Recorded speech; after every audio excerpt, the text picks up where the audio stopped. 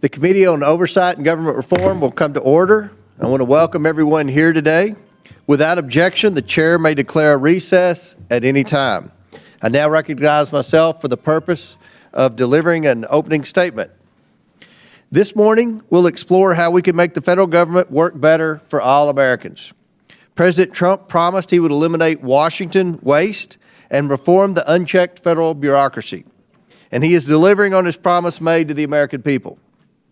President Trump created the Department of Government Efficiency, or Doge, to conduct a government-wide audit to root out waste, fraud, and abuse and ensure we protect taxpayer dollars. At the helm of President Trump's effort is Elon Musk, one of the most successful entrepreneurs ever. For decades and on a bipartisan basis, members of this committee have lamented the inefficiency of the federal bureaucracy. We fought never-ending battles against the waste, fraud, and abuse the bureaucracy generates during both Republican and Democrat administrations. One byproduct of this inefficiency, according to GAO, is the near $250 billion in annual improper payments the government issues. But now that President Trump is taking action to drain the swamp and expose how the federal government is spending taxpayer money, which he was elected to do, Democrats are hyperventilating and sensationalizing it. Over the past few days, we've heard wild claims from Democrats that we are, quote, at the beginning of a dictatorship, end quote, and we are in a constitutional crisis. This kind of theatrical rhetoric is exactly what the American people rejected in November. Americans know that Washington needs reform. And Doge is taking inventory to bring about change and steward taxpayer dollars entrusted to the federal government. Real innovation is not clean and tidy. It's necessarily disruptive and messy. But that's exactly what Washington needs right now. And it's what the American people voted for in November, a departure from the broken status quo. This committee intends to work in partnership with Doge. We want to reinforce its efforts and not blunt the momentum it's generating for needed change to the federal bureaucracy. At the Oversight Committee, our core mission remains unchanged, identifying waste, fraud, and abuse in the federal government, and proposing solutions to make it more efficient and effective for the American people. For this Congress, we created a subcommittee chaired by Marjorie Taylor Greene that is dedicated to working with Doge. But I expect all of our subcommittees will participating in this effort to make Washington more accountable. I'm hopeful that we can find some common ground with our Democrat colleagues to ensure the federal government more efficiently and effectively serves the American people.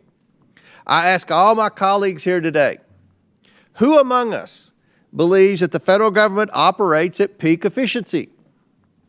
The federal government has expanded dramatically since the early years of our republic.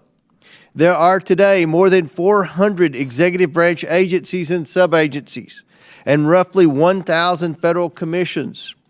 Most of these entities are relatively new creations. They did not exist for most of our nation's history. Not only has the government grown in size and complexity, but it has also taken on many functions once handled by the states or even the private sector. How did we get here? Thomas Schatz, the president of the Citizens Against Government Waste, and one of our witnesses today, notes that Congress tends to respond to each new problem that arises by creating a new program or agency. And even if the problem goes away, the program or agency remains. Congressional authorizing committees tend to generate these new programs and entities all too often without sufficient regard to similar federal activities occurring outside of their jurisdiction. Over time, the expansion of entities and programs has yielded an increasingly complex bureaucracy with a massive amount of overlap and duplication. For instance, the Government Accountability Office, the GAO, recently found 43 job training programs scattered across 9 different federal agencies. That's just one of dozens of areas of wasteful duplication the GAO has identified across a range of federal activities. I hope we can learn today from Governor Kim Reynolds, who proposed her own wide-ranging reorganization in Iowa, which the state legislature enacted. For example, she will detail how Iowa consolidated a host of state-level job training programs. Iowa's reorganization also eliminated or consolidated a slew of state agencies, commissions, and vacant job positions. Iowa's example shows that the chief executive of any unit of government, federal, state, or local, is well positioned to propose ways to streamline that government. After all, they're the ones who run it on a day-to-day basis. At the federal level, the president has considerable authority within existing law to reorganize certain government offices and functions. That's the case, for instance, with respect to USAID.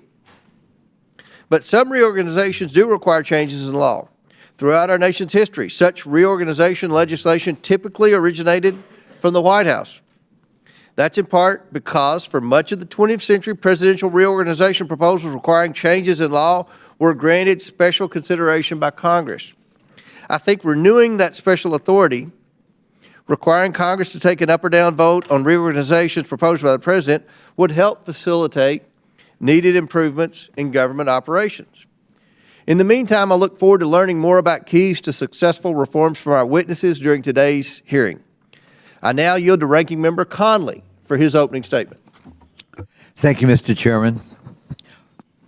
Our government was designed to be by, of, and for the American people. It's made up of civil servants who take an oath to serve the American people and to support and defend the Constitution.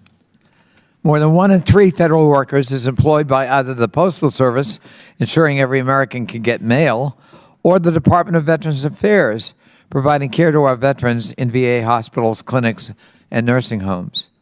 Almost 1 in 3 federal workers is a veteran, and more than 85% live outside the D.C. metropolitan area across every state and serving every community in America.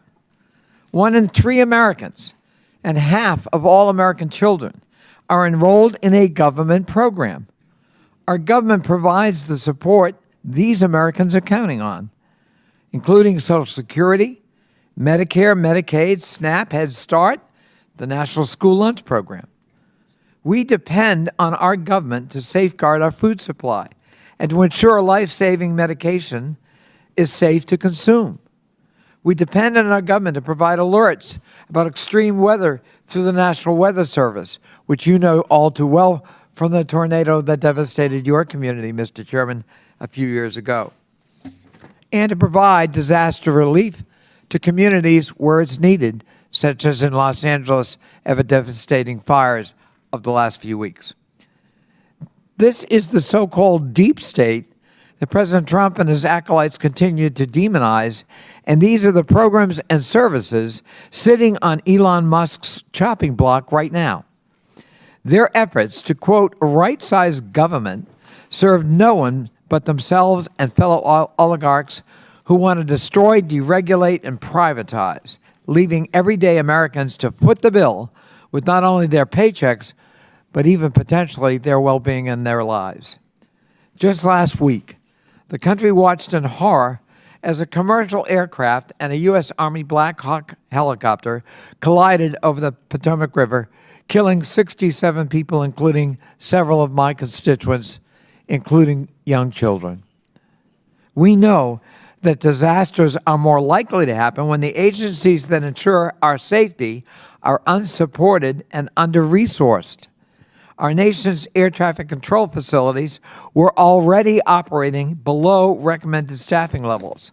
But one day before the horrific crash, the Trump administration sent an email to more than 2 million federal employees offering them a purported financial incentive to immediately quit their jobs.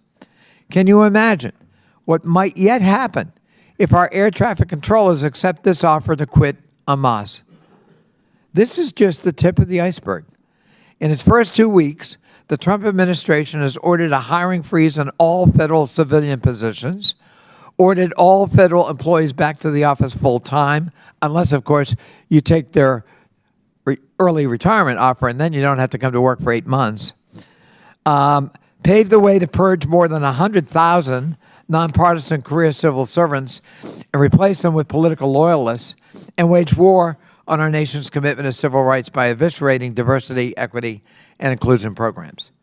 The new administration also ordered the politicization of the senior executive service, forced employees to surveil and report on colleagues, and fired the Democratic commissioners of the National Labor Relations Board and the Equal Opportunity Commission. They administered loyalty tests to career civil servants at the National Security Council, granted security clearances to incoming White House officials without vetting, reportedly violated cybersecurity procurement and privacy laws by recklessly handing federal systems and data, and attempted a late-night purge of 17 nonpartisan inspectors general, a brazenly illegal act that will only provide cover for the corruption that inevitably will ensue. The Trump administration also ordered a freeze of federal grants, loans, and other financial assistance programs. Immediately after the funding freeze was issued, Medicaid and Head Start reported disruptions, and some of FEMA's online portals were cut off. Although the freeze was halted by a judge and then rescinded by the administration, we saw in only 48 hours how willing this administration is to threaten the health, safety, and security of Americans in service of its unlawful and partisan agenda. If these initiatives sound familiar, it's because so many of them are ripped right out of the Project 2025 playbook. Remember that deeply unpopular tone that President Trump, as candidate Trump, desperately tried to distance himself from during the campaign. Many of these executive orders mirror Project 2025 proposals, and at least 4 prominent 2025 authors now have top positions in the administration. Trump's disavowal of Project 2025 was just part of the con. President Trump and Elon Musk are using a wrecking ball to systematically dismember the government piece by piece. The American people deserve better, and we in Congress have a constitutional duty to uphold the laws that we created. We must protect the government, workers, programs, and services that the future of this country depends on, and stop an unconstitutional assault on the government. Mr. Chairman, you correctly cited the role of Elon Musk. It's a puzzling role for many people, certainly on this side of the aisle, and I think for some on yours. Who is this unelected billionaire that he can attempt to dismantle federal agencies, fire people, transfer them, offer them early retirement, and have sweeping changes to agencies without any congressional review, oversight, or concurrence? Therefore, Mr. Chairman, given his prominence and his importance, I move that the committee subpoena Elon Musk to come before it as a witness at the earliest possible moment. And I so move.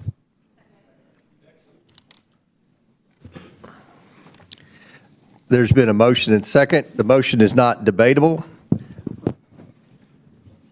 Mr. Chairman, why is it not debatable? Point of order. It is debatable. Mr. Chair, I strike the last word. Hold on.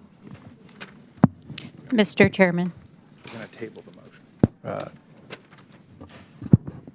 Okay. Mr. Chairman, why don't we want to debate Elon Musk coming in and talking to us about his There's a- work and how he's enriched himself for There's- $64 billion? There's, Mr. Chairman. Mr. Chairman, Chair recognizes Dr. Fox. Thank you, Mr. Chairman. I move to table the motion. There's I a second. motion to table. Is there a Mr. second? Chairman, Second by point of Mr. order. Higgins. Point of order. Now, Mr. the Chairman. motion is not debatable, as many Point of order, Mr. are in Chairman. favor of tabling. Point of order. State your point.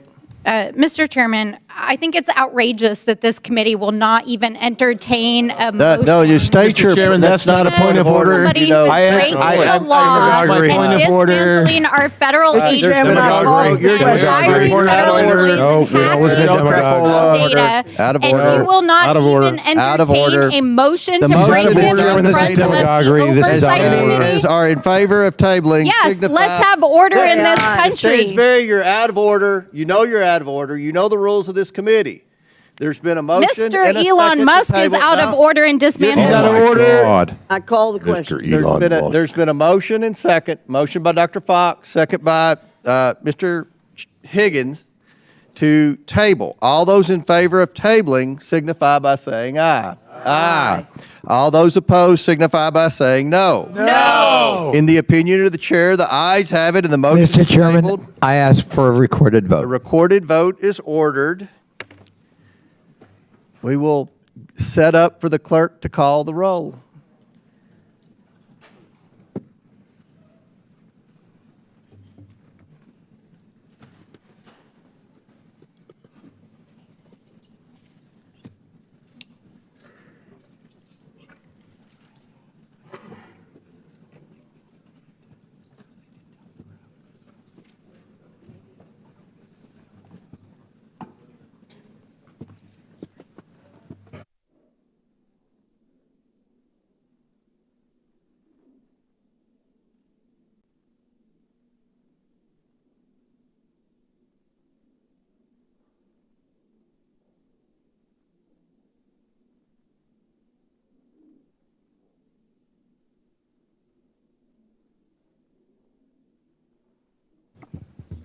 We'll stand at ease when we get the staff ready to go for this.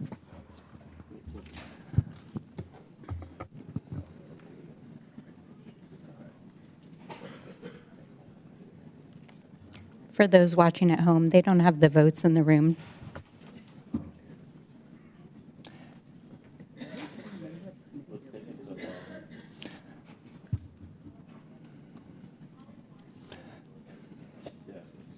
Mr. Chairman, speaking of efficiency of our time, since we're just sitting here, I would love to hear from someone why we don't want to have Mr. Musk come testify. Gentleman's not recognized. This is a committee hearing about eliminating wage fraud and abuse. You've pulled a parliamentary move, which you have the right to do.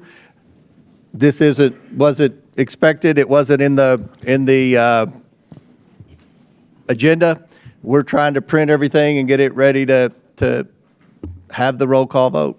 Well, speaking of abuse, we have someone who Mr. is Chairman, he's shutting out of down order. federal You're out of programs order. You're out of order. benefiting billions of Chairman, dollars. he's out of order. This is just democracy. Mr. Chairman. Demagoguery again. Can you control the other side? They're out of control. I'm trying.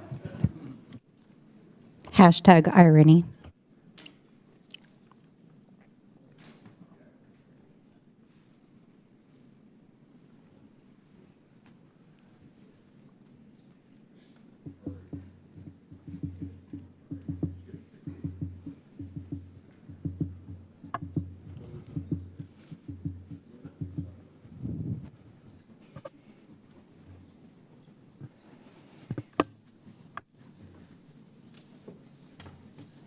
Mr. Chairman, it appears the clerk is ready for roll call. Mr. Jordan. Mr. Turner. Mr. Gosar. Ms. Fox. Fox votes aye to table. Ms. Fox votes aye. Mr. Grothman. Mr. Cloud. Mr. Cloud votes aye. Mr. Palmer. Mr. Higgins. Mr. Higgins votes aye. Mr. Sessions. Mr. Biggs. Mr. Biggs votes aye. Ms. Mace. Ms. Mace votes aye. Mr. Fallon.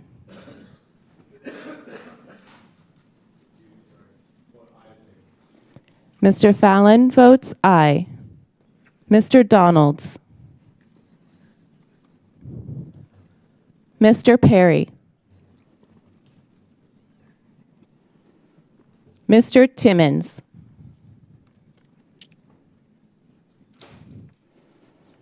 Mr. Burchett.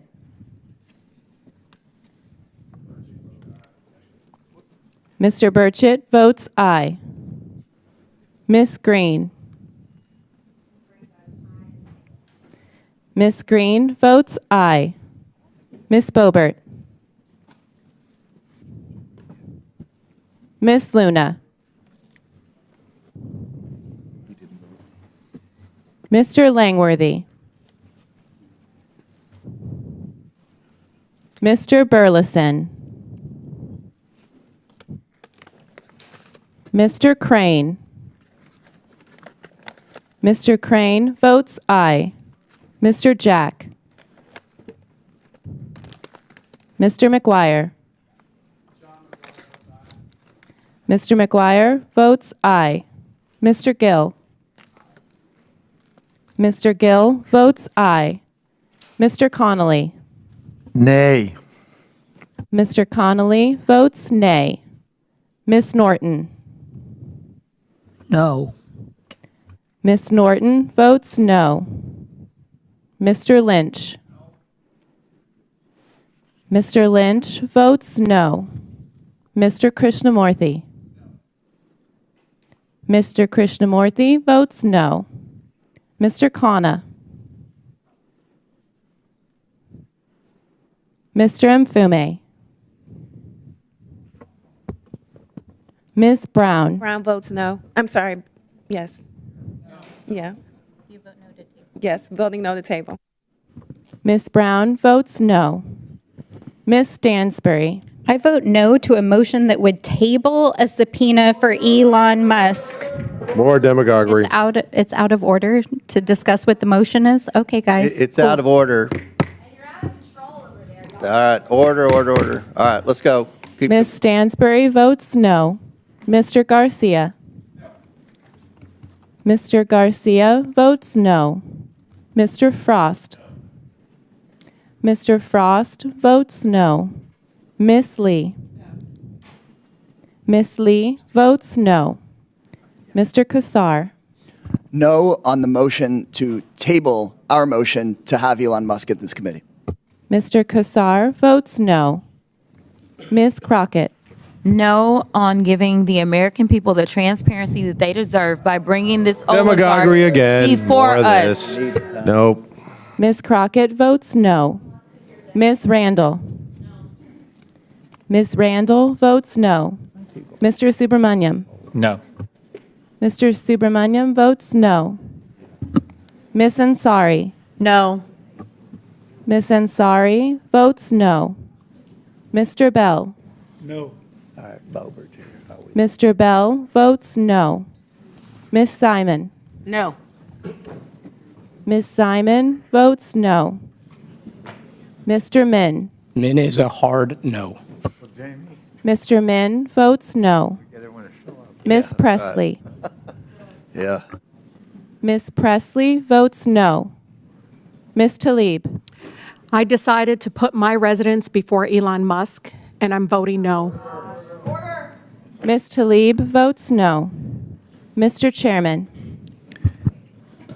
I vote yes, and Mr. Chairman votes yes. Mr. Chairman, how am I recorded? yeah.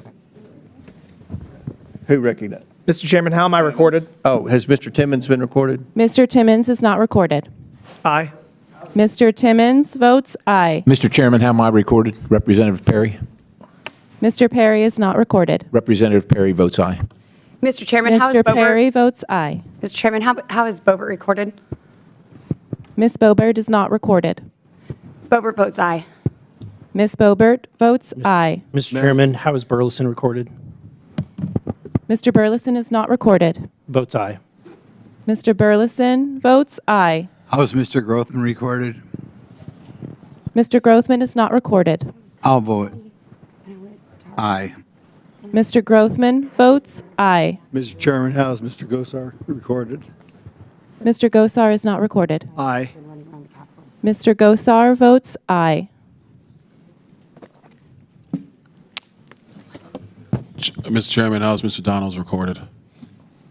Mr. Donalds is not recorded. Aye. Mr. Donalds votes aye. That's Mr. How has Mr. Jack been recorded? Mr. Jack is not recorded. Mr. Chairman, vote aye, please. Mr. Jack votes aye.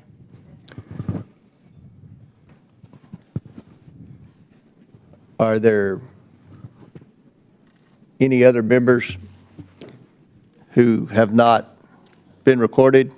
Any members who wish to change their votes?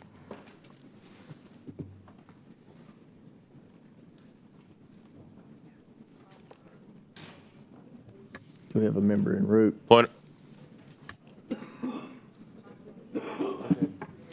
Will the clerk please tally the report? The roll call. Mr. Chairman, on this vote, the ayes are 20, the nays are 19. The ayes have it, and the motion fails. And I might add, Mr. Ranking Member, you all could have invited Mr. Musk to be your minority witness, but you all chose to have a college professor, which is what you normally choose to have as a witness at any hearing, and that's fine. But you all had an opportunity to invite Elon Musk, and you chose not to. So, Mr. Chairman, could I just Yes. respond? Thank you. You make a point, but from our point of view, given the prominence Mr. Musk has been given by President Trump in this administration, sweeping unprecedented powers, from our point of view, he is not a minority witness. He ought to be a full committee witness because of the prominence and the role he's playing, and subject to the oversight and scrutiny of this committee. Thank you. I ask unanimous consent that Representative Nunn from Iowa be waived on to the committee for today's hearing for the purpose of asking questions. Without objection, so ordered. The next order of business is ratifying the subcommittee roster for the 119th Congress. The clerks have distributed the roster electronically. I ask unanimous consent that the committee approve the appointments and assignments as shown on the roster. Without objection, so the subcommittee roster is approved. I'm pleased to welcome an expert panel of witnesses who each bring experience and expertise that will be valuable to today's discussion. I'd first like to welcome the 43rd governor of the great state of Iowa, Governor Kim Reynolds. Since assuming office in 2017, Governor Reynolds has instituted numerous reforms to reorganize state-level operations to better serve the people of Iowa. I'd now like to recognize Representative Nunn from Iowa to welcome the governor here. Well, thank you, Chairman, and thank you very much for this committee for having the governor of Iowa join us today. When President Trump was elected, he asked for three things: secure our community, unleash our natural energy, and make sure that we reform government to put money back in taxpayers' pocket. They need look no further than what Governor Reynolds has done with our state legislature when I served as a senator in Iowa. During Governor Reynolds' time, she has helped lead us out of a massive Democrat-caused debt to be able to balance the state's budget, to be able to provide fiscal responsibility that right-sized our community, and to provide tax cuts that put more of Iowans' hard-earned tax dollars right back in their britches. So with this, Iowa is now one of the most well-managed citizen-led democracies, Mr. Chairman, in the world. It has resulted in a balanced budget of over $9 billion in our general fund, as well as a $1 billion rainy day fund, with more tax returns on the way, after she led the 3 largest tax cuts in state history. Governor Reynolds, we want to say thank you very much as a citizen of Iowa. Not only are you a great governor, but your examples help us lead to real solutions that could address a $36 trillion debt right here at the national level. All it takes is one hero from the heartland to be able to come here and show Washington how business can get done. So with that, Governor Reynolds, thank you for making government efficient again in Iowa. It's a best practice we can take in a playbook right here in D.C. We welcome you to the committee. Very good. Next, we have Tom Schatz, president of the Citizens Against Government Waste. Tom has spent over 36 years at Citizens Against Government Waste, identifying areas of waste, fraud, abuse, and mismanagement in government, and has helped save taxpayers hundreds of billions of dollars. Finally, we have William G. Resch, who is an associate professor at the University of Southern California. Saul Price School of Public Policy. Has been a member of the USC faculty since 2014. I want to thank each of the witnesses for being here today, and I'll look forward to your all's testimony. Pursuant to Committee Rule 9G, the witnesses will please stand and raise their right hand. Do you solemnly swear or affirm that the testimony you are about to give is the truth, the whole truth, and nothing but the truth, so help you God? Let the record show that the witness has answered in the affirmative. Thank you all. You may take a seat. We appreciate you all being here today and look forward to your testimony. Let me remind the witnesses that we have read your written statement and it will appear in full in the hearing record. Please limit your oral statement to 5 minutes. As a reminder, please press the button on the microphone in front of you so that it is on and the members can hear you. When you begin to speak, the light in front of you will turn green. After 4 minutes, the light will turn yellow. When the red light comes on, your 5 minutes have expired and we would ask that you please wrap up. I now recognize Governor Reynolds for her opening statement. First, let me thank Congressman Nunn for your kind words, and thank you for your service. Chairman Comer, Ranking Member Conley, members of the committee, thank you for giving me the opportunity to testify today. Since this hearing is about government efficiency, I'll get right to the point. Iowa was doing Doge before Doge was a thing. When I was elected to office in 2018, our tax structure was uncompetitive. Our top income tax rate was 8.98%, one of the highest in the nation, as was our 12% corporate rate. Antiquated state policies made our tax code complex and hard to reform. Soon after President Trump signed TCJA into law, I signed legislation that eliminated federal deductibility, cut rates across the board, provided for additional reductions in future years, and reduced the number of income tax brackets. After 4 more historic reforms, Iowa taxpayers today pay a flat income tax rate of 3.8%. Our corporate rate is moving to a 5.5%, and we've eliminated tax on retirement and inheritance income. Over 10 years, Iowans will save an estimated $24 billion in a state with an annual budget of about $10 billion. But it's not enough just to cut taxes. You have to make sure that they're sustainable, especially if you want to keep reducing them. The growth they create helps, but you also need to keep spending in government in check. And I've worked closely with our General Assembly to do just that. In fact, the Cato Institute has ranked Iowa the most fiscally responsible state in the country for 3 years running. But that wasn't always the case. When we started our alignment work in 2022, state operations had not been reviewed for 40 years, and it showed. Layers of bureaucracy had accumulated over decades, expanding government beyond its core function. We were too big, too fragmented, and too inefficient. One example became clear during COVID, where the separation of our public health and human services departments resulted in both duplication and gaps in service.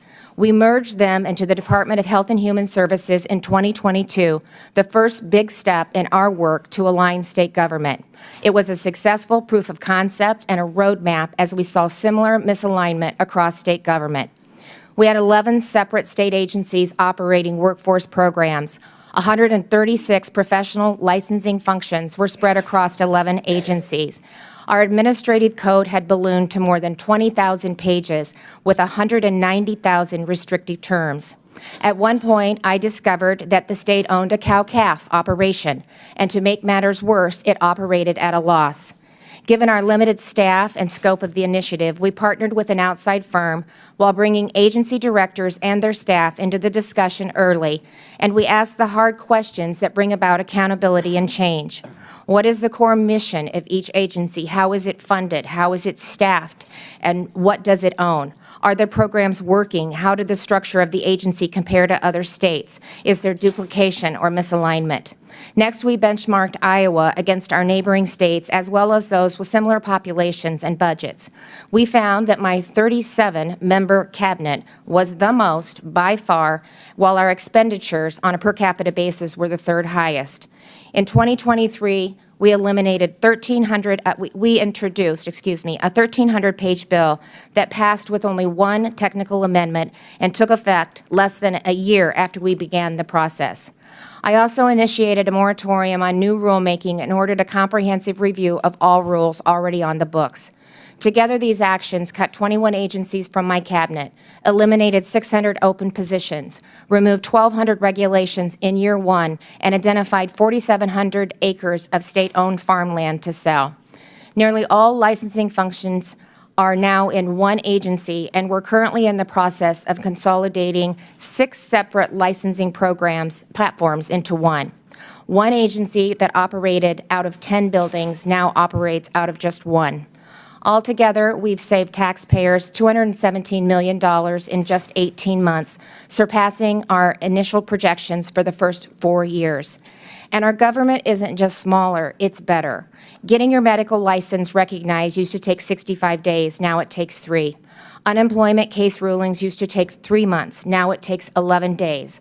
Moving our motor vehicle enforcement unit into the Department of Public Safety put 100 more state troopers on the road. After aligning agencies, we then streamlined our system of boards and commissions, cutting 83 boards, about a third of the boards and commissions. We also brought IT systems spread across 20 different agencies into one department. And last year, we consolidated 32 substance use and mental health regions into 7 unified behavioral health regions, resulting in greater investment on the ground and treatment delivered to Iowans when and where they need it. And now we're taking yet another step.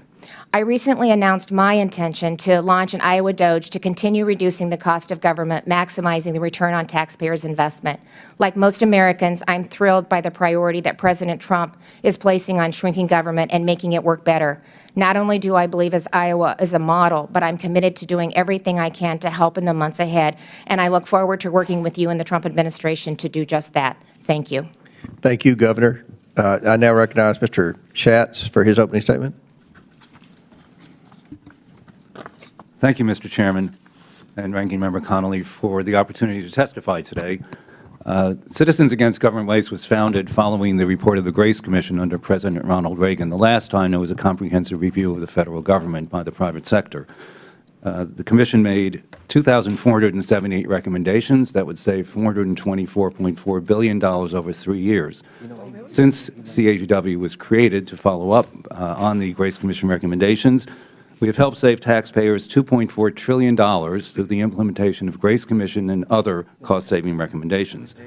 The taxpayers' hard-earned money should be spent in the most effective manner possible, following the objectives set forth in statutes enacted by Congress and carried out by the executive branch. Success should be measured by whether the intended results are being achieved. If that does not occur, the program should be reevaluated to determine if it needs to be modified, consolidated, or terminated. The solution should not be to spend more money on that program, create another program, or duplicate what the private sector is already doing. The proper size of government can be determined after those actions are taken, but that is unfortunately not how it works now. Despite the availability of recommendations from both within the government, including the Congressional Budget Office, Government Accountability Office, and Inspectors General, as well as non-governmental sources like CAGW's Prime Cuts, which would save $5.1 trillion over 5 years, not enough is being done. There is no lack of ideas, just a lack of action by Congress to determine which programs are most effective and efficient, leading to the appropriate size and scope of the federal government. President Trump campaigned on a platform of making the government more efficient, including his promise to create a Department of Government Efficiency. The establishment of Doge, along with the Doge Subcommittee and House and Senate Doge caucuses, should lead to the adoption of policies that will establish more effective use of taxpayer dollars and more efficient delivery of government services. Another method to drive efficiency would be to give the President greater reorganization authority, as the Chairman has noted. This was first provided in 1947, when Congress established what became known as the Hoover Commission to develop recommendations to increase efficiency and improve the organizational structure of the government after World War II. And comparing the debt to a GDP ratio then and now, it's fairly close, so it is certainly time to do this again. According to a 2012 Congressional Research Service report, presidents used this authority regularly, submitting more than 100 plans between 1932 and 1984. The last president to receive reorganization authority was Ronald Reagan, and the last one to use it was Jimmy Carter. In May 2024, GAO released its annual report on ways to reduce duplication, overlap, and fragmentation of programs. The report listed 112 new items and noted that $667 billion had been saved since the first report was issued in 2011. CAGW has long maintained that Congress should not only hold hearings in this committee, but across committees that have multiple jurisdiction over a lot of the programs identified by GAO, and then vote on those recommendations. And GAO reports about duplicative spending provide other opportunities to improve efficiencies. A May 10, 2023 GAO report found 133 federal programs across 15 agencies that have the goal of increasing broadband access and bridging the digital divide. These programs should be assessed to determine which are inefficient and ineffective, and funds should then be directed to those programs that can deploy broadband to every remaining unserved and underserved business and household across the country that wishes to be connected to the Internet. And broadband is one of many programs included in CAGW's Critical Waste Issues for the 119th Congress, which was released this morning.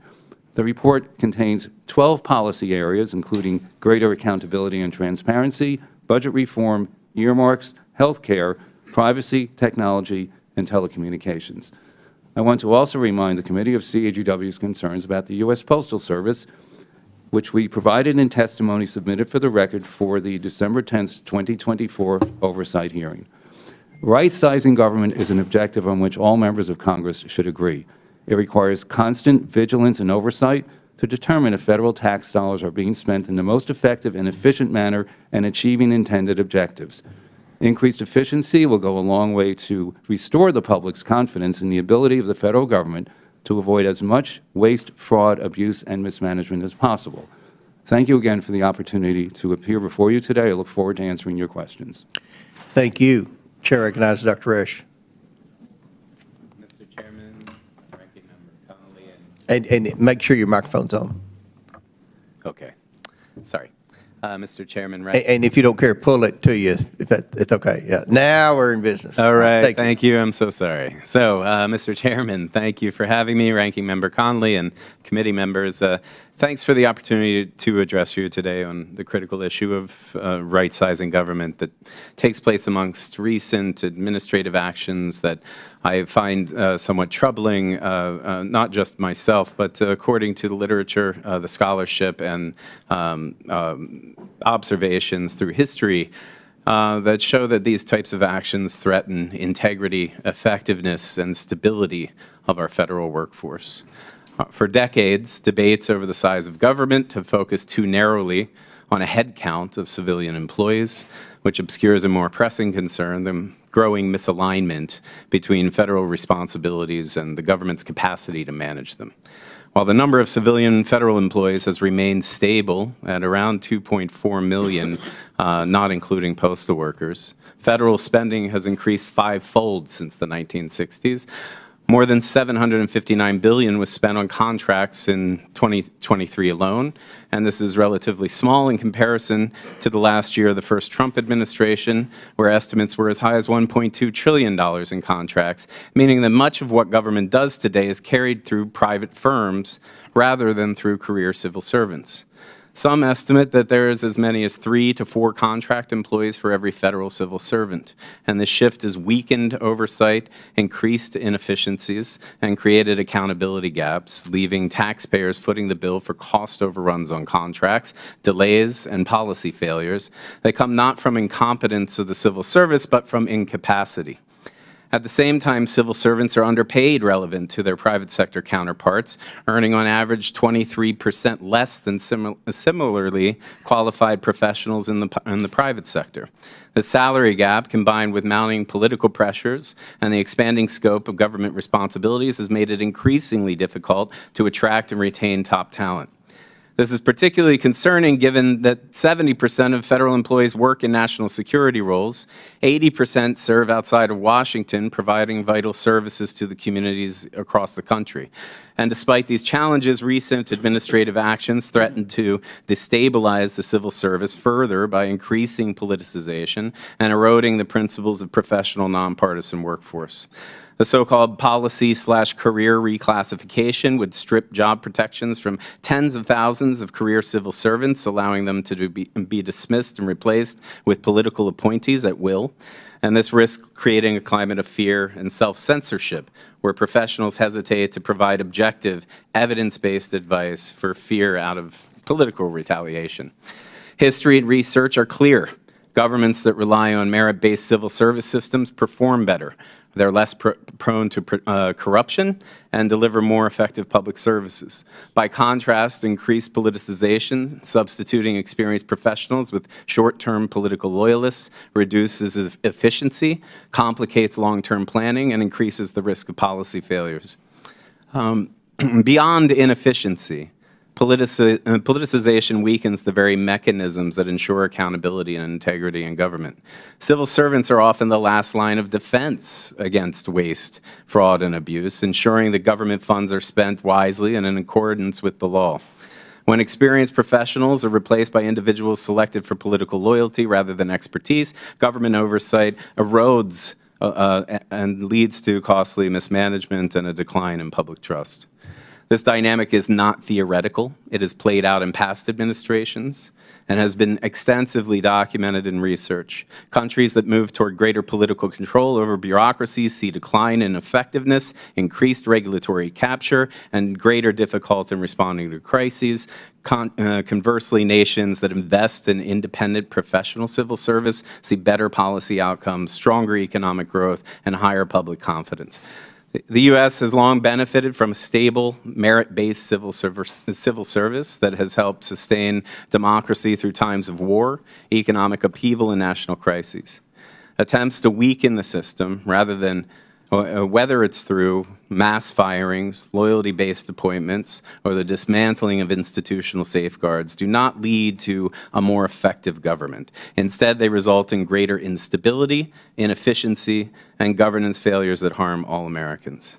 In conclusion, any discussion of right-sizing government must grapple with the structural transformation that has already been underway. Rather than reducing the number of career civil servants or subjecting them to politically motivated purges, we should reinvest in the workforce to ensure that government functions effectively, remains accountable, and serves the public interest. The evidence overwhelmingly supports one clear lesson, that it is strengthening, not weakening, the civil service as the surest path to effective and democratic government that works for all of us. Thank you very much. Thank you. We'll now begin our questions. The chair recognizes Dr. Gosar from Arizona. Thank you, Mr. Chairman. We are here today to tame the labyrinth of the federal bureaucracy. That's why I was elected, and frankly, that's why President Trump was reelected this past November. More responsible government spending means less need for taxation on the American people. My colleagues on the other side of the aisle have claimed cuts to waste, fraud, and abuse will include cuts to Social Security and Medicare. However, promoting efficiency and cutting wasteful spending actually protects Social Security and Medicare by ensuring available and continued funding. And if they have any more doubts, I would invite them to sign on to my LASSO Act that actually puts these decisions out of the public harm and into the public's domain. When Elon Musk acquired Twitter, now X, in 2022, he fired about 6,000 employees, or nearly 80% of his workforce. But there was no lapses in X's management. Well, perhaps only less community notes and less removal of unlawful speech or lawful political speech. Elon Musk trimmed the fat on X, and we have the opportunity to do the same here in Washington. Governor Reynolds, not only did you lead a successful state-level government reorganization, but you did it twice. Congratulations. My question to you is, how did you identify waste, and were members of the state legislature empowered to also identify those areas with you? Well, thank you for the question. It was definitely a collaborative effort. It started with the tax cuts, so we did comprehensive reform there, and as a manner to sustain it, then we needed to look at the overall government. When you coupled COVID on top of that and the inefficiencies that I saw in our response to COVID, it led us to start looking at processes in the state government. And so, you know, we brought, and they were common sense changes too. When we were looking at licensing, when we were looking at IT spread across 20 different agencies. I mean, the list went on and on. It made sense to restructure it. So what we did is we brought our, first of all, we brought our agencies in and their team and had them do an overall review of their operation, asking the tough questions that really leads to accountability and change. And then on top of that, because we are a small team, we also brought in an outside consultant to help us with the comparisons and help manage it.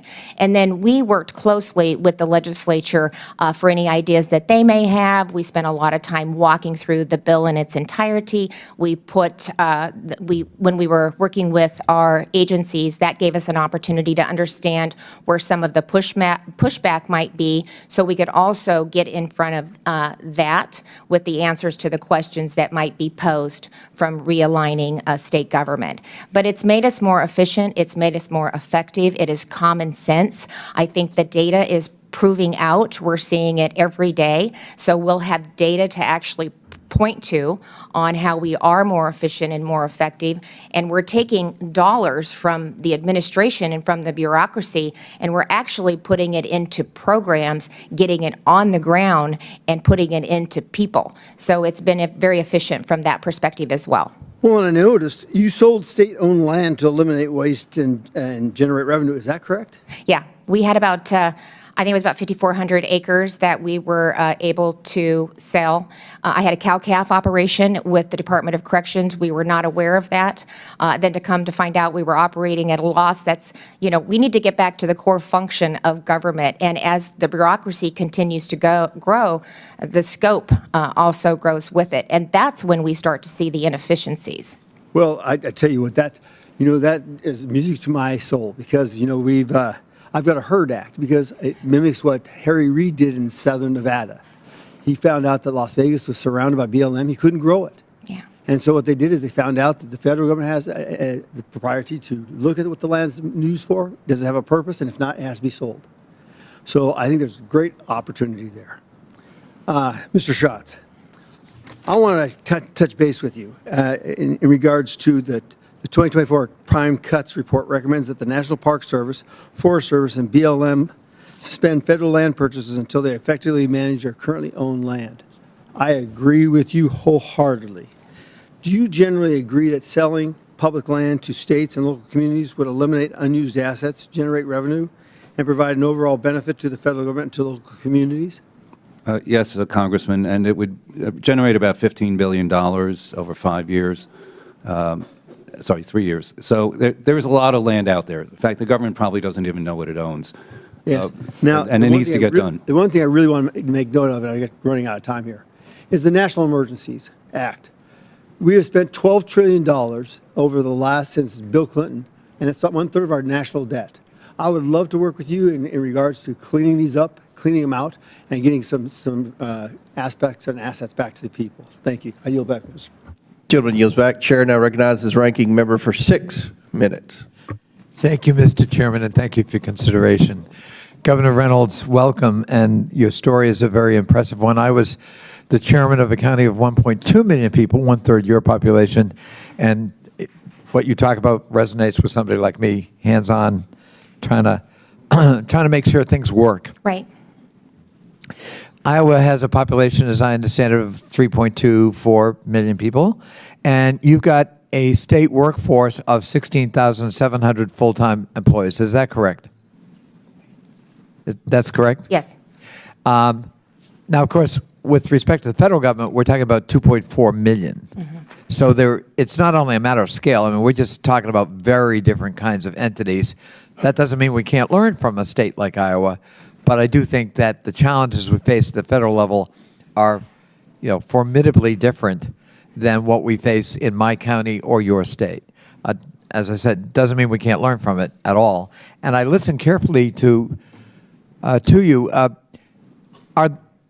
Is my understanding correct that in order to effectuate the reforms you proudly championed today, you put on the payroll your wealthiest donor who came in and decided what agencies to abolish, which cabinet members were to go, how many people were to be fired, and other kinds of decision-making that was imbued with him or her.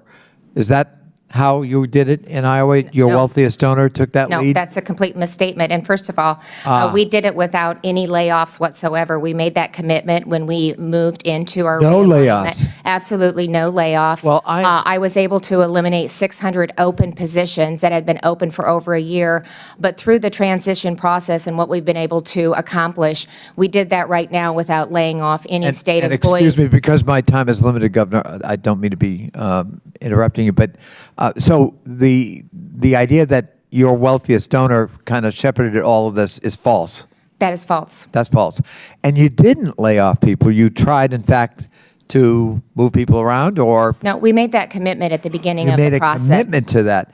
Because first of all, these were common sense changes. It was a realignment. It was Got it. highlighting the cabinet members that I thought should be in the cabinet, I think and that- making government operate more efficiently, I think reducing that's the amount of a time. very Iowan concept too, common sense. Yes. And I like it. It's a non-ideological approach to governance. Professor Resch, would it be fair to say that what you've heard from Governor Reynolds is distinctly different from what we are experiencing in the first 15 days of the Trump administration with Elon Musk allegedly at the helm? And please speak loudly into that microphone so we can hear you. Yes.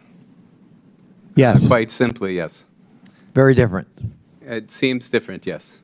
And would you say that it is unprecedented, unusual, and maybe even of dubious legality that so much authority and power has been vested in one individual who is a outside billionaire with no government experience other than benefiting from government contracts to wield this kind of power and influence and be firing people, laying off people, threatening to dismantle whole agencies, something that apparently Governor Reynolds actually actively tried to avoid to get political buy-in and to try to create a spirit of cooperation?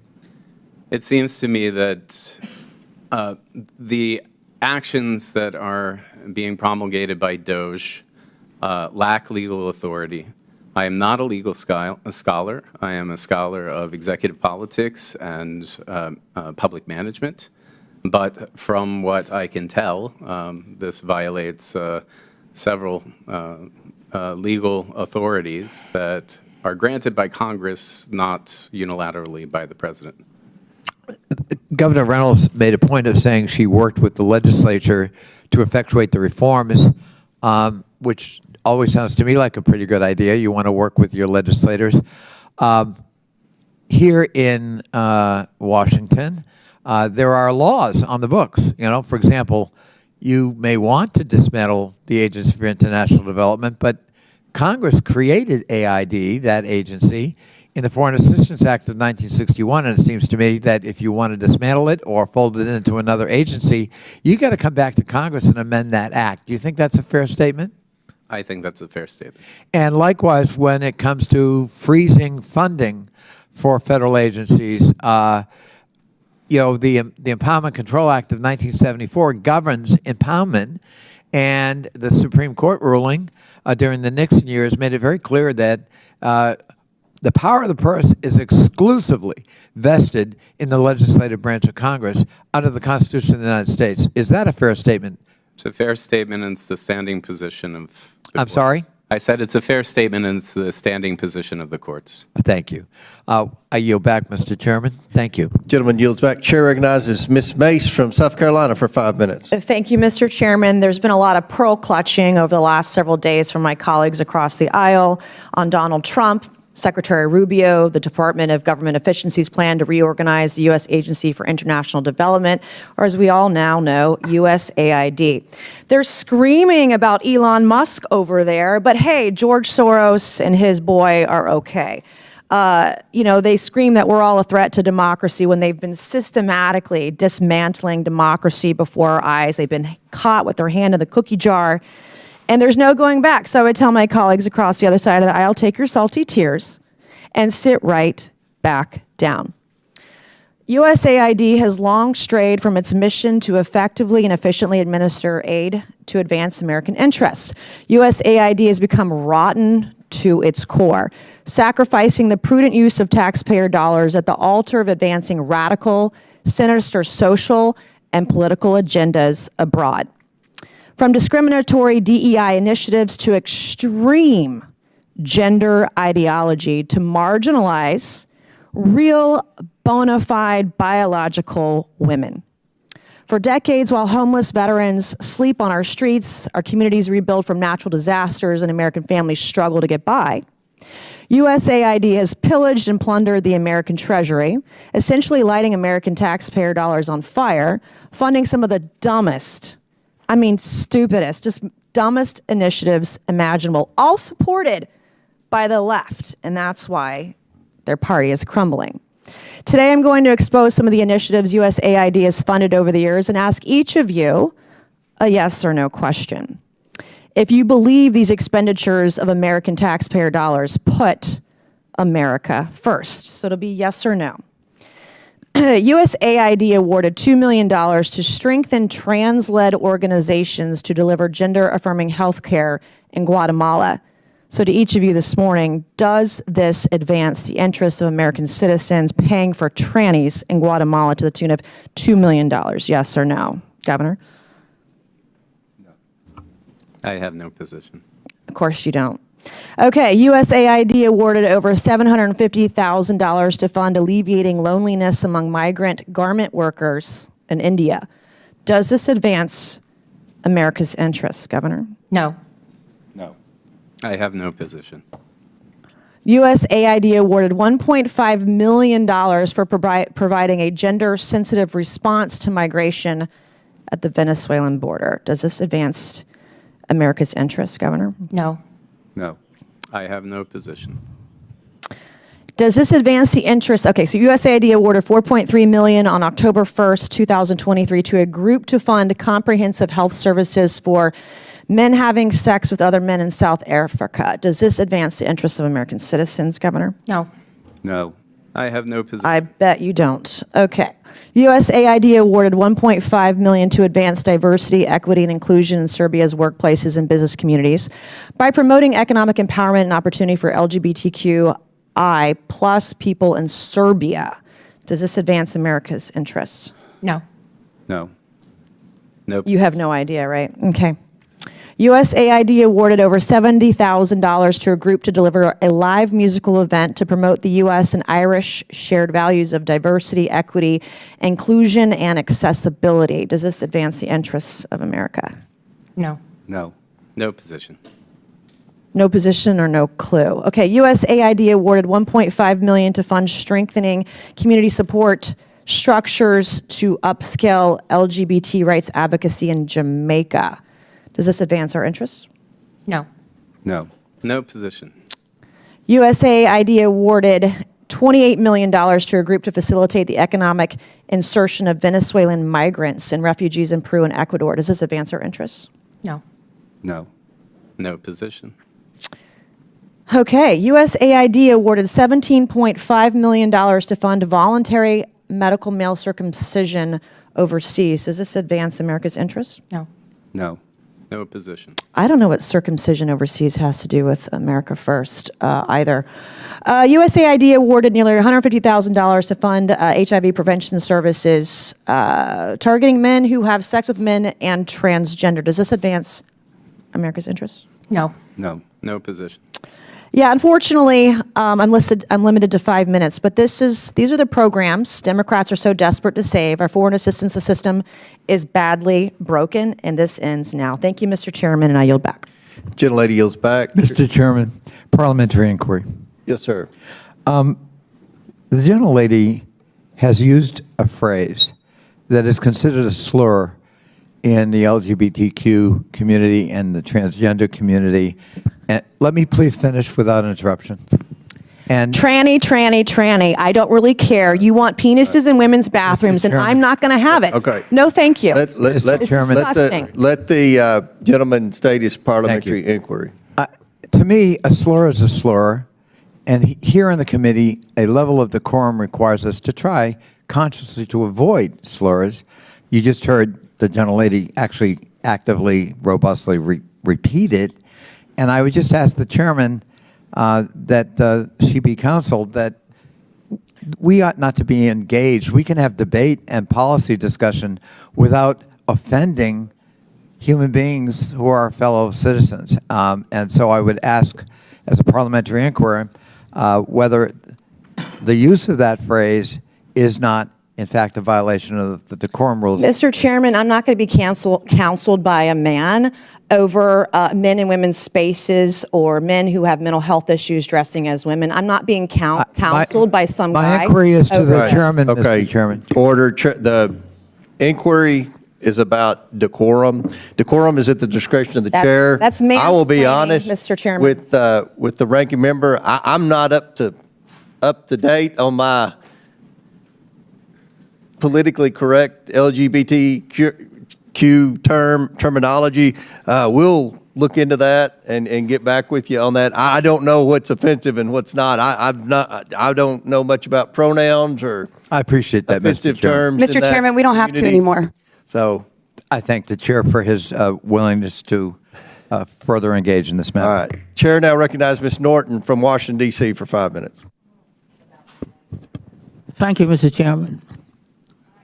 This is only the second oversight hearing this Congress.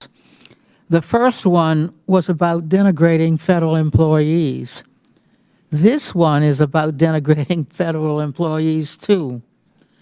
The Trump administration, including the Trump shadow government, seems intent on dismantling much of the federal government in violation of the Constitution, statutes, and regulations. The administration has relentlessly attacked federal employees, subjecting them to chaos and fear.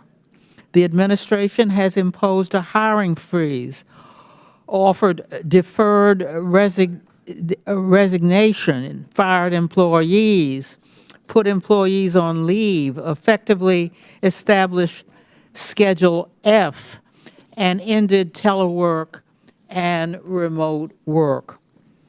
Our two hearings so far are designed to lay the predicate to gut the nonpartisan federal civil service and to convert a significant portion of the remaining civil service into political appointees. Federal workers deserve praise for their expertise, dedication, and service, not derision. Thousands of federal servants have given their lives in the line of duty for the country. Instead of attacking federal employees, this committee should be considering bills to support the federal workforce, such as my bill to combat federal pay compression, or my bill to make permanent the free identity protection coverage that Congress required OPM to temporarily provide to individuals whose social service numbers were potentially compromised during the OPM data breaches. As I said at our last hearing, this committee can do better for the American people. And I yield back, Mr. Chairman. The gentlelady, please yield to the ranking member. Be glad to. Chair recognizes ranking member. I thank the chair. It was 2 minutes and 10 seconds. I thank the gentlelady. Dr. Resch, could you elaborate just a little bit more on your answer to the previous question about sort of unelected, superannuated appointees who are not subject to the advice and consent of the United States Senate and have arrogated, apparently to themselves, either with or without the acquiescence or consent of the president himself, enormous powers? I mean, could you elaborate a little bit on that, on how unprecedented that is, and what are the dangers? What could go wrong with that? Why should we be concerned? And please speak louder into that microphone. Yes, sir. So, the problems that can arise from a lack of accountability are many, particularly in the form of Doge. We see a person that is leading it that is entangled in billions upon dollars of federal contracts, has an empire that is regulated across various industries, across various agencies. Having a person that is potentially influencing where workforce cuts might take place without any transparency as to the decision-making potentiates conflicts of interest, particularly in those domains in which he is regulated or in which he has contracts with various agencies. And interestingly enough, you heard Governor Reynolds' testimony about her process. This is not how they did it in Iowa. No, I'm very impressed with her reforms, but it had nothing to do with politically connected individuals deciding. And one of the cautions I heard you say is we've got to also be concerned about conflicts of interest when that same individual, imbued with all these powers, has government contracts. I would say that across the contract state, there are laws, but they are very weak in terms of regulating the extent to which political donations can be made by large contractors. I thank the gentlelady for yielding. Chair recognizes Mr. Grofman from Wisconsin. Thank you much. A lot of other people have weighed in on Mr. Musk, so I felt I should weigh in him just as briefly. In another committee, we are waiting on an opportunity to publicize a study showing that on this transgender lifestyle, the more you talk about it, the more you get. And if you don't talk about it like they don't in Europe, there are not that many people going into it. And therefore, I'd like to thank Mr. Musk and Mr. Trump when they found out that we were talking about this stuff or apparently promoting it in other countries. They slammed the brakes on that agency really quick, which was, I think, the right and moral thing to do. And it's unfortunate the United States government was apparently engaging in activity that would increase the people choosing that lifestyle. Now, I was in the state legislature for many years before I got here, Governor Reynolds, and quite frankly, one of the reasons I ran for this job is again and again I wanted to do things at the state level and was told I couldn't because it was federal law.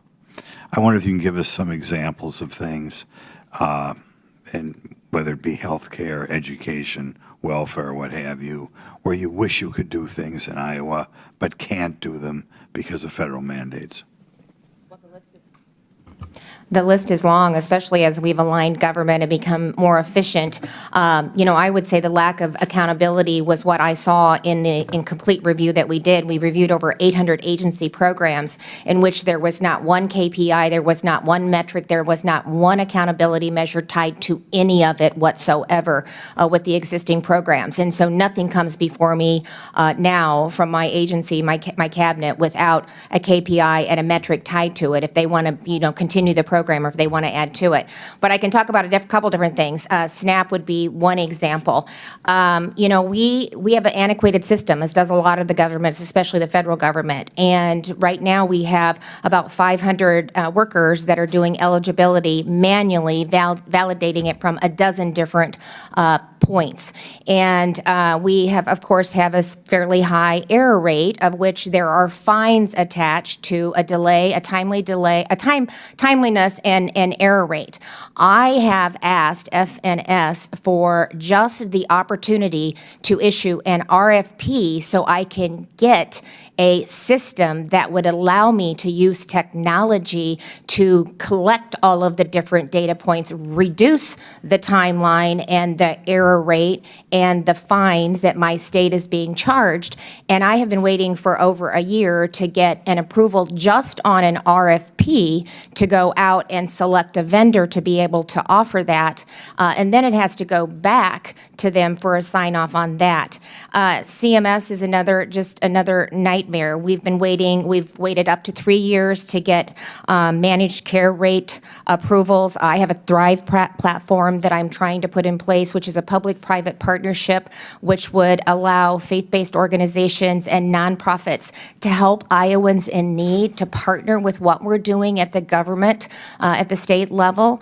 And we have, again, waited over a year just to simply get them to sign off on the RFP so that I can implement technology and serve my constituents, especially those in need, in a better manner. And, we see this time and time again, especially with CMS, just the delay in getting the answers. There's a cost of money in that, and we're not able to effectively serve the citizens in our reflective states. If you could, are there ways you change these programs that you feel would reduce dependency, reduce the number of people on the programs, but can't because of federal law? Well, because I can't even move forward. I mean, when I'm getting fined because I can't aggregate the data. We collect a lot of data at the state level, but we can't aggregate it.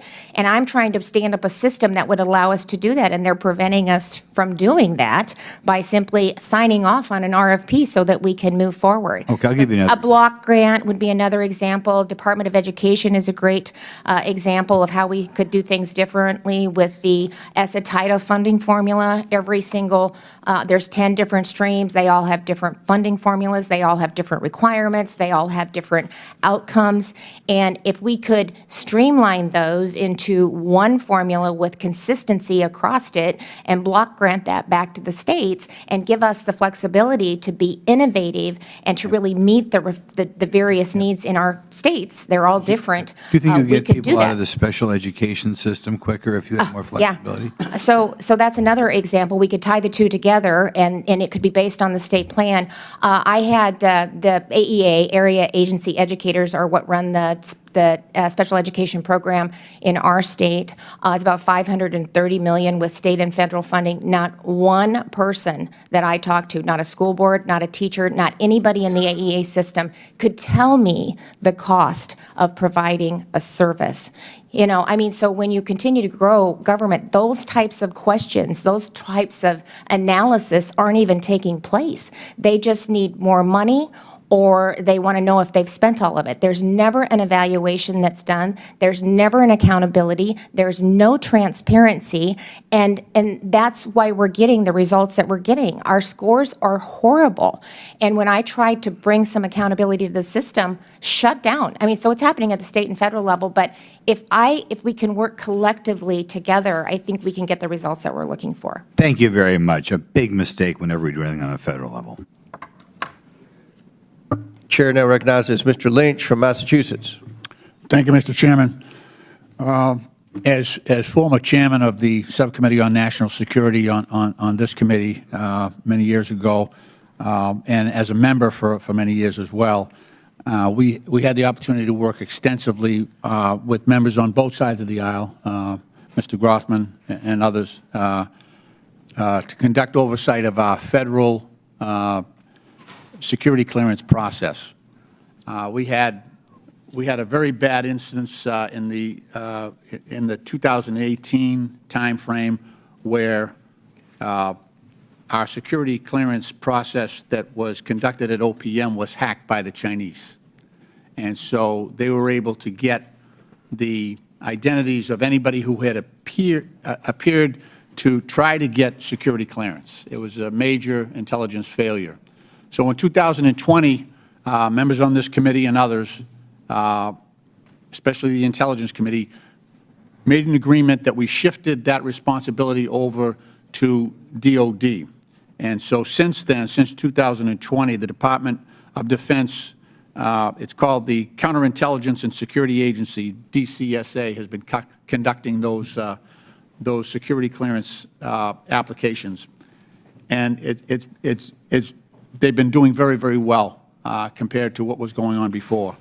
The problem is this, that on day one of his new term, President Trump took an end run around our entire national security apparatus by allowing White House counsel to grant new White House officials immediate security clearance at the top secret and sensitive compartmental information level, even though many of those individuals were not treated with the traditional vetting by the FBI.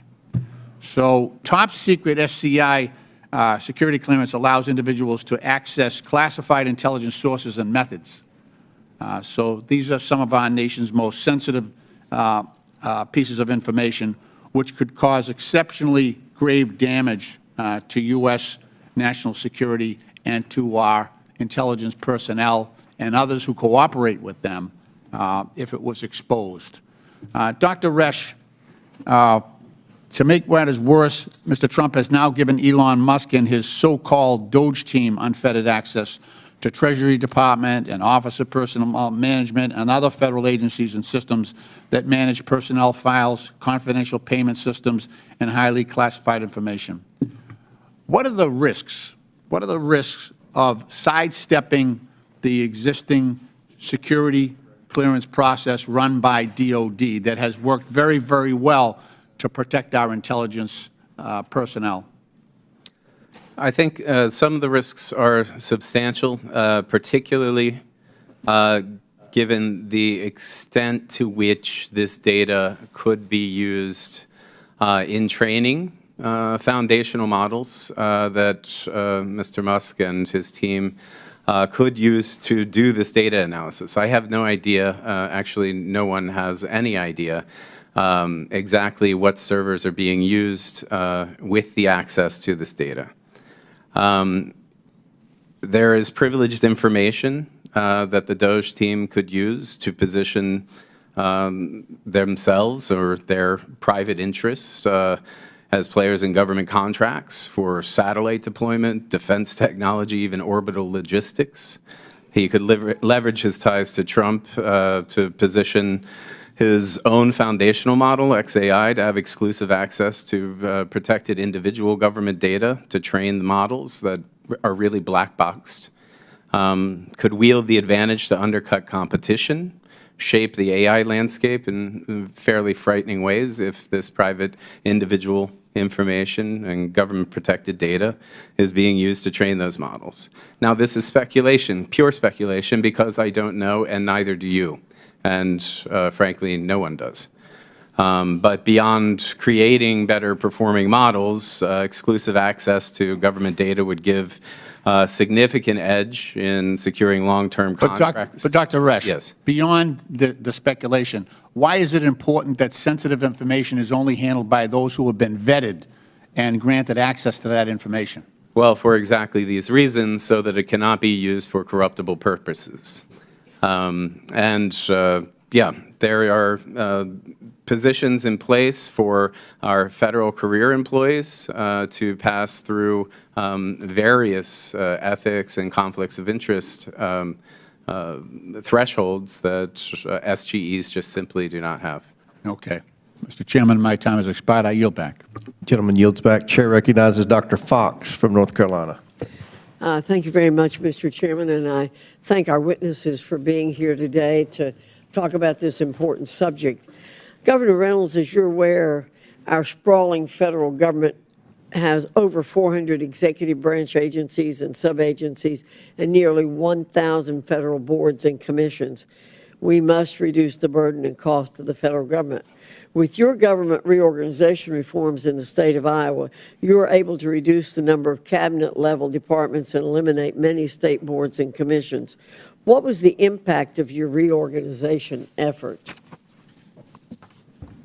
Well, thank you for that question. I appreciate it very much. Actually, just the efficiencies and just the culture in state government. I now have a cabinet that that communicate, that work together, that come up with innovative ideas on their own. And you know, I would have with a 37-member cabinet, I wouldn't know the people that were in the room, and it's just not manageable. 37 direct reports is not manageable, and so to be able to streamline the cabinet and to lay out a vision and get them excited about the direction that we're taking the state, and whether it's the time that it takes to get a physician's license, it went from 65 days to 1. Whether it talks about when you're getting a building permit, you used to have to go to 3 different agencies, now you go to 1.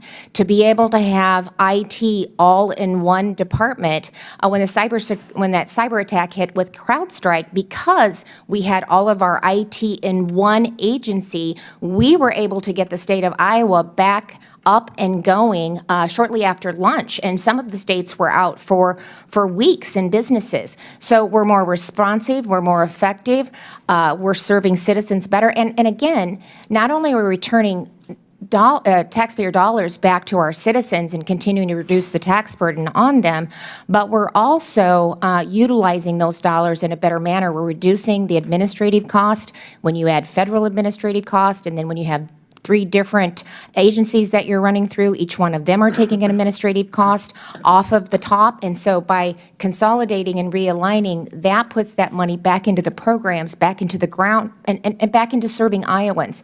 And it also gives me the visibility now that I have into the various agencies because of the reduction. We can continue to get better, and we're continuing to make changes.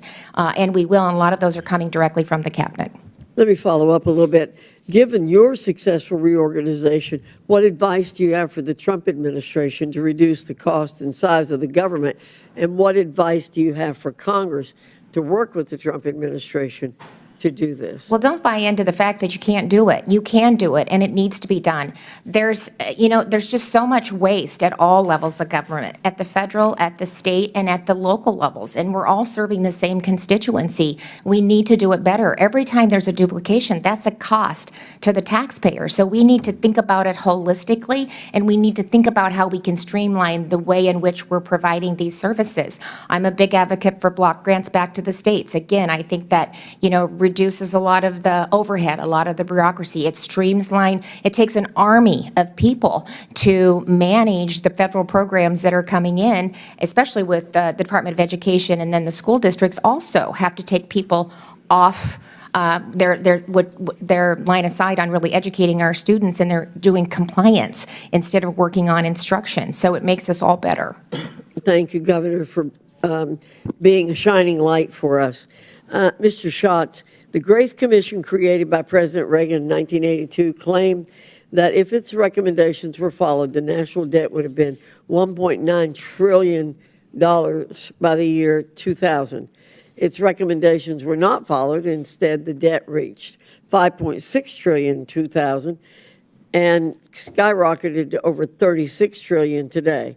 How can President Trump, Doge, and Congress ensure that today's government reorganization and reform efforts actually get implemented and start reducing our massive debt? Thank you, Representative Fox. The Grace Commission did save money. President Reagan had $100 billion immediately by executive action. In 10 years, $240 billion, and again, over time, $2.4 trillion from the Grace Commission and other cost-saving recommendations by CIGW. It takes Congress and the executive branch working together.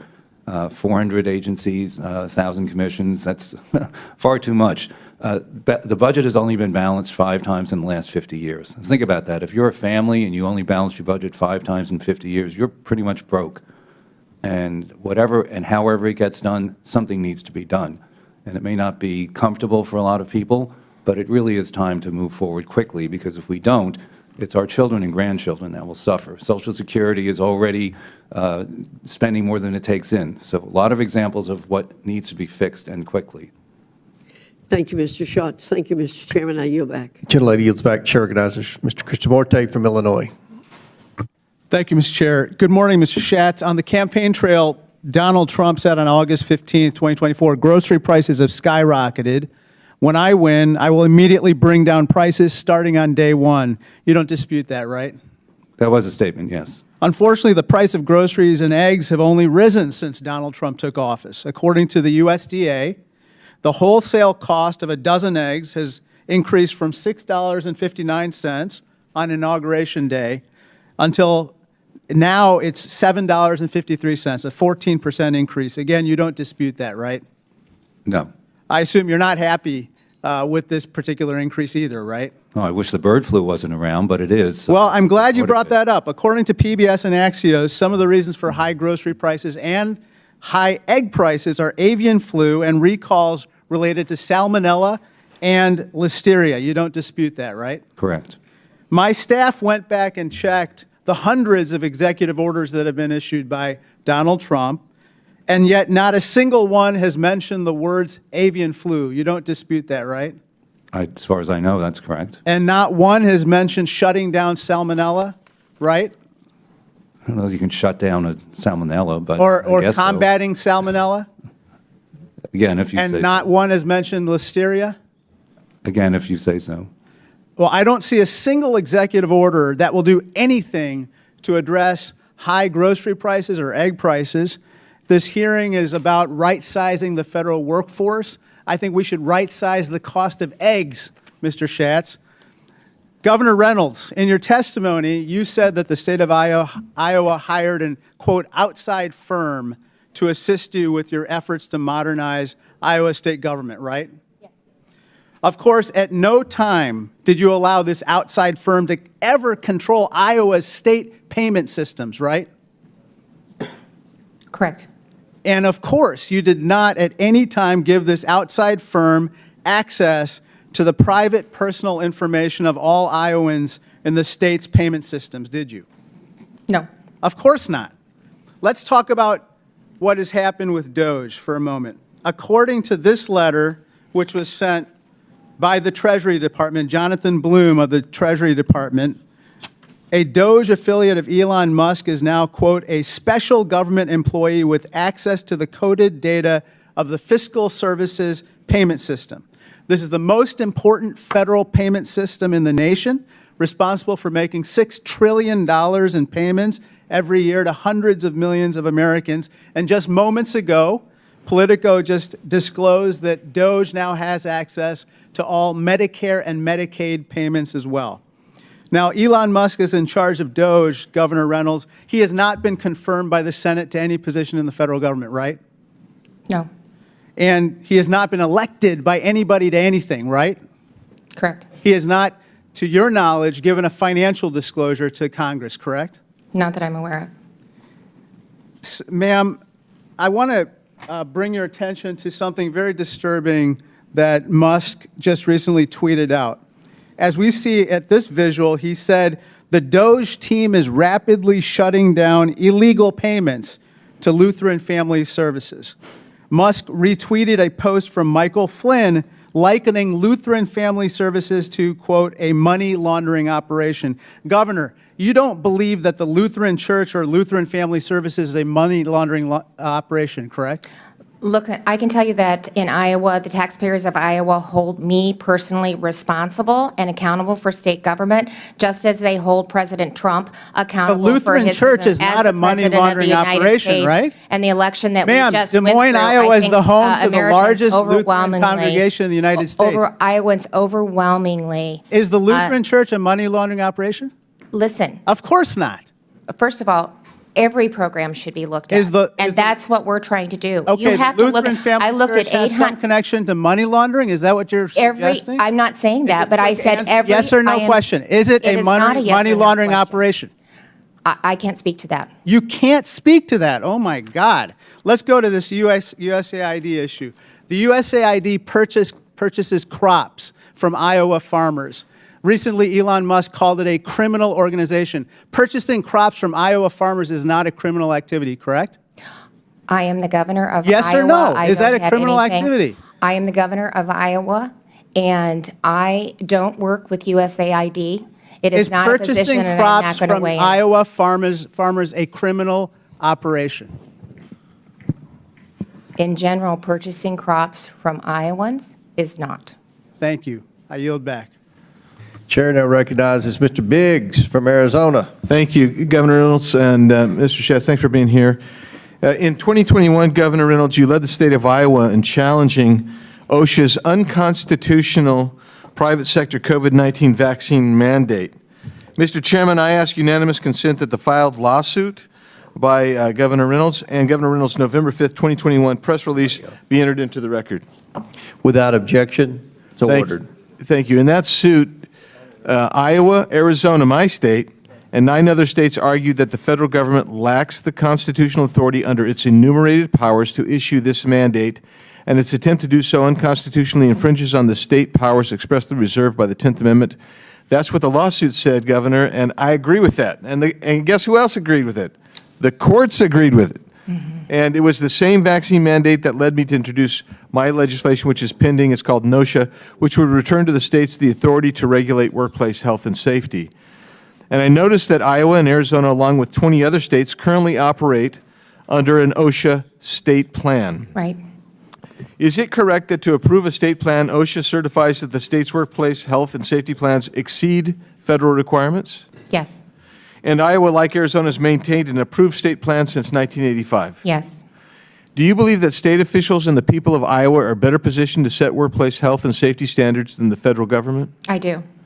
If the power to set these standards were returned fully to the states, would you maintain Iowa's existing high standards for workplace safety, or would you make it your mission to put your constituents at risk of danger in the workplace? I would keep it as exemplar as it is right now. Thank you. Let's go to a different topic, kind of where you've been when my colleague wouldn't let you answer questions, but we'll try to get there here. So our nation's $36 trillion in debt with a structural deficit. That's a structural deficit, not a cyclical deficit, of $2 trillion each year, and it's rising. Just last year, for the first time, payments on interest on our debt alone eclipsed our defense budget. Meanwhile, we're losing hundreds of billions of dollars annually to waste, fraud, abuse, improper payments, etc. Mr. Schatz, thanks for your testimony today. If you're tasked with stopping taxpayers from being defrauded in transfer payment programs, could that be accomplished without a thorough review of how the federal government actually sends money out the door? Absolutely not. In order to determine how the money is being spent, somebody has to see what it looks like. And that's been a big problem for a long time, is no one's looked at it. They just make the payments, and they don't prevent it from being wasted when it goes out of the door. Governor Reynolds, you've done great work in Iowa. I've watched it. Your model for that you've provided for the country is fantastic. Did your reorganization include reviews and improvements to state systems focused on stopping waste, fraud, and abuse, as Mr. Schatz described? It absolutely did. And with the realignment and the visibility, as I said earlier, that I now have into each agency, it gives us even more opportunities to continue to refine and make our systems better. It's not a matter of there's money in the system. We're just not using it efficiently and effectively. And there's no accountability. There's no transparency. And this has allowed us to bring that to the forefront. Right. And so I'm going to ask you, Governor Reynolds, and then you, Mr. Schatz, to respond to this. When you get an opportunity to look at line-by-line budgeting, where the expenses go, that allows you to make adjustments to what is really critical on fraud, waste, duplicative programs, et cetera. Yeah, especially the duplicate and the fraud. It allows us to review them line by line and make decisions accordingly. Yeah. Mr. Schatz. That's correct. In fact, the federal government does not have anything online where taxpayers can see exactly how every penny is being spent. Ohio has an Ohio checkbook. You can look it up online. There are so many things that are not done here the way they're done, not just in the private sector, but along the states. And I know there have been efforts to modernize technology with 80% of the IT being legacy systems. Government is far behind in providing the transparency taxpayers need. That's part of what they're trying to do.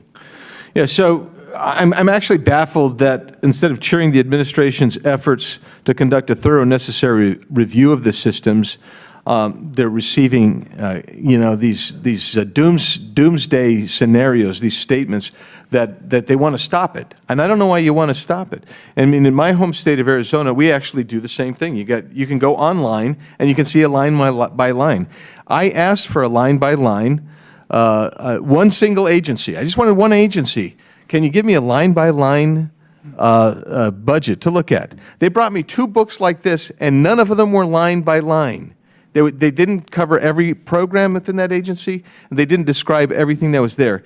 This is what we have to correct if we're going to get out of our structural deficit hole. And I'll yield back, Mr. Chairman. Thank you, witnesses. Gentleman yields back. Chair recognizes Mr. Khanna from California.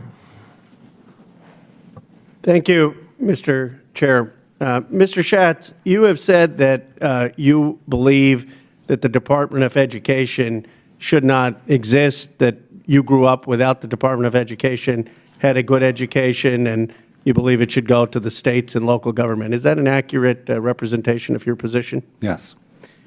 I just want to understand clearly where you stand. So that would mean that you oppose any Title I funding that helps many public schools. It's about $18 billion, 2.8 million American students are impacted. Yes or no, would you be for cutting that $18 billion? I didn't say to eliminate the programs within the Department of Education. I said the department itself should be eliminated. So that money should be where would you stand on the Title I funding? Well, that money should be assessed to determine whether it's being used effectively. Governor Reynolds mentioned how many different ways that money is being spent. For right now, would you want that money paused, or do you think the money should be dispersed, the $18 billion? I think it's something that Congress needs to determine, and the administration The Congress, needs to determine not the... Both. Both. No, but it's a simple question. Do you think the $18 billion that Congress has appropriated and authorized should be dispersed. At the moment, it should be dispersed because that's been the law to disperse it. And but, you're for examining it and then possibly cutting it? if there's a more effective way to look, the spending has gone up. Test scores have gone like this or down. Do you understand the difference between correlation and causation? What's happened is that spending has gone higher, education has not improved. Yeah, but there also That's the the state answer. budget, because I don't want to get into the difference between correlation and causation, but just a simple question on Title I. So you would be for examining it, but possibly cutting it, and that's your... That's possible. Everything in the federal government needs to be Okay, re-examined. Pell Grants, 7,395 of the neediest low-income students annually get these grants. It has helped about 6.7 million students. Would you be for cutting Pell Grants? I think, again, it needs to be looked at and examined to determine So if it's being possibly cutting effective. them? Anything is possible. Okay, but those, what that's a different category. That's an entitlement. That's not discretionary. So you do believe they should be dispersed today? One of the problems with programs like Pell Grants are that they're not examined as much as they should be. Do you agree, though, that Elon Musk, I've just been going back and forth with him on Twitter. He said, don't be a dick. I said, make sure you follow the Constitution. But do you agree that he has no authority to stop payments on anything that Congress has authorized and appropriated? I think that's being tested, but I think generally that should be correct. If he were asking you, would you advise him to not stop payments that have been authorized and appropriated by Congress? Well, my statement said that Congress has appropriated money or provided money, and there should be an examination of the results of how that money is being spent. That's what I think should be done. I missed the earlier procedural vote. I just want to make clear, I think that Mr. Musk should come and testify before this committee to explain that he is not going to stop payments at all for money that Congress has authorized and appropriated. Now, the IDEA program, that's about $14.2 billion. Would you stop the funding or cut the funding for the IDEA program that helps kids with disabilities? Again, something that Congress needs to review to determine if it's achieving its mission. That's the whole point of everything that we've been talking Now, you realize about. that a lot of local and state governments complain because the IDEA program was supposed to be funded at 40%. Jared Huffman, my colleague, has a bill to do that. We only fund it at 15%. The school districts complain that they have an unfunded mandate, and you're saying maybe we should cut even more than the 15%? I didn't say cut. I said it should be examined to determine if it's being effective and whether the money should Do go you believe back it's to the being states effective? entirely. Look, I think the Department of Education has proven that it has not provided the results Let me that just, we Congress got 1 wants to minute. provide. Just, do you believe in these three things? Title I funding, Pell Grants, and IDEA. Tell me if you think they have been effective or have not been effective. IDEA grants. I am honestly not familiar with that program as much as some of the others. Okay, I mean that's. But one of that's the also biggest an answer to. program But that's Pell also an Grants. answer that Pell Grants. Pell Grants have provided support. But again, everything needs to be re-examined. Title I funding. Again, the same thing. Look, we've got a $36 trillion debt. We have Well, $2 trillion Department of deficit, Education so is a that's very all small combined in percent there. of the funding. It's the Defense Department okay. spending that is the big part. But it's concern. I appreciate you're at least telling Musk that he shouldn't stop these payments that have been authorized by Congress. I hope Elon will come in and explain that. He won't do that. But I am concerned that you want to cut programs like the IDEA Act, possibly, that are helping kids with disabilities across America. I didn't say that, Congressman. What I did say is that everything, look, part of the problem is everybody says this is only a small percentage of spending, and then you get a $36 trillion debt. Yeah, because the big items are defense and the tax breaks for the wealthy. Okay, gentleman's time's expired. Chair recognizes Mr. Higgins from Louisiana. Thank you, Mr. Chairman. I have a lot to cover and not a lot of time to do it in. I'd like to enter for the record, please, a letter from the Associated Builders and Contractors of America regarding merit-based hiring, Mr. Chairman. Without objection to ordered. Thank you, Mr. Chairman.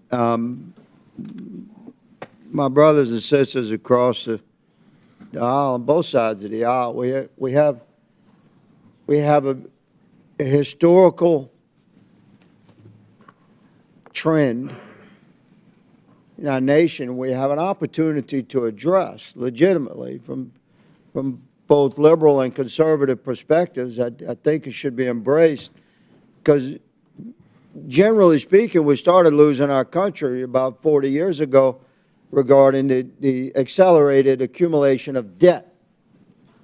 And this coincides, of course, with the massive growth of the federal government. And this coincides, of course, with the ongoing increasing infringement upon individual liberties, rights, and freedoms, and movement away from the sovereignty of our states regarding their ability to handle their business, reflective of the 10th Amendment, might I add, which reserves to the states all authorities not specifically enumerated to the federal government or prohibited to the states by Congress or the Constitution. So, I mean, ladies and gentlemen, President Clinton, when you have a unified government, when you have either party in majority control in the House, the Senate, and the White House, that's opportunity to really address the trajectory that we're on in our country. President Clinton wasn't going to reduce the size and scope of the federal government. President Bush wasn't going to reduce the size and scope of the federal government. President Obama wasn't going to do that. You have a unique moment in history right now. We have an obligation to address the trajectory that has been established over the last 4 decades. This is a trajectory towards doom for our country. It's unsustainable. So we have an executive branch that's pumping the brakes. And this is something that this town is very uncomfortable with, and quite frankly, it's new territory. It's a new exercise for our country in modern history. So there's going to be maybe some wild steering, shall we say, when you're applying the brakes for the first time in modern history. But I encourage my colleagues on both sides of the aisle to grasp what's going on here. We're trying to save our republic from itself. Governor Reynolds, I would like to ask you about your role, your beautiful work, reducing your own executive branch from 37 cabinet-level departments to 16. It's exactly the kind of thing we're trying to do. You saved your state a lot of money. You changed your trajectory of spending. You reestablished financial stability and economic prosperity because of your conservative approach. It's what we're trying to do. And the President Trump and Mr. Musk is as an ambassador of common sense for President Trump to look hard at the practices of our executive branches and to reduce their size and scope. Governor Reynolds, I have a formula essentially that transitions federal service back to the sovereign states. We can save a lot of money doing this. What are your thoughts on shifting federal responsibilities away from the massive federal government to the sovereign states? Generally speaking, agencies like EPA, FEMA, Bureau of Prisons, how would that work in your state, ma'am? Well, we would welcome that, again, and especially with the alignment, I think we're positioned very well to do that. So I appreciate what I see happening with Doge. As I indicated in my remarks, I'm standing up Iowa Doge, so we can continue to bring the private sector in to examine the way that we're doing business. Government has to operate more like a business. It had been 40 years since we even looked at the structure of government in Iowa. It was ripe for reform. You know, they never eliminate a program. They never do away with one. Once it's started, it stays. If it's not working, they think more money is the answer to it, so we keep it. If it doesn't work, there's really no metrics ever tied to anything, but the ongoing thought is if we put a little bit more money into it, eventually it's going to work. So I believe that states are well suited to implement block grants with accountability, with transparency, with metrics, with KPIs, so that we can report back to the federal government the results that we're seeing from the opportunity to take those streamlined dollars and be innovative and be effective, whether it's the Department of Education, FEMA. We had I had 3 presidential disaster declarations in 2 months Yes, this ma'am. last spring. Thank you. My time has expired, Governor. Thank you for the work that you're doing. Mr. Chairman, I yield. Chair recognizes Ms. Brown from Ohio. Thank you, Mr. Chairman. At this very moment, an unelected, unaccountable billionaire is raiding our government. And instead of raising the alarm, the Oversight Committee, let me repeat that, the Oversight Committee is running cover as their president strips the government for parts. 2 weeks in, here's where we're at. President Trump attempted to freeze funding for vital programs, tried to make it easier to fire tens and thousands of federal workers, pressured more to resign, and has attempted to bust union contracts. Meanwhile, Elon Musk, who has been tasked with running a fake governmental department, now has access to the federal payment system and apparently the personal information of every American. And none of this is happening with congressional approval. And apparently, my colleagues, the Republicans on this committee, also want it to happen without any congressional oversight. This is no way to govern, but they know that. Instead, they want to bully and intimidate federal workers into submission. They want to replace experienced workers who are loyal to the country with lackeys loyal to one man. The truth is that the civil service is filled with loyal, dependable, and knowledgeable folks. They are people who sacrifice for our country and keep the government ticking for the American people.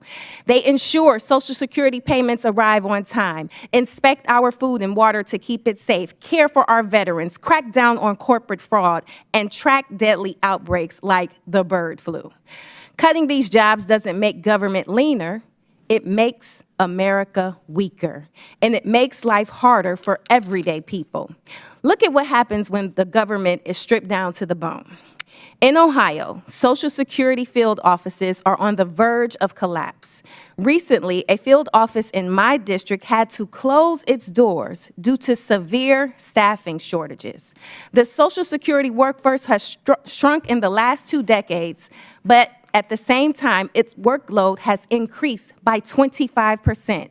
We have asked Social Security workers to do more with less, and they have somehow managed. Because public servants aren't the enemy. They're the people keeping this country running, and this assault on them is an assault on all of us.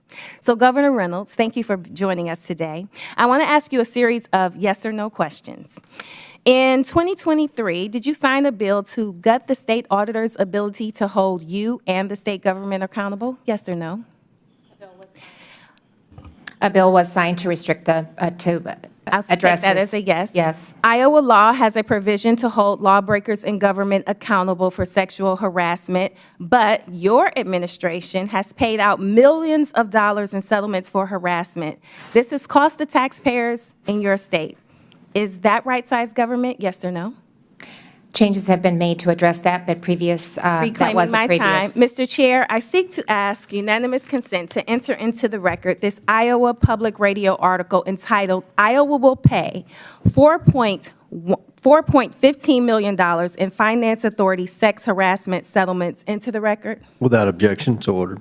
Now, during my colleague's question line, you stated that every program should be looked at. However, you signed a school voucher bill that sends $100 million of taxpayer dollars intended for public schools to private schools without any independent oversight of how this money is spent.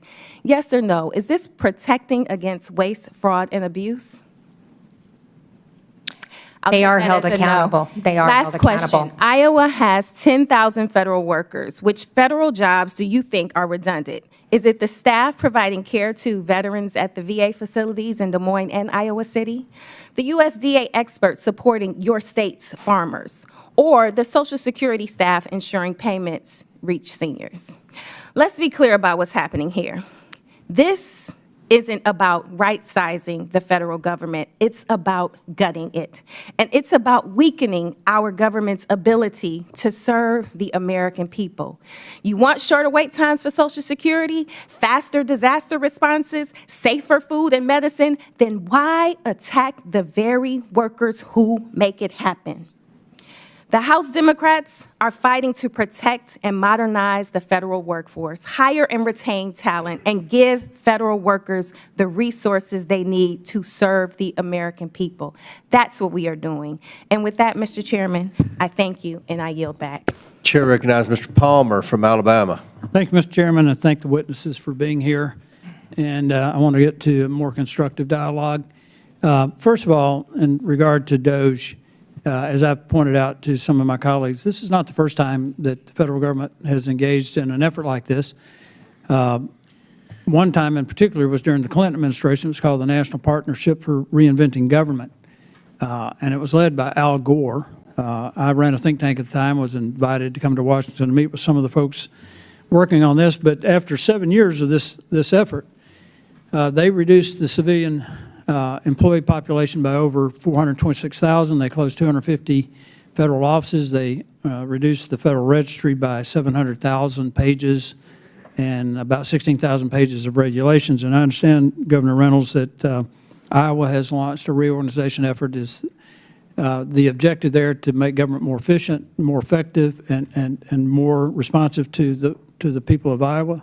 More efficient, more effective, more responsive, more accountable. It's brought transparency to the process. We're better at what we're doing. I would say that, the employees appreciate the environment that we're working in today. They appreciate the culture of innovation that we're creating in the state, and they love being a part of it. Yeah. Did you bring in any outside experts, as the Clinton administration did, in that effort for reinventing government back in the 90s? I brought in one consultant to help really do the comparisons in other states so we could see where we were an outliner, where did we align, what had we maybe missed. So we used the consultant from that perspective and just to help us with some of the administration, but otherwise we did it all internally. When I worked for a couple of international engineering companies, and one of the companies I worked for went through a process like this, and they brought in outside consultants because people on the outside can see things those of us on the inside miss. Yeah. So it's important that you bring in really the best that you can. In that regard, I really think that we're in another reinventing government phase, and in particular with education. There's a big debate right now going on about the number of H-1B visas that we need to have because we're having to import so many technically trained workers. I don't know if Iowa is experiencing some of this, but you probably have some folks who are educated overseas that are now working in engineering technically trained jobs. Would that be correct? Yes. I think the fact that we're having, Mr. Chairman, to bring so many people in who are engineers and scientists is an indictment of the current education system. We're not able to produce the number of technically trained people that we need to be competitive in our economy, but also in regard to our national security, because we're in a arms race in artificial intelligence with China, and we're going to have a technically trained workforce. So one of the things that I've suggested in this effort in regard to the Department of Education is that we not completely dismantle it, Governor Reynolds, but maybe reimagine it as the Department of Workforce Development and block grant the money to the states with a heavy emphasis on STEM. Would you like to respond to that? I would be very much in favor of that. In fact, we put a proposal together that we'll be submitting to the Department of Education. It gives states the flexibility. We already have a waiver process in place that we could utilize until they could actually get some of that realignment done. But like I said, hold us accountable. We'll meet those expectations, and we can do it at a lower cost. We're going through, I think, an historic phase. There's an historic opportunity here. And I think about disruptive innovation. And I was talking to some folks today about this, and some of you may not be old enough to remember this, when Toyota introduced the Corolla into the automobile market in the United States in the 70s.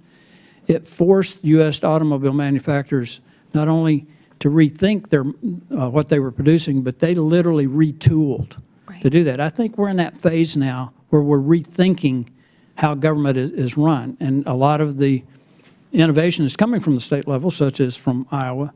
But I think that we're going to have to go through this phase, and it's disruptive, there's no question about it, but it's for our own good long term, and we need to be thinking 25, 30, 40 years down the road about how we do this, because we are at a point in competition with China that if we don't do this right, we're going to be in a really bad place. Mr. Schatz, you've been very involved in evaluating the complexity and size of government.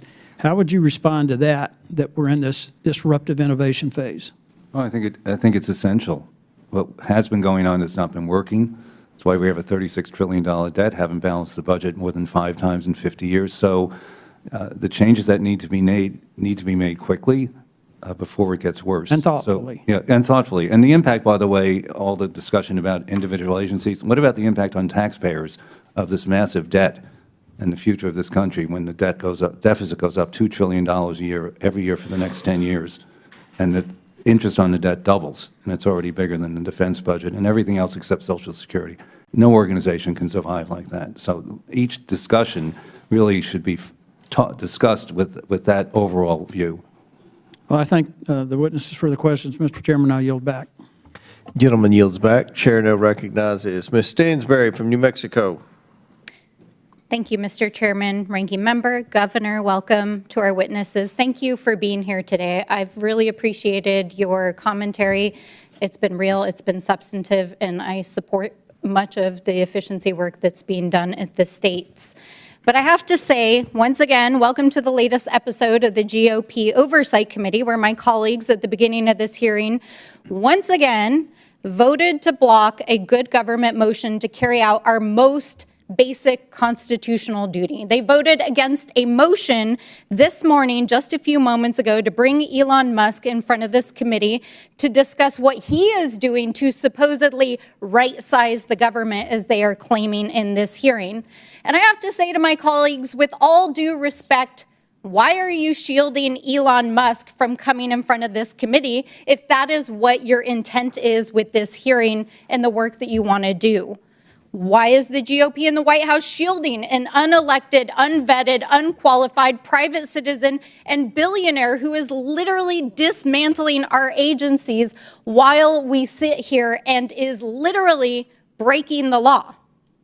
Maybe it's because while we're sitting here, he and his team are working across town here in Washington, D.C., entering federal agencies and federal buildings, hacking their data systems, firing federal employees, intimidating them, trying to force them to leave, shutting down vital programs, closing the Department of Education, the CIA, the DOJ, and threatening our domestic and international security, and downloading the private and sensitive data of Americans at the Department of Treasury. So what the hell is going on? How can you sit here and defend this? They are literally breaking the law, the Constitution, appropriations law, federal labor laws, and dozens of statutory laws that Congress has passed. And meanwhile, my friends across the aisle are sitting here today saying that we're hyperventilating, that we're just clutching our pearls. Are you serious? Are you that out of touch with the American people? I mean, I guess that's what happens when you elect billionaires and put billionaires in charge of the federal government. Just let them eat cake? Is that your message to the American people? Because last week, while you were at Trump's private resort in Florida and partying it up after the inauguration, telling the media that funding freezes wouldn't hurt real Americans, well, millions of real Americans were sent into total chaos, and our states had to go to the courts to shut down your federal funding freeze. While Trump was golfing, the Medicaid systems were shut down and locked out. Hospitals and clinics were wondering if they were going to be able to keep their doors open. Food assistance and homeless programs across New Mexico were shut out of their grant programs that keep families literally fed and off the streets. Head Starts, preschools, and children's programs were wondering if they were going to be able to make payroll the next day or by the end of the week. And while Elon Musk and a group of teenage software engineers were hacking your personal data at the Treasury Department, shutting down DOJ, the CIA, USAID, and ending diversity initiatives in the military, saying that the United States military could not honor Dr. Martin Luther King. Our proud military personnel and veterans who put their lives on the line every day for this country were wondering if they were going to get their paychecks and veterans benefits.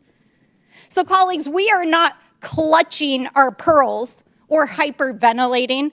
We are defending the millions of Americans who are under attack, the federal employees, the mothers, the fathers, the grandfathers, being put out on leave, advocating for the people of color, the women, the members of our LGBTQ+, and yes, our trans community, who are under fire right now, under the guise of canceling DEI programs, under the guise of so-called undoing social engineering after years of progress in this country. We are defending the proud federal service members who defend our national security, who serve our communities and keep our economy running.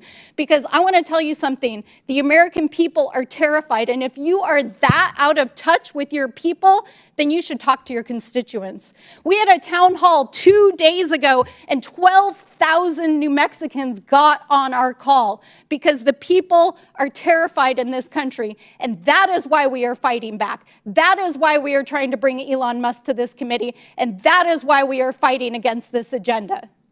And with that, I yield back. Gentlelady yields. The chair recognizes the gentleman from Texas, Mr. Cloud, for 5 minutes. Thank you, Chairman, and thank you, witnesses, for being here. And I apologize that you have to sit here and listen to the same sort of ideological rants that lost our friends across the aisle the election in a public survey just a couple months ago, where the hearts and minds of the American people spoke very loud and clearly for what they wanted. One of the things that's been puzzling about this whole conversation is the obsession on Elon Musk. When President Trump campaigned, he was very clear in what he wanted to do. And the talking is like this Doge idea was some secret thing that just popped up on the radar in the last week, when in the actuality is it's something that President Trump said he was going to do. He said Elon Musk would be involved with it, and the American people spoke loud and clearly that this is what they want. And so the only thing that's really surprising about what we've seen over the last 2 weeks is the fact that we have a president doing exactly what he said he would do. And, you know, the need to bring in and to rein in our federal agencies could not be clearer than it has been. We've always known and have known quite for some time that the federal bureaucracy has a tendency to grow. Ronald Reagan once said the closest thing to eternal life we have on earth is a federal agency. And we've seen time and time again throughout our oversight capacities the attitude among much of our federal agencies that they're here permanently and we as elected officials are here temporarily, and that they will do whatever they feel, and if they don't like the policies handed down by the elected executive, that they will ignore it, obfuscate, do everything they can, even to shield data from us. And so it's been refreshing that many of the suspicions we've seen have become quite transparent as we brought transparency tools to the table over the last several weeks. But you know, there's this idea in Washington that anytime we have an agency who's underperforming, they'll come before us, and the thing that they'll always ask for is more money, more power to fix the problem, oftentimes that they created. This is a paradigm that we have to change. It's been said that you can't solve problems with the same kind of thinking you used when you created them. And so this is really what Doge is about. And to name a couple points, we can point to the CDC, which has tremendous mission creep since it was started. It was originally purposed to help control malaria, kind of to be a center for data and a hub of information to help people tackle those sort of things. It ended up expanding to the Communicable Disease Center and eventually became the Center for Disease Control, and now the Center for Disease Control and Prevention, which it has not done a good job at, as we've seen over the last few years through COVID. And now it's trying to embrace such things as climate change and alleged gun violence and systemic racism as Centers for Disease Control. Meanwhile, their basic core function of being able to collect and share data to help the American people, they epically failed at during COVID, when a first-year PhD student from Johns Hopkins created a better tool than the CDC could provide. We could also look at the Department of Education, which has gotten a lot of discussion lately and interest in looking at what's going on, because our schools are failing our kids. That's just the status quo of where we're at in America. And what we can see here is this education funding from the federal government has gone up, student performance has been flat, and compared to other nations has actually gone down. Meanwhile, employment of the education workforce has gone up. So we end up having less people actually teaching teaching in the classroom and more people administrating, and so we've created an education bureaucracy. Now, Mr. Schatz, did I pronounce that right? You talked about the importance of understanding and looking at the intended results. Are they happening? And that's one of the things that I think we're addressing in Doge. Could you speak to the importance of making sure that we're addressing the intended results as opposed to just sending money at it? The example of the difference between helping students, perhaps, and helping school systems. Well, the test scores and the higher costs are exactly what I was discussing earlier. If you're spending more on something, you're supposed to get results that match what you're spending the money on. Otherwise, you shouldn't be spending it, whether it's in the government or the private sector. And again, as Congressman Connor pointed out, I did grow up without a Department of Education, as did my whole generation. It's a little office, health, education, and welfare. The state spent the money. We think they could do a great job. They're competitive with each other. And some programs obviously should be retained, and some should be turned back down to where they can do a much better job and be closer to the people. Governor Reynolds, you talked about, I'm curious, because you've done a good job of streamlining the government, and I'm curious about your ideas on how you hold government employees accountable, how you hold agencies accountable. What are the tools necessary to do so? One of the big challenges here is getting the information necessary in order to do that. You can think about the grants that are going out. We've seen USAID over the last, I mean, the stuff that they were spending money on is crazy. Yeah. We're finding out that our federal government is actually a money laundering scheme to help support leftist ideologies across the world and here at home. It's crazy. But yet, finding that accountability piece, we're able to hold the individuals who are sending these checks out, for example. How do you bring that kind of accountability? Well, we have our state expenditures online too, so our checkbook is online, so taxpayers in Iowa can check and see what is going out from the state. But in addition to that, remember I talked about we reviewed 800 programs across my cabinet, and not a one of them had a KPI, any type of a metric, any type of expectation for outcomes, zero. So my cabinet knows now that if they want to stand up a new program or they want to extend an existing program, then it needs to have, first of all, a KPI. They need to have data that they're going to be reviewing. They need to do a review of what the program had done, what were the metrics, what were the outcomes from the existing program to justify putting additional money into it. I also had them, they had never put all the programs together. They themselves had not even taken a look at it. So that's how it just continues to grow and bloat and just be unmanageable. So I had them rank the programs that they have. Now, to their defense, sometimes the legislature hangs a program on them, but we're working with the legislature too to just say, you know, this is not something that we believe can really move the needle and go in the direction that we believe the state can head. But it's a conversation with our legislators. So it's holding them accountable, making them report back to the chief executive on what they currently are doing and what they're doing going forward. But just simply putting key performance indicators as part of a program and then monitoring the outcome and basing decisions on data, which is never happening. And it takes the emotion out of the equation. And that's what we need to do. We need to look at programs, we need to look at the outcomes, and if they're not working, then we have to let them go and figure out an innovative and better way that we can get the results that we believe that we can accomplish. Very good. Gentleman's time's expired. Chair recognizes Mr. Garcia from California. Thank you, Mr. Chairman. And I wanted to start by thanking our witnesses for being here. Thank you for hosting this hearing as well. And I wanted to start by just starting with Dr. Resch. It's a very simple question. You can see here an article from the Washington Post. Can you just quickly, so we can take one step back, just mention how much did Elon Musk donate to Republicans in the 2024 election? To Republicans in the last election? To Republicans overall, I do not know. Well over $250 million to the Trump campaign. Right, almost $300 million. And in fact, Mr. Musk was the single largest donor in the last cycle. I'm not sure if you knew that or not in this last election. And here's actually the article in the headline from the Washington Post. Elon Musk puts $277 million into the election. He's $200 billion richer this year. $200 billion richer this year. Now, we also know that just in the month after the election, Elon Musk's wealth increased by $170 billion. It should also not be a surprise to anyone that Elon Musk himself holds $20 billion in contracts with the federal government. Now, the truth is that Doge isn't really about efficiency or reform. What Donald Trump and Elon Musk are actually engineering is the single largest wealth transfer in history. And to pay for the enormous tax cut that's about to come to this Congress in the months ahead, they need to slash spending by trillions of dollars. In fact, Elon Musk himself has said that he wants to slash $2 trillion, $1 trillion from the actual budget. Now, in Trump's first term, we know that he already had a huge tax cut for the richest Americans and corporations. Now he wants to slash it by 1/3 more. But here's the truth. In order to actually get more funds for their tax cut program, they need to slash trillions. And where are they going to do that? Well, they've started.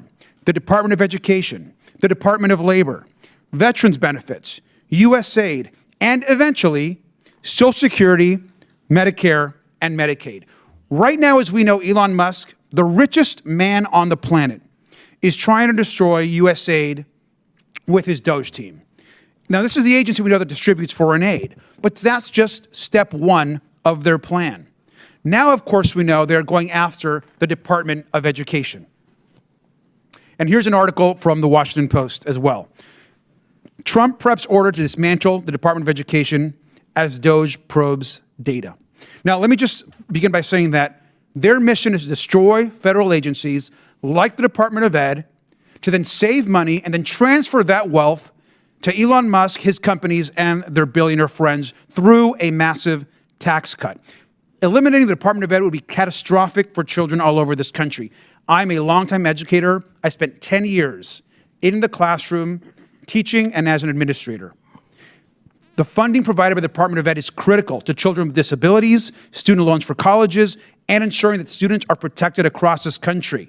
The Department of Ed has $160 billion to help kids pay for college, $18 billion for low-income kids at K-12 schools, $15 billion for kids with disabilities, and in most cases, most schools are reliant on the Department of Ed to ensure that students with disabilities or that have additional needs get the education that they deserve. And now all of that is on the line because billionaires and corporations in this country need and want a larger tax cut.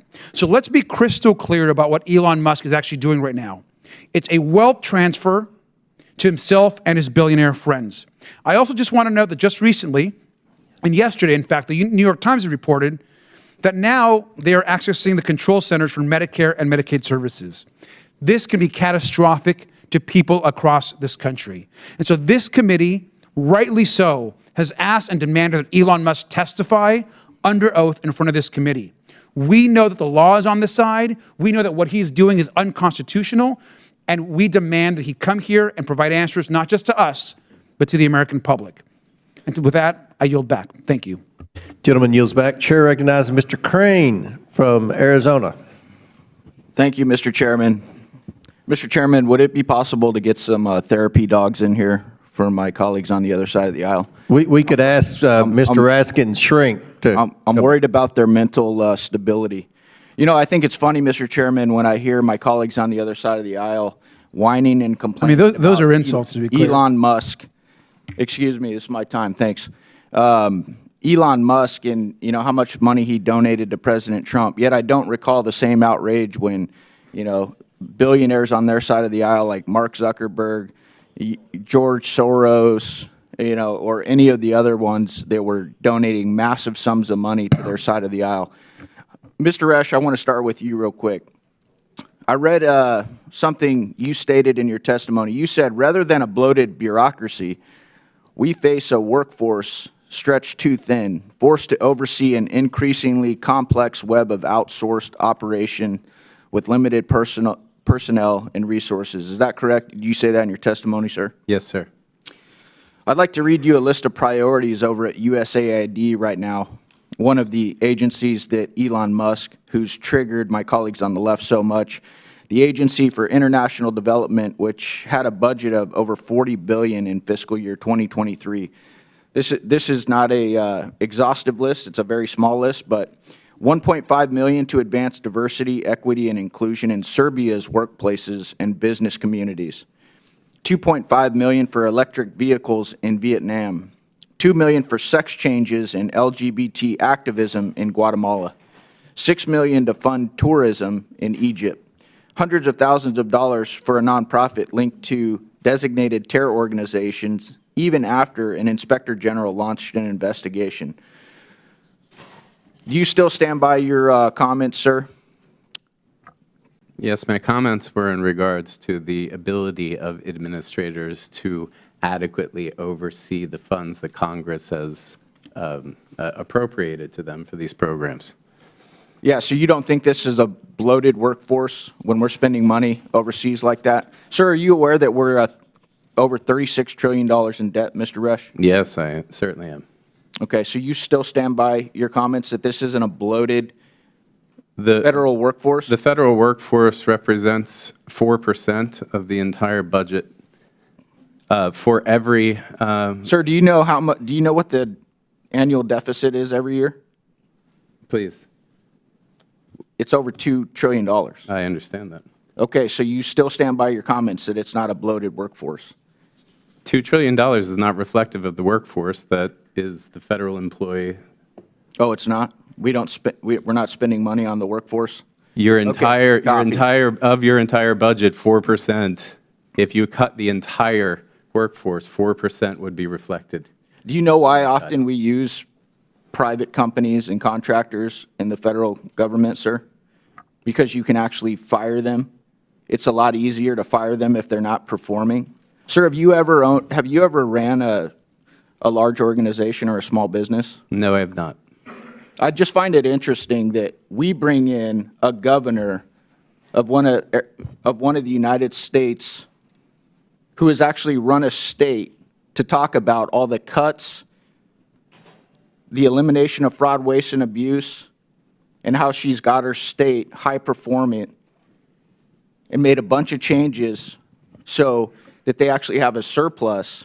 And my Democrat colleagues bring in a professor who's never run a large organization, never run a small business, and therefore has really no idea what it's like to deal with the consequences of out-of-control spending and inefficiencies. Does that strike anybody else in the room as odd? What about you, Mr. Schatz? Who are you going to take advice from on efficiency? Somebody who's actually run a large organization or business or maybe a state?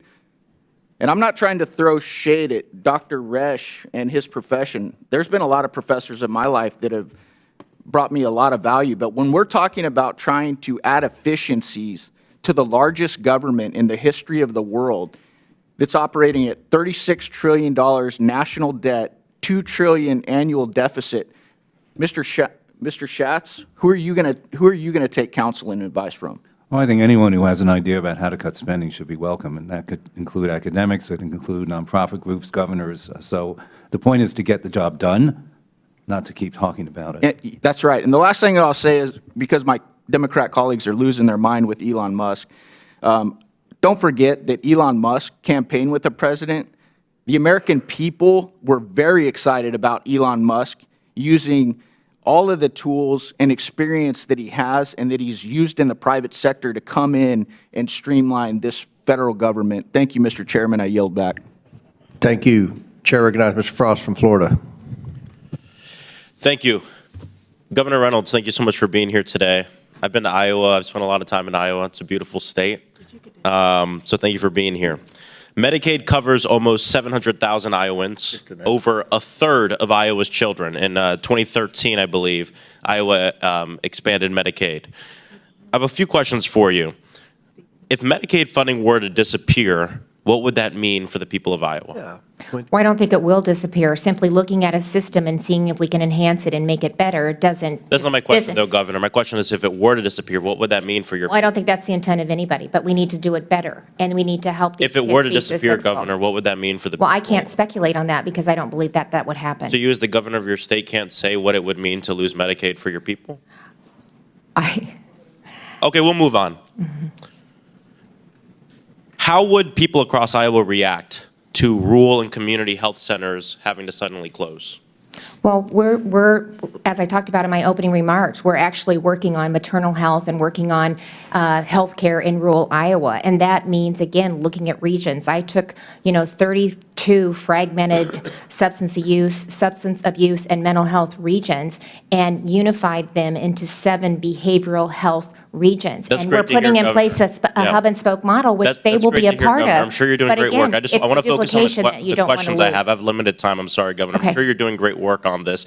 My question is about rural and community health centers. Yep. Community health centers that receive a huge amount of federal funding, including programs that help Iowans afford medication and prescription drugs. What would that mean for? And they're a part of our solution, and we're taking that to account. But we don't want duplication of services, so that we can get those dollars on the ground. I'm going to move on. That's good to hear. Some Republicans on this committee are calling Trump's careless assault on essential federal services, including his freezing of Medicaid payment system, right-sizing. What is the right size for health care? Well, that's going to vary from state to state. So, Would you be okay with Elon Musk or Trump right-sizing Medicaid in Iowa? I don't think we should be afraid of having the private sector step in and take a look at how we're providing these services. We can learn from them. Just taking a look, Governor. It's both. Decisions are being made. Well, they're looking at the system and making recommendations, So freezing and the we Medicaid shouldn't payment system? We shouldn't be afraid of that. I think that Governor, no one is afraid. Governor, had to sorry, I'm going to look at- reclaim my time. Okay, thank No one is afraid of opening, taking a look at what's going on. But what we are afraid of is our services, the things that people depend on being ripped away from us. I'm worried about Iowans losing the Medicaid that they voted to expand. 700,000 Iowans are on Medicaid. But that's why we made the changes that we made. That's why we realigned, we eliminated the duplication, and by doing that, it put more money into the program to actually meet the needs Well, of let's our talk about what you did, constituents. because we were just talking about what you did. You came to office, you made some changes to help with efficiency. I respect that. But there's something that was brought up even by the chair that I want to bring up that shows the difference between what you did and what's happening right now at the federal government. You worked with the legislature and passed legislation in your state legislature to make the broadest changes you wanted to make. And that is not what's going on right now when we talk about Doge and everything else. You even mentioned at the beginning of this hearing, you were so proud to say that you did this all without massive layoffs, without forcing a large percentage of your workforce to leave because you saw them as valuable. I respect that, Governor. I respect you for that. That's not what's going on here at the federal level. But let's move on to FEMA really quickly. Okay. Trump has said that he wants FEMA to go away. He would like to see the states take care of the disasters on their own. I come from Florida. We work very closely with FEMA. Do you think most Iowans would agree with President Trump that FEMA should suddenly stop existing? I don't think he's eliminating, and I think that what I had understood was he was thinking that maybe it should go back to the states, which that's something I think we should take a look at. Sorry, Governor, a reclaim. The president was very clear in this. He believes that the agency, FEMA, should be completely eliminated. Do you agree with that, or do you not agree with that? I mean, it's okay to disagree sometimes with, Well, I'm not afraid to disagree. I'm just So thinking, do you disagree with FEMA, with his assessment of FEMA? It's bureaucratic. It's a nightmare to work with. They can only do one thing at a time. I have impacted individuals. There are huge, but do you agree with him that we should we could have eliminate a whole it? nother hearing Governor, on sorry, I'm that. going to reclaim my comment. Do you agree with him that we should eliminate FEMA? Yes or no? I think we need to take a look at it and how those Take a look at services it. are delivered. But you don't think we should eliminate it? I think we should take a look at it and see how those services are delivered. Okay, but it sounds like you don't think we should we shouldn't get rid of it, which I agree with. In the past 10 years, your state has been granted FEMA support 10 times. President Trump in 2018 denied you a claim after flooding and horrible weather patterns that happened in Iowa. You said you were extremely disappointed and that the people of Iowa needed FEMA's help. That was your quote. And so, thank you. I'm glad you're here to talk about the things you did in Iowa. I hope President Trump can look at the way you did things and working with your legislature the way it's supposed to work to make the changes instead of letting a wealthy billionaire donor go in and make the changes himself. I yield back. Chair recognizes Chairwoman Green from the state of Georgia. Thank you, Mr. Chairman. My Democrat colleagues are reacting with manufactured outrage over Elon Musk and the Doge team going in and cleaning up the federal government. They're saying the American people did not vote for this, but I would like to correct that record. On July 13th, when President Trump was shot in Butler, Pennsylvania, Elon Musk got behind President Trump and he endorsed him. And then on August 19th of 2024, this is before the election, Elon Musk posted on his own account, "I am willing to serve," and that right there says Doge. This was not something that was created after the election. It is no surprise to the American people. As a matter of fact, the Department of Government Efficiency was a key part of President Trump's campaign, and President Trump campaigned over and over again on Doge and Elon Musk helping him. As a matter of fact, right here on Rolling Stones, which is very far left, by the way, Trump says he would give Elon Musk a top role in his administration. Again, this was on August 20th, 2024, well before the election. This was no surprise to the American people. The American people love Doge so much. They love the concept of saving the federal government, saving Americans and putting America first, cutting the waste and the spending, cutting down the size of the federal government. They love it so much, they voted for President Trump and elected him with an overwhelming victory. He won the popular vote, 312 electoral college votes. It's the Democrats that are the ones that are still lost on their message, and their message is a failure, and the American people spoke out about it. As the national debt approaches $36.5 trillion, our children and our grandchildren's futures are being sacrificed at the altar of wasteful government spending and corruption. With my new subcommittee on Doge this Congress, we are going to dig deep on the wasteful spending and corrupt bureaucracies that have plagued our nation for far too long. We will make recommendations to address these problems, and we will make sure the American people know exactly what is being done with their hard-earned tax dollars. After all, this is what they voted for. Governor Reynolds. In Iowa, the state legislature passed a bill in 2023 that lowered the number of cabinet-level departments from 37 down to just 16. So I'd like to ask you, did this make the Iowa government more efficient or less efficient? More efficient. I'm not surprised. Is the Iowa government still able to provide all the services your constituents require of you? We're actually doing a better job of it and putting more money into the programs or returning it back to the taxpayers. Amazing. It sounds like Doge has already worked in Iowa. Has your state lost money or saved money since reorganizing its government? $217 million, surpassing our 4-year projection in the first 18 months, and that's conservative. We're going to continue to see savings, and that's how I'm going to continue to reduce the tax burden on our taxpayers. That is incredible. That's what all of America wants. So how do you think the federal government can translate what Iowa has done to the national level? You've already achieved it in your state. How can we replicate that? You're doing it by bringing the private sector in, having them take a look at the inefficiencies in government, look at the systems, look at the duplication, look at the unaccountability. There's no transparency. There's no metrics. There's no data that they can point to.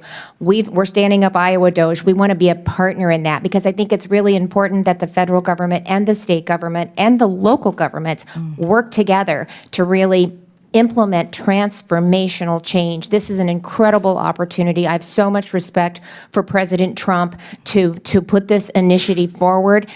He received an undeniable mandate in this last election, as did we. We now have supermajorities in both the House and the Senate, the governor's office, an entire Republican delegation that we've sent out to Washington, D.C. We did just what President Trump does. We told Iowans what we were going to do, and we followed through with it. And that is what Americans expect, and that is why 77 million people said that President Trump is who we want to restore America's greatness. I absolutely agree with you, Governor Reynolds. Thank you. Mr. Schatz, in all your years at your organization, can you give some of the most egregious examples of government spending you've seen? And I know that's hard to come up with a few because there's a lot. I talked earlier about broadband programs. It's not necessarily a wasteful expenditure, meaning something isn't trying to be. There were 133 broadband programs in 15 agencies. There are people that are still not connected, I am sure, also in Iowa. $42 billion for the BEAD program. Not a penny has been spent. We want people to be connected to the internet. It's critical for our future.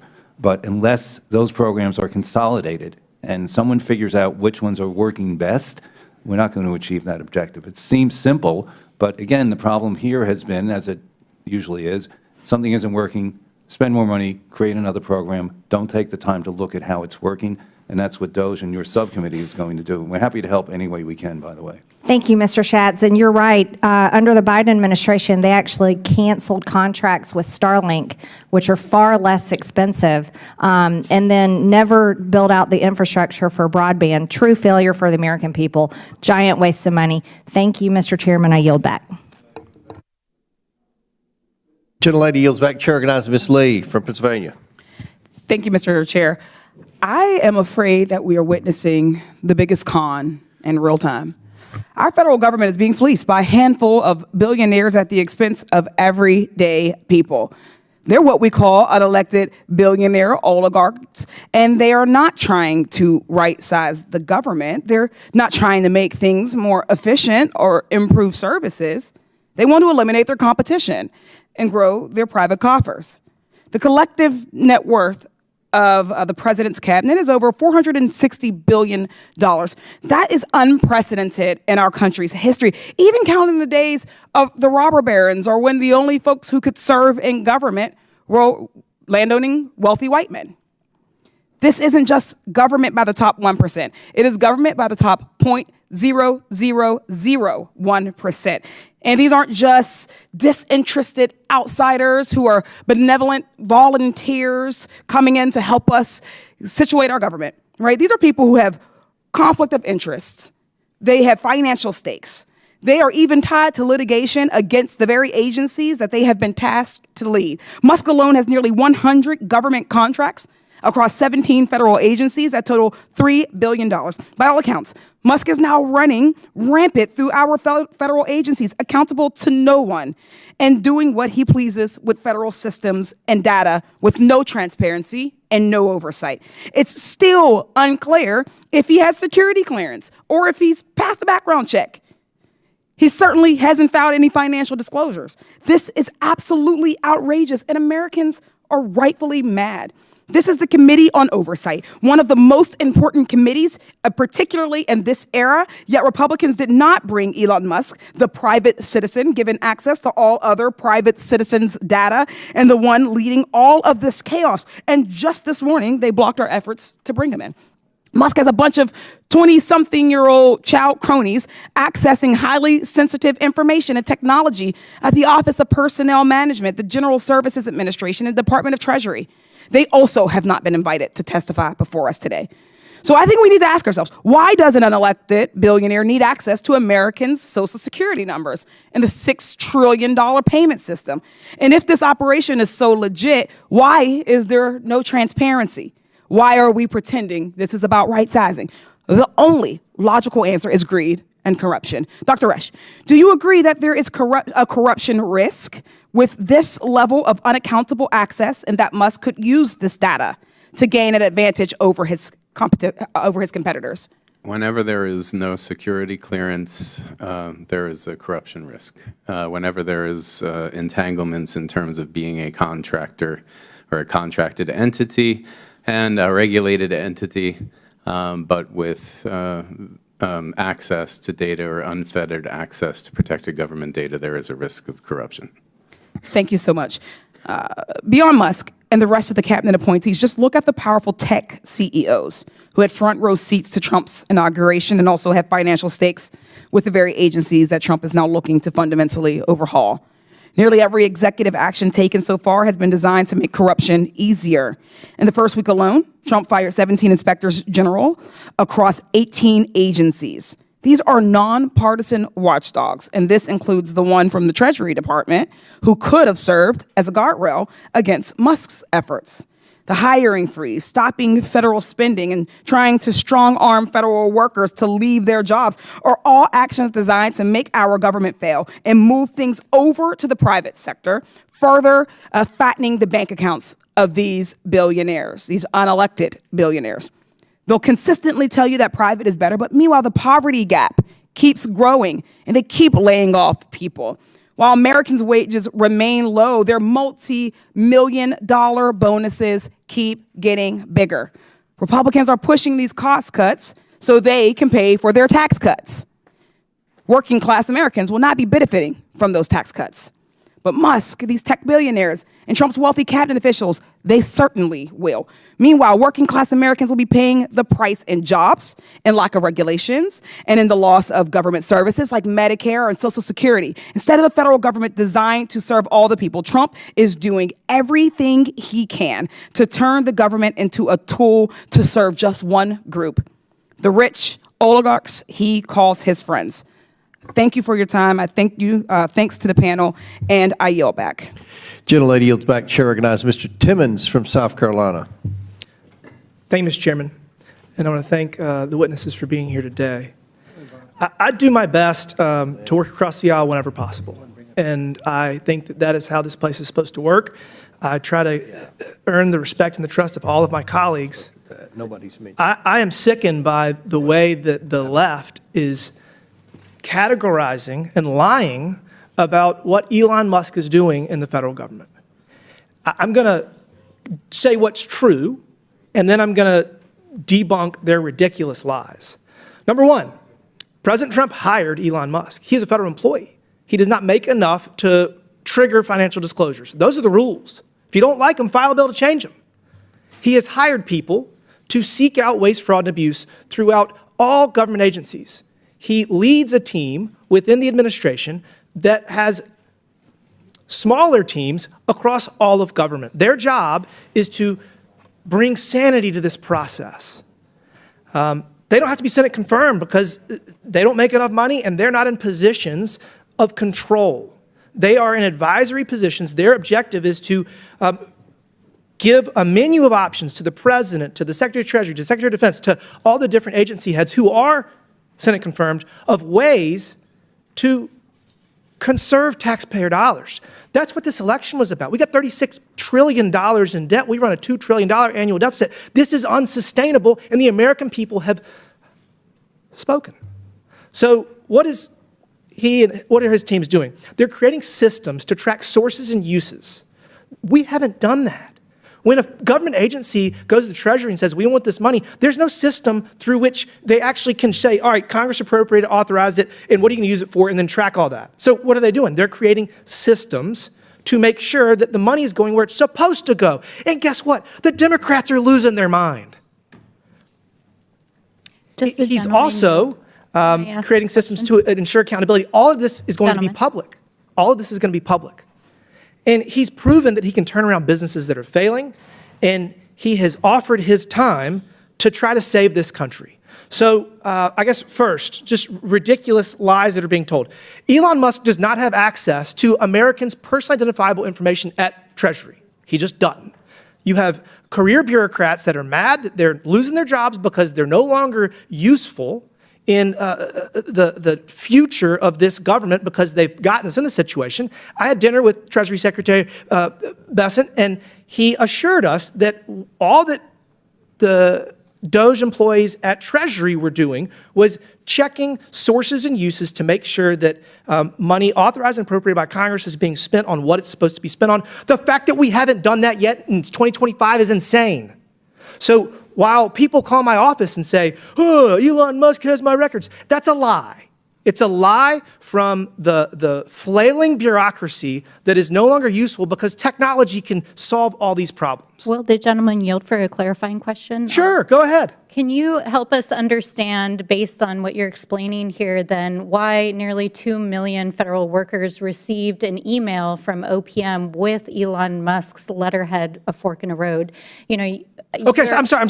I'm debunking the fact that people are calling my office saying that he has access to, hold on, that he has access to their tax records, which he does not. The Treasury Secretary said that you do not know better than the Treasury Secretary, and angry bureaucrats don't know better than the Treasury Secretary. That's our system of government. But We won the election. Elon Musk is The sending politically appointed letters and Senate confirmed directly Treasury to Secretary federal- says you're wrong. So until you get actual data. Elon Musk is bragging about it on his Twitter, y'all. Go on All right, his so Twitter. I have an article here in Literally, go Politico. on Elon Musk's Twitter, you guys. I'm reclaiming my time. Thank you.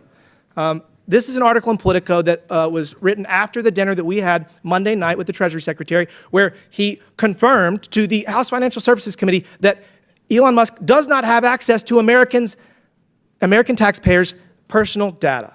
So I'm going to say it one more time. Everybody that's calling my office, everybody's flipping out, the media that's lying about this. The Doge employees do not have access to American citizens' personally identifiable information. Their only goal is to track sources and uses and make sure that the money that we're spending is going where it says it's supposed to go. This is shocking. It hasn't been done yet, but they're doing it now, and this is just the beginning. Again, I'd say buckle up, because this is going to keep going, and we're going to save this country, and we're going to get out of this ridiculous financial situation we're in. With that, Mr. Chairman, I yield back. Gentleman yields back. Chair recognizes Ms. Crockett. Thank you so much, Mr. Chair. It's the faux outrage for me. It's as faux news that I'm hearing, because somehow you guys, and when I say you guys, I am referring to my Republican colleagues, pretend as if you are the heroes of the story.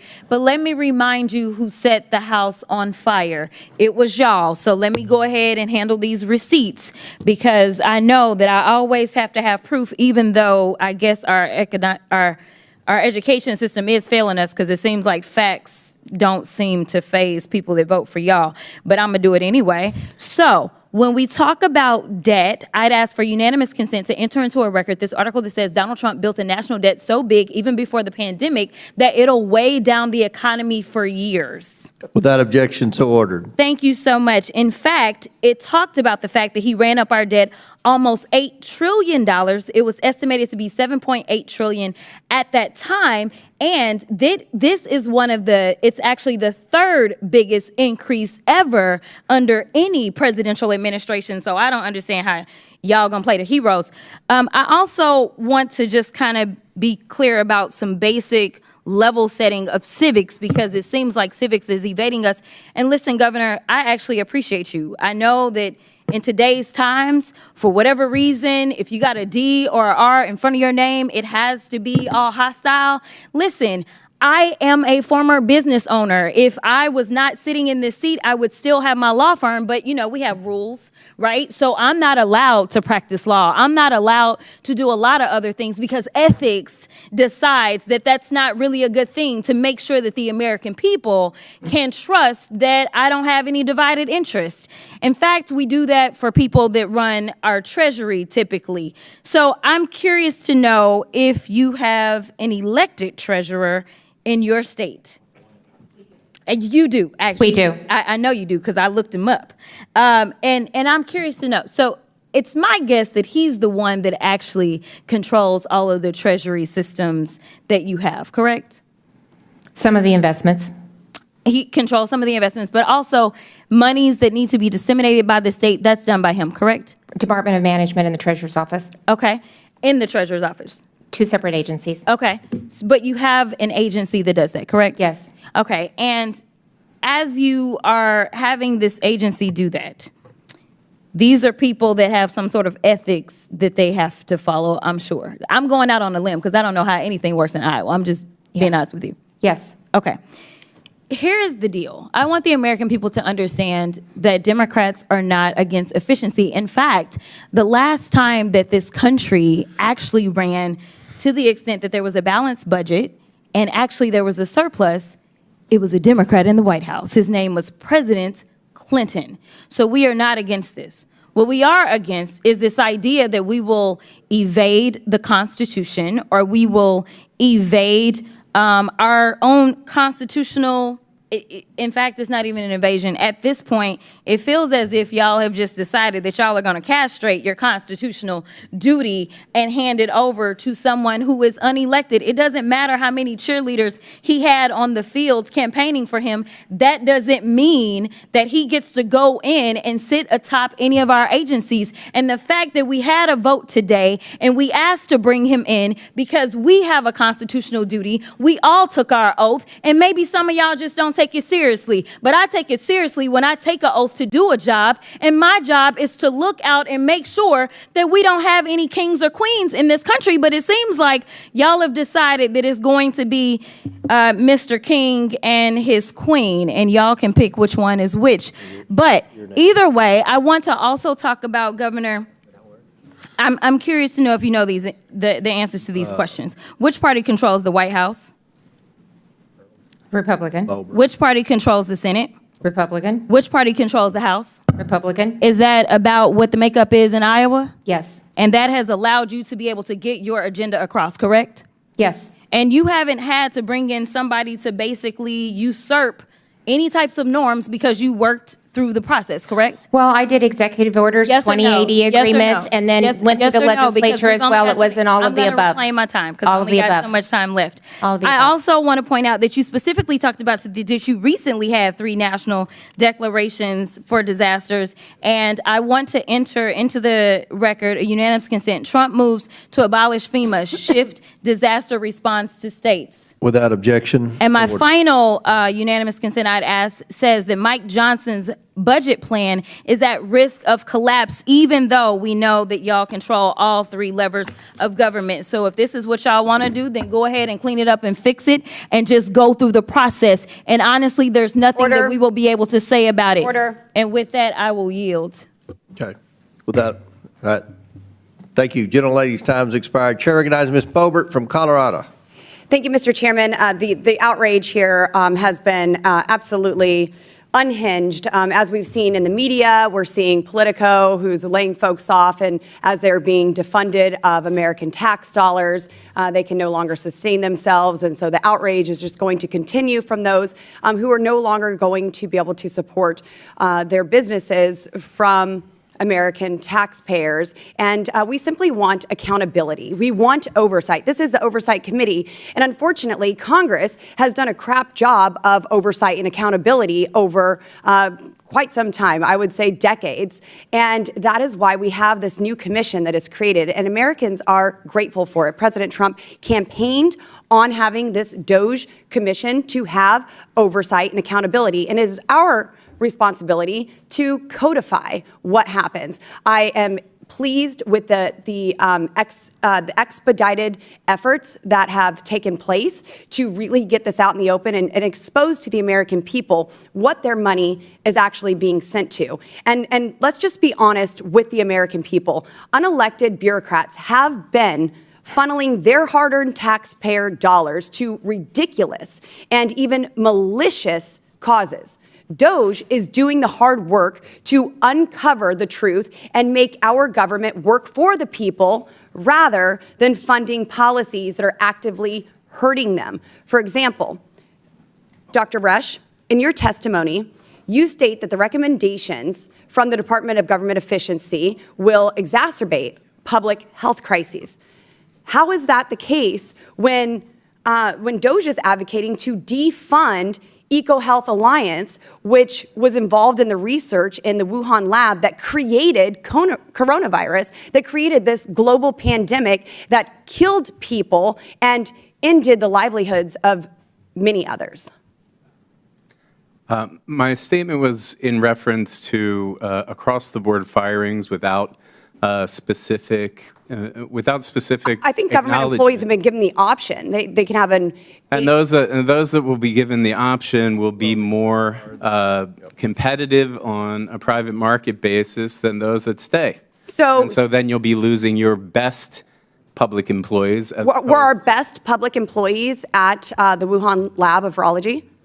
Were those our best employees? Was that where our funding was going, to the best and the brightest who started a global when pandemic? You make a 20% across the cut without any I think there's been a lot of discrimination inefficiencies, and I'm excited to see where this goes and the exposure of that. And Dr. Resch, the last administration weaponized NGOs to aid and abet illegal aliens across and within the interior of the United States. We saw millions of taxpayer dollars being funneled to NGOs that were spent on plane and bus tickets, hotel rooms, and even to coach illegal aliens on how to illegally stay in the country. Heck, we have a congresswoman who is currently coaching illegal aliens on how to stay in the country, what terms to use, even if they are untruthful. Now, Dr. Resch, how does transporting millions of unvetted illegal aliens into our country make America safer? And how does stopping the funding of those NGOs harm America? That is tangential and irrelevant to my. Oh, it is not irrelevant. Let's go through the list of relevancy, shall we? When we have open borders allowing millions of illegal aliens coming into our country unvetted, then the relevancy is in terms of Laken Riley, Jocelyn Nungary, Rachel Morin, Ruby Garcia, Elizabeth Medina, and I could go on and on and on and on with the American citizens who were killed at the hands of illegal aliens. So I think it's pretty relevant to say we need to look into these NGOs and what they are doing with these unvetted illegal aliens coming into our country and remaining into our country. Would you agree? Does that bring some relevancy to the topic, sir? Not to workforce cuts across the American public service. Well, but we're also talking about the funding that is going out. We are cutting spending at an executive level, and I hope that we codify all of that here within these chambers to ensure that it doesn't go out again. Now, in your testimony, you also mentioned that Doge proposals reflect an agenda to dismantle professional government. According to you, this is fundamentally at odds with the principles of democratic governance. In November, President Trump won by a decisive mandate promising to maximize governmental efficiency and productivity. And how are actions, these actions fulfilling the president's campaign promises fundamentally at odds with the principles of democratic governance? And while my time is running out, I want you to answer that, sir. But we hear about unelected folks. Democrats didn't even get a chance to vote for their own presidential candidate in their primary. So don't talk to me about unelected people actually being involved in the decisions in this country. But I would like to hear how that's at odds, sir. I have no response to that. Well, that's kind of Chairman, the gentlelady. I yield. Thank you. Chair now recognize Mr. Kassar. We're going to recognize Mr. Kassar, then Mr. Jordan, and then at the request of the witnesses, we're going to take a brief bathroom break. So Chair recognizes Mr. Kassar for 5 minutes, and then after him, it'll be Jordan, and then a brief 10-minute break. Chairman, I don't know why Republican members even show up to this committee or to Congress when it's clear who's really in charge of the federal government right now, and that's Elon Musk. And at the beginning of this hearing, when we asked our Republican colleagues if we could bring Mr. Musk to this committee, Republicans ran cover for him. They want him hiding in the White House tweeting, and they voted unanimously that they didn't want to hear from Elon Musk. Supposedly, this committee is supposed to be about rooting out waste, fraud, and abuse. And I agree. So let's talk about waste, fraud, and abuse. The biggest fraud in U.S. government right now is Elon Musk pretending to care about efficiency when what he cares about is taking your taxpayer dollars, taking your Medicare, taking your Medicaid, taking your Social Security, and enriching himself and his billionaire buddies with it. The biggest abuse in the U.S. government right now is Elon Musk getting $154 billion richer since the election just a few months ago, while consolidating unprecedented power over your money and your government. Mr. Musk invested $227 million in Trump's election and is making billions off of it. That's waste. That's fraud. That's abuse. And speaking of waste, another waste is my House Republican colleagues showing up because they waste their time. They won't speak out about any of these abuses against working people and taxpayers. This is the Oversight Committee, and there are 17 independent inspectors general. They are watchdogs. They are the oversight arm of the federal government. And Trump and Musk illegally fired 17 of them, including a watchdog that was investigating one of Musk's companies.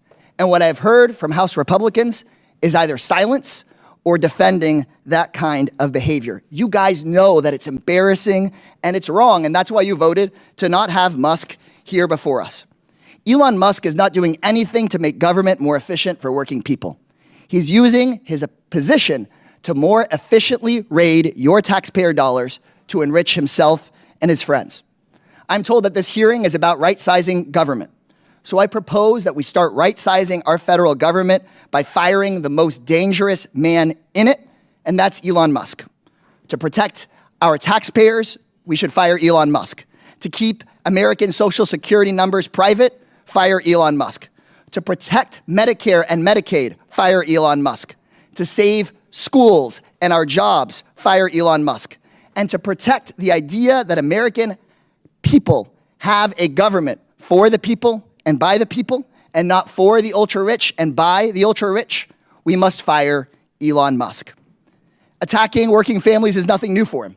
Mr. Musk's biggest factory sits in my district.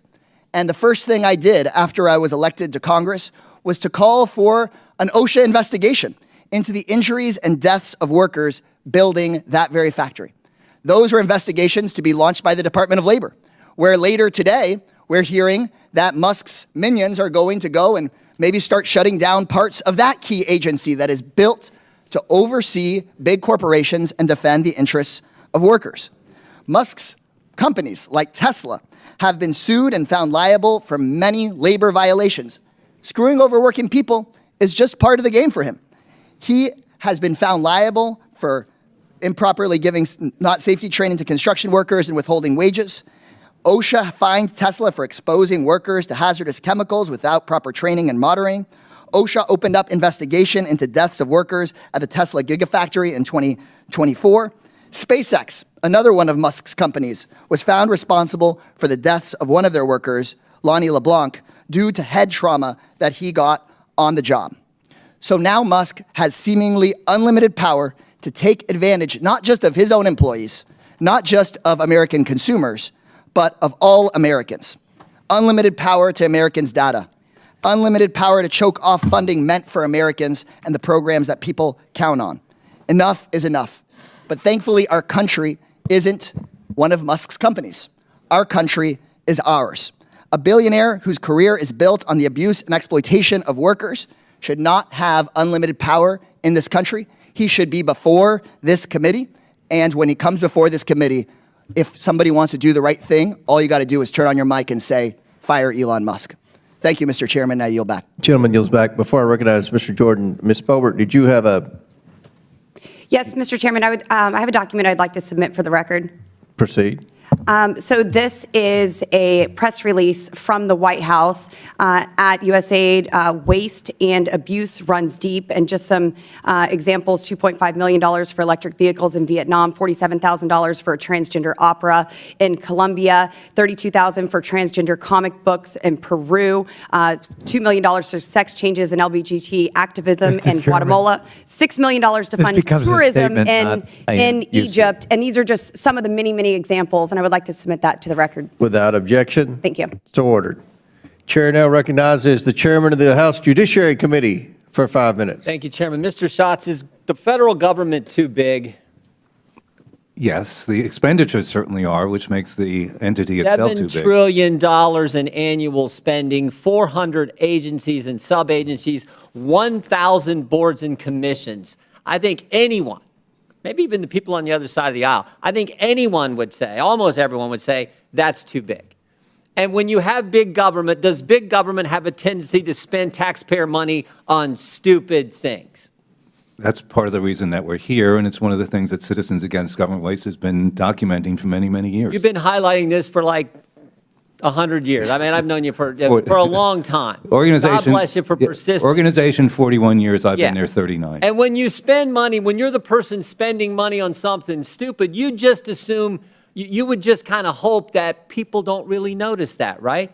If you're in the government and you're spending, what did Ms. Bober just say, $32,000 for a transgender comic in Peru, $16 million in gender development office. You're spending money on stuff like that. You just kind of hope that people probably don't notice that. Is that probably fair to say? That's kind of human nature, I would think. Well, that's part of the problem, is that the taxpayers don't know exactly how the money is being spent because there is not the transparency that, for example, Iowa, Ohio, Arizona, and other states have. And you should be able to push a button and find out how your tax dollars are being. And so it's understandable why everyone on the left, all the proponents of big government, all the supporters of big government, all the people getting the taxpayer money from big government, it's understandable why they are attacking Elon Musk, because he's pointing out the stupid things that government spends money on.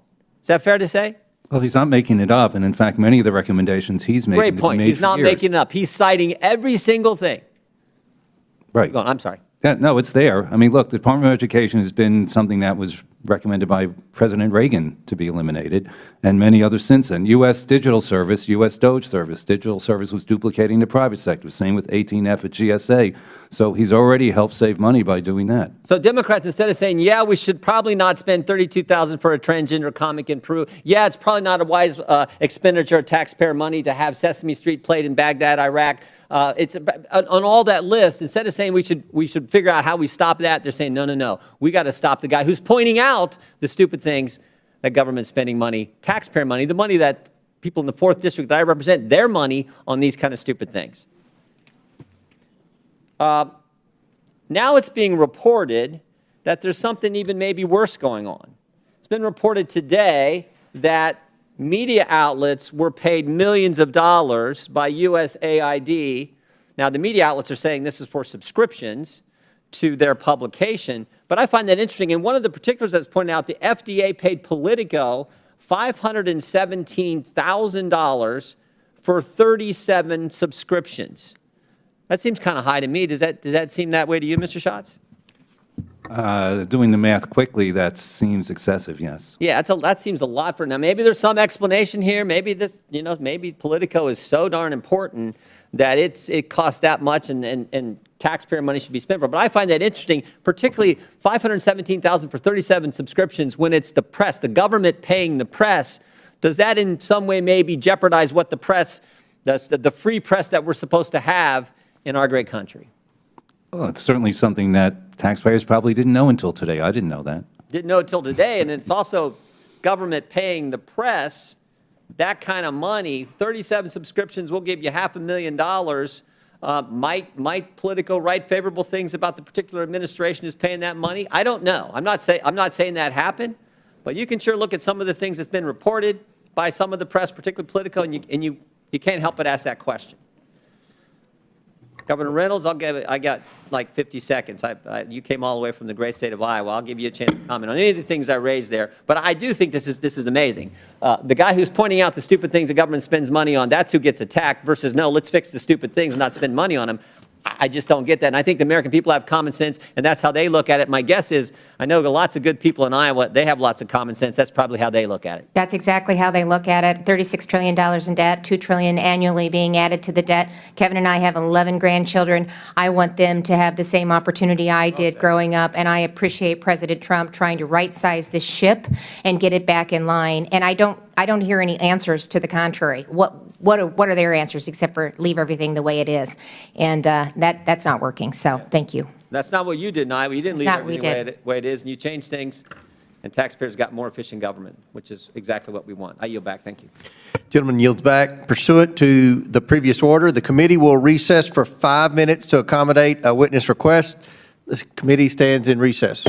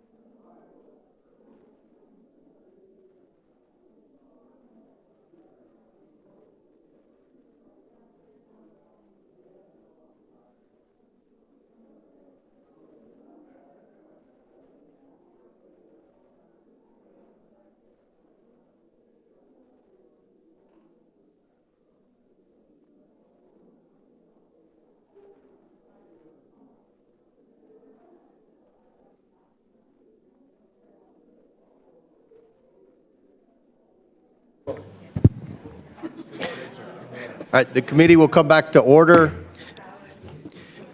And Governor Reynolds has an unmovable conflict and must leave at 2 p.m. that's just arisen. Without objection, the witness will be excused at that time, and the committee will proceed.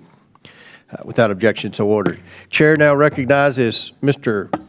Burleson from Missouri. Is that right? For 5 minutes. Thank you, Mr. Chairman. You know, thank you for the witnesses for coming and for whoever is watching.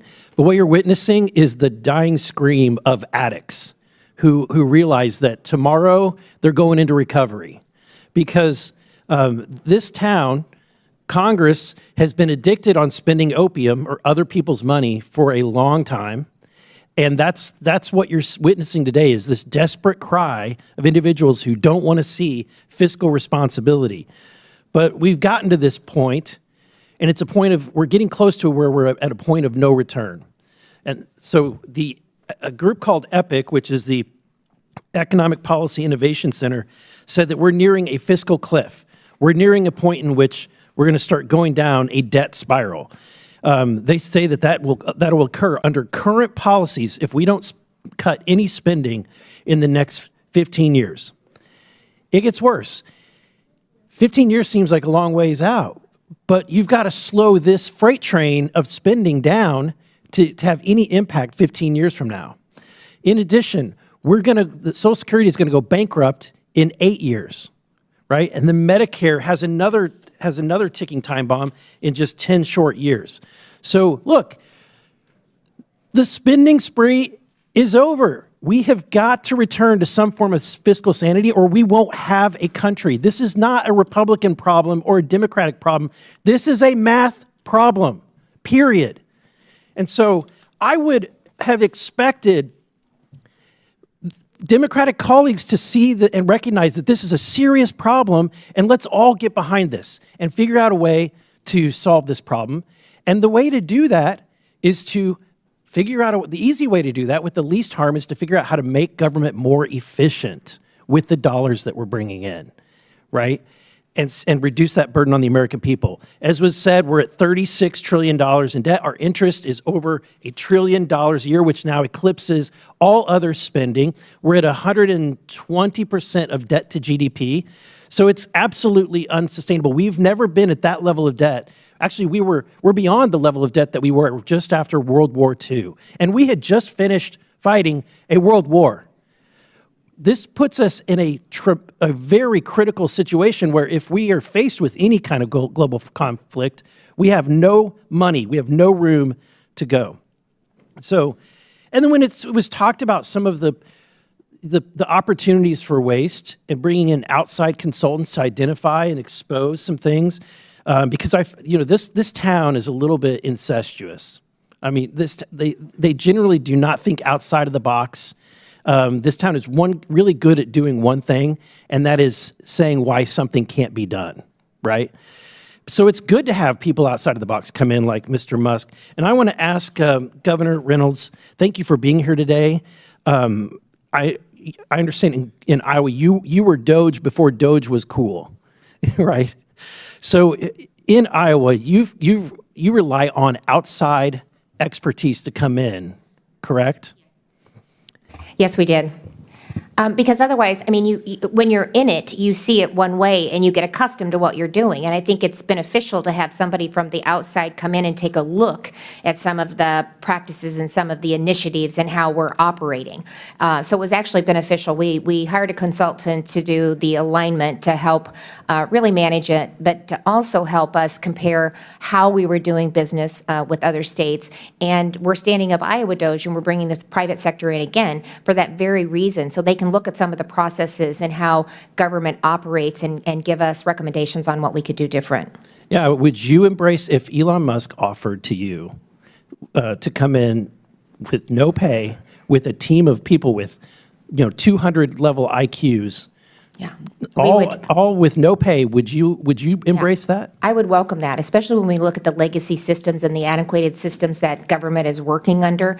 To have somebody from the private sector, that risk their own capital on an idea to come in and take a look at how we can make government better, I think would be a huge benefit for the taxpayers of Iowa. I think Doge immediately, just in the hiring, probably raised the average IQ of federal workers, here. Let me ask last question of Mr. Schatz. I understand that the Citizens Against Government Waste publishes an annual report called Prime Cuts, which makes recommendations. Could you tell us about some of the latest versions of this report and what kind of savings taxpayers, might be able to find, what Doge might be able to find? We have a Prime Cuts comes out annually. We're working on the report for 2024. But 2023 is $5.1 trillion over 5 years. It addresses things I've discussed already, technology, telecommunications, broadband consolidation, sale of federal property, which saves $15 billion over 5 years. Some of them make perfect sense, and a lot of them are common sense. And that's something that I think is also in short supply in Washington, D.C. Thank you. Thank you. My time has expired. Chair now recognizes Ms. Presley from Massachusetts. Thank you, Mr. Chair. By the hour, Donald Trump, Elon Musk, and his enablers advance their extremist, anti-equity, un-American agenda, dismantling decades of civil rights progress, upending livelihoods, incomes, and lives, and adversely affecting something they claim to care about, the GDP. Because all data supports that diversity, equity, and inclusion is actually good business. Governor Reynolds, my Republican colleagues invited you here today to promote what they see as a model of governance. Simply put, Republicans' vision of America is to be more like Iowa. Governor Reynolds, let's learn more about the state. Do you know what percentage of Iowans are white and what percentage are black? I don't know the exact percentages, no. We're by far a larger percentage of white population. That's correct. Iowa is 90% white and only 4.5% black. So that is drastically different from the national population.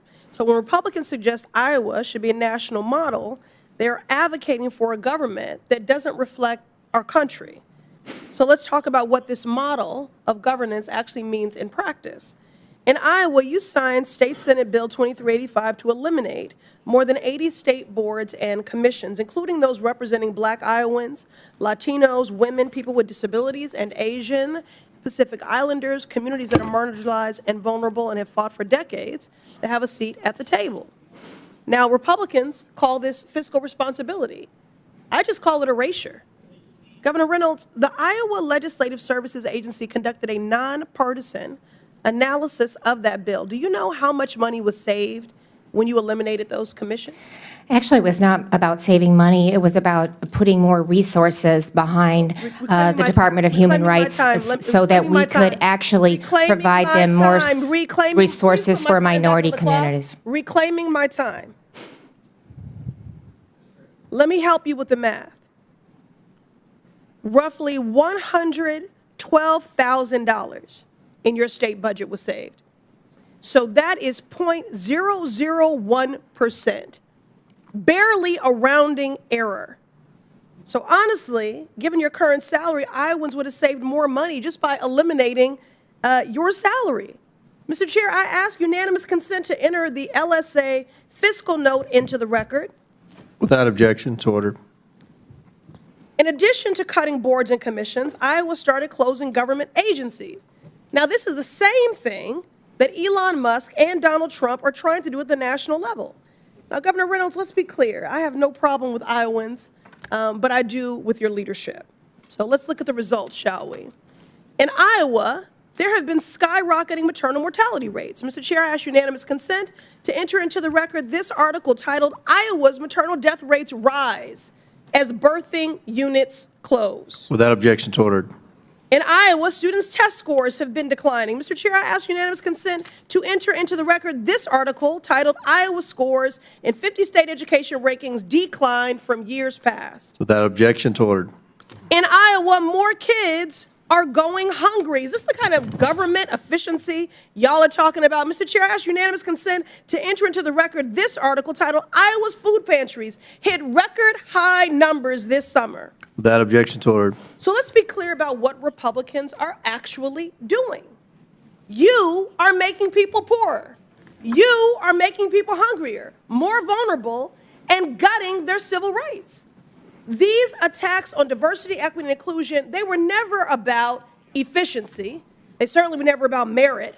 It's just a deliberate, calculated attempt to erase marginalized communities from government while eliminating essential services for workers, families, and the people that we are actually elected to protect. They want a country for and by millionaires that advances white supremacy, and that is the real agenda. And I will do everything I can to speak truth to power and to stand in the way of that. I yield back. Gentleman yields back. Chair and we've got to go to two Democrats now. Chair recognizes Ms. Randall. Thank you. Ms. Randall. Thank you so much, Mr. Chair, and thank you for our panelists for taking the time to come before committee and testify today. I think we have heard a lot of frustration from my Democratic colleagues in this committee today. And, you know, on my part, it is frustration that is reflected in the calls and the emails that we are getting from our neighbors who are scared at the attempts to come after programs that keep them alive. You know, a colleague, Republican colleague, equated this work to recovering from addiction. And I think it is important to point out that many government programs are funding, with Medicaid dollars and others, addiction and recovery support that is literally saving people's lives. So if we are going to spend time dismissing those important life-saving programs, the important lives of the people we represent, I feel like we are doing a disservice to our neighbors. I want to talk about some of my neighbors in the 6th Congressional District, a district that I have mentioned before, includes many federal workers, many federal employees, 27,000 in the 6th Congressional District, making up almost 8% of our workforce. And these employees are doing lots of different jobs, you know, making sure that we get our mail, providing healthcare service to veterans, and also ensuring that our national defense is well-staffed and ready to protect our country when necessary. I got an email from one such employee who works for Naval Base Kitsap, who had served for 6 years aboard the USS Jimmy Carter, carrying out missions critical to our national security.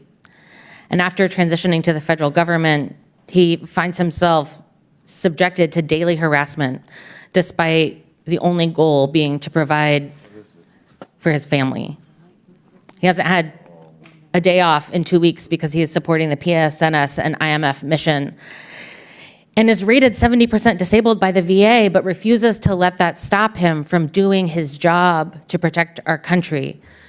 And when my colleagues say that the average IQ has vastly increased because we have let unelected Elon Musk and his cronies enter our government buildings, I am offended on behalf of my constituents who are working tirelessly to ensure that our government programs are run to the best of their abilities to make sure that our country is safe and our neighbors are cared for.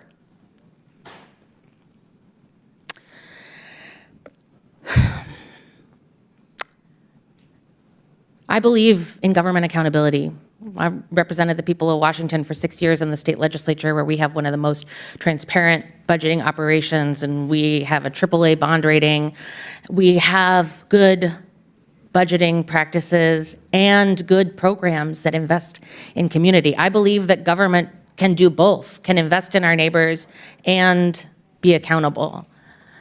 But we can't be accountable when we fire all of our inspector generals and take away that watchdog authority. Dr. Resch,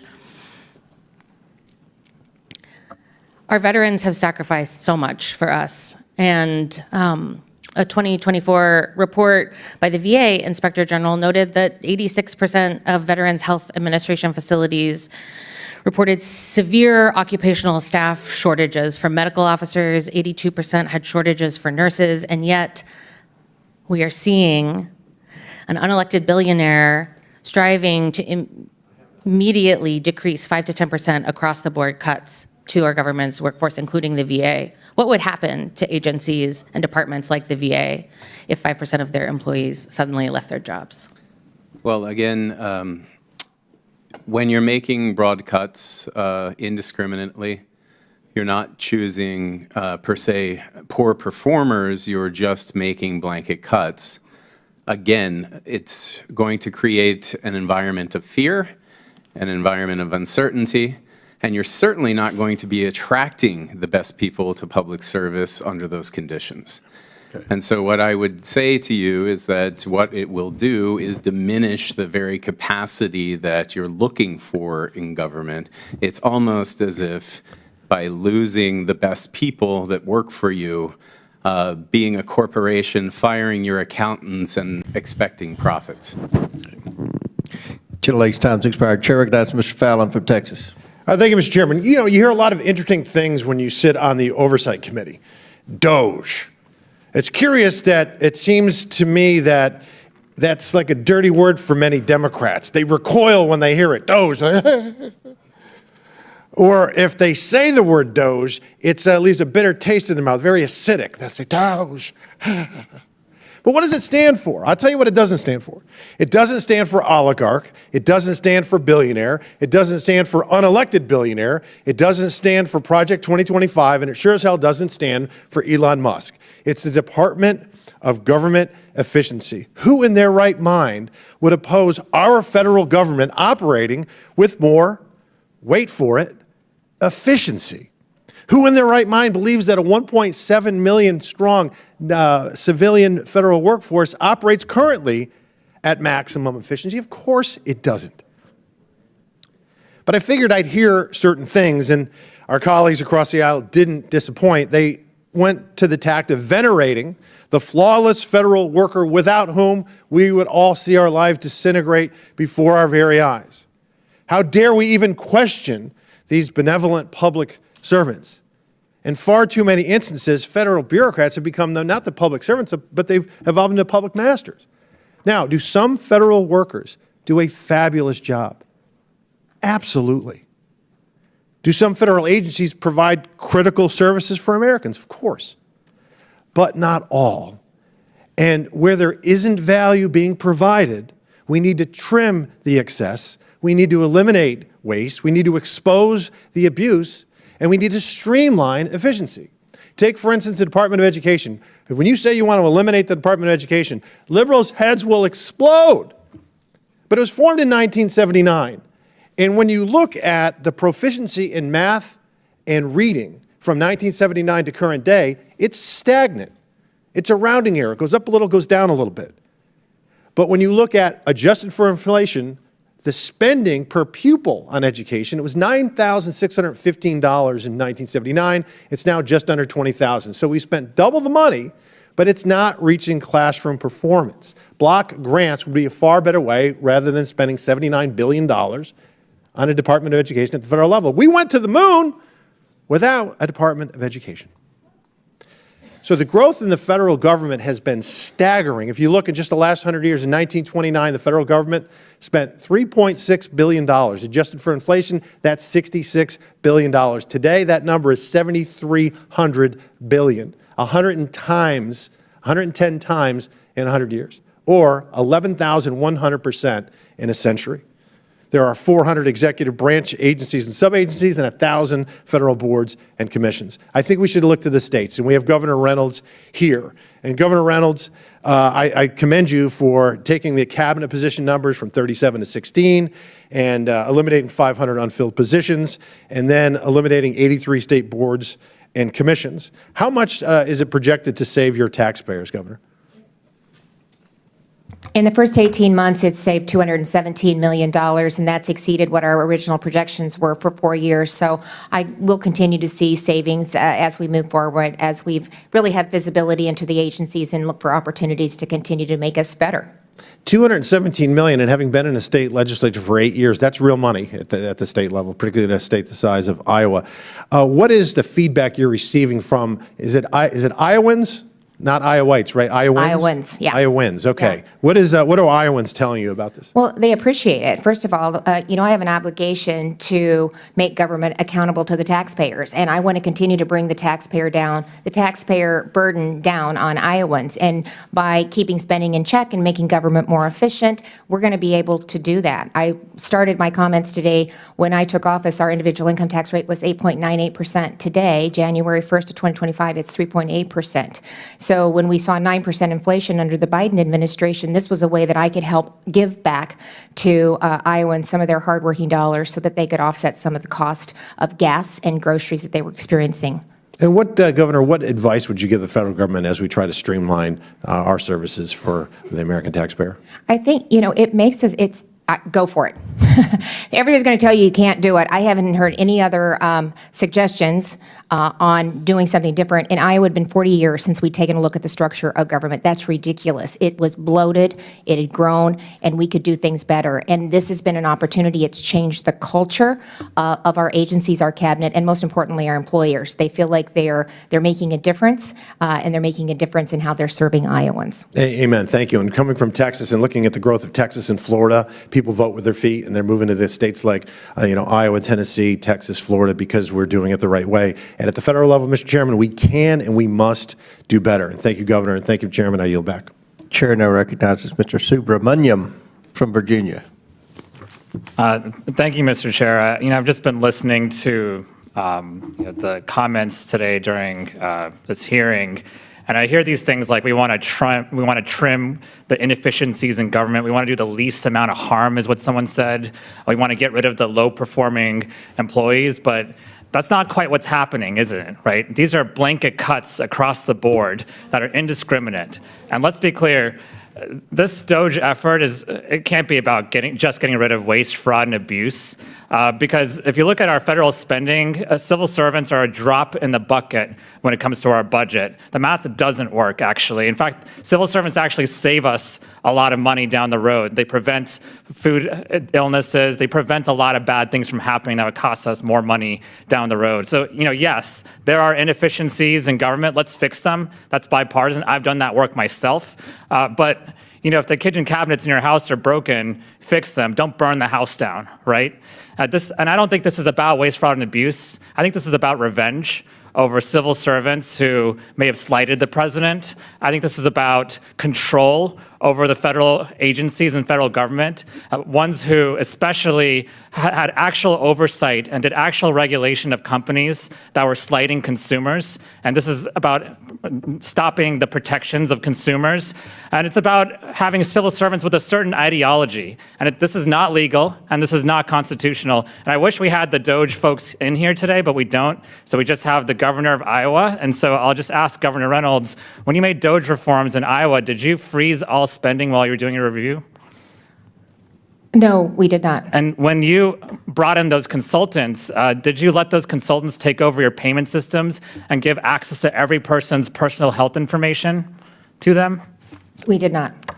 And do you think it's okay for outside consultants with no security clearance to handle classified documents? No.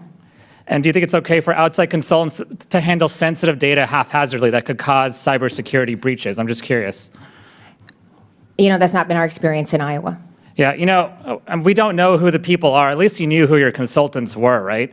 We even tried to go into the Treasury building and meet with them. We tried to go into USAID and meet with them, and we were turned away, us, members of Congress. But the reason I know what's going on inside those buildings is because I have constituents who actually work in those buildings. And let me just tell you some of the stories I'm hearing. One at USDA said that they've frozen funding to control invasive species protections, which would cost us hundreds of millions of dollars if these pests get into our country. country and devastate crops and livestock in states like Iowa. Or at one agency, they actually just came in, one of the Doge employees came in and said, just cut 50% of the employees indiscriminately. And then the Doge employee actually started living inside the building. So our federal agencies are now Airbnbs, apparently. And now we have nuclear scientists that are resigning. We have PhDs. They're not dumb people. They may not have 200 IQs, but it doesn't seem like the Doge people do either. But what they're doing is they're resigning because they don't want to put up with this anymore. And it's going to be hard to replace these folks. It's going to be a brain drain on our federal government. This is not the right sizing of government. This is the dumb sizing of government, and it has to stop. And Congress has oversight over this. This committee has oversight over this, but what are we doing about it? We're talking to the governor of Iowa, no offense. We're talking to think tanks. We're talking to folks that are not actually doing this work. Let's actually give the American people answers. Let's give our constituents answers, and let's actually use Congress's powers to fight this, or at least figure out how we can work together to fix what's wrong in government. I'm down to do that. I know both sides of the aisle want to fix what's wrong in government. The American people deserve to know, though, what's going on right now, why it's happening, and how to fix this. But what's happening right now is way overstepping the bounds of executive power. It's overstepping Congress's power. We're getting rid of agencies that Congress authorized. We're going way over the line here, and this is unprecedented and needs to stop. And so we're going to continue to ask questions. We're going to continue to ask for hearings, and we're going to continue to ask for the people who are actually doing this, because we want answers. I yield my time to the ranking member. And I would just ask the gentleman from Virginia, and we want to add to that, we want Elon Musk to come here since he's an unelected, unaccountable, major player in all of this, unlike the process in Iowa, which was transparent and accountable, in order to answer to this committee in our legitimate oversight functions. Is that not correct? Absolutely, that's correct. I thank the gentleman.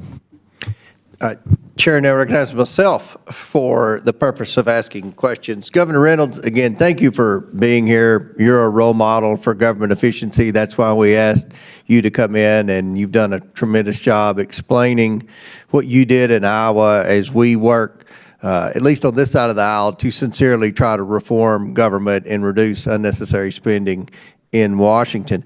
I understand you were asked a question that mischaracterized a bill you signed a couple of years ago that addressed the Iowa State Auditor. Can you talk about why the legislature passed the bill? Yeah, the bill was passed, again, to promote government efficiency, so it completely fell in line with the government efficiency and alignment bill that we were working on. And what it did is it required that two government agencies to mediate conflicts rather than going to the court and racking up legal bills that the taxpayers have to pay for. So it did not limit the auditor's access to necessary information. It was more about the process of when two agencies disagreed, that they could actually mediate their conflicts instead of taking it through the courts, racking up additional cost on taxpayers. Right. Like you worked with your legislature to amend laws that needed change to complete your alignment. President Trump has said he will work with Congress where he needs to, but he will take executive action where he can. You did that too, correct? I did the same thing. When we started, I did it through 2080 agreements. I had one director acting for both public health and human services. We did it through a 28E or an MOU. We did a proof of concept, and then we took it through the legislature. I also did executive orders with the rules moratorium. We put that, I initiated that with an executive order, and then when we took the next step, we actually took it through Congress when it needed a statute change to implement some of the ideas that we did, either through an executive order that I stood up or through a 28E. Then we brought in the Congress and utilized them to make the statute reflect what we were doing. Great. You eliminated a host of state agencies, commissions. It saved money and streamlined the state bureaucracy. I wonder, did you encounter opposition from entrenched interest when you did that? You know, we really didn't, but I will say we did a lot of the homework on the front end. And these were common sense changes, as I talked about. You can't have different functions spread about across multiple agencies and expect to be efficient. So we brought in the directors early, we brought in the leaders, we brought in the chairs, we reached out to stakeholders, but no. And the few incidents where there were some concerns that were raised, it never came to bear. So it sounds like people in Iowa were serious about Yeah. reforming government. I don't get that feeling in Washington, D.C., at least with half of the Congress. What sort of blowback did these proposals get when they were first announced? Well, again, I mean, we hadn't looked at the government structure for 40 years, so I don't think they were surprised. I had done a complete tax overhaul. Again, I started with the merger between public health and with human services, and so I had a great proof of concept. So as we worked with the directors, we were also able to anticipate what some of the arguments might be, what some of the opposition would be, so we could do the research on the front end to be able to provide the answers to the individuals about why we were doing what we did, and it was very, very effective. But it's hard to argue that it doesn't make sense to not have licensing spread across 11 agencies, or to put 100 troopers back on the road by putting your motor vehicle enforcement unit in with the Department of Public Safety. That's 100 troopers that we were able to put on the road. Well, did some say that your proposals would disrupt government services and lead to other problems? A lot of it was the existing, maybe some of the agencies that we were moving off the cabinet. It was the agencies, yes. not the individuals, not Iowans that had the most pushback. See, I think that's who's leading a It lot was of the the agencies. fear and the Yeah. criticism of Elon Musk. I think it's some of the federal agencies and federal employees who are about to be disrupted. Yeah, that saw their kind of their territory being uprooted. So were their fears proven to be overblown? Was there damage, if any? There was not damage, and we haven't had really any pushback whatsoever. And I keep saying this, but even the employees and the agencies, they love the culture that we're creating. There's actually more upward mobility within the agencies because we've broadened their scope on what they can impact. And they love that. They like being a part of that. Were people in Iowa ever allowed to work from home for years after COVID? No, not for See, years. that's part of the problem. I think that's what set the ball rolling of fear and opposition among a lot of the federal employees. There's so many in this town that are still working from home because of COVID years later. So they've been brought back to work, and now we're talking about bringing agencies in and letting them justify their existence, and cutting agencies and cutting wasteful spending and eliminating duplicative services and eliminating duplicative agencies. And it's just created all this fear and mass hysteria with my colleagues across the aisle. But we're committed to work with this administration to reduce and eliminate unnecessary spending and wasteful spending, and hopefully we'll be able to do that like you did in Iowa. But thank you, Governor. Thank you, I appreciate that. Chair now recognizes Ms. Ansari.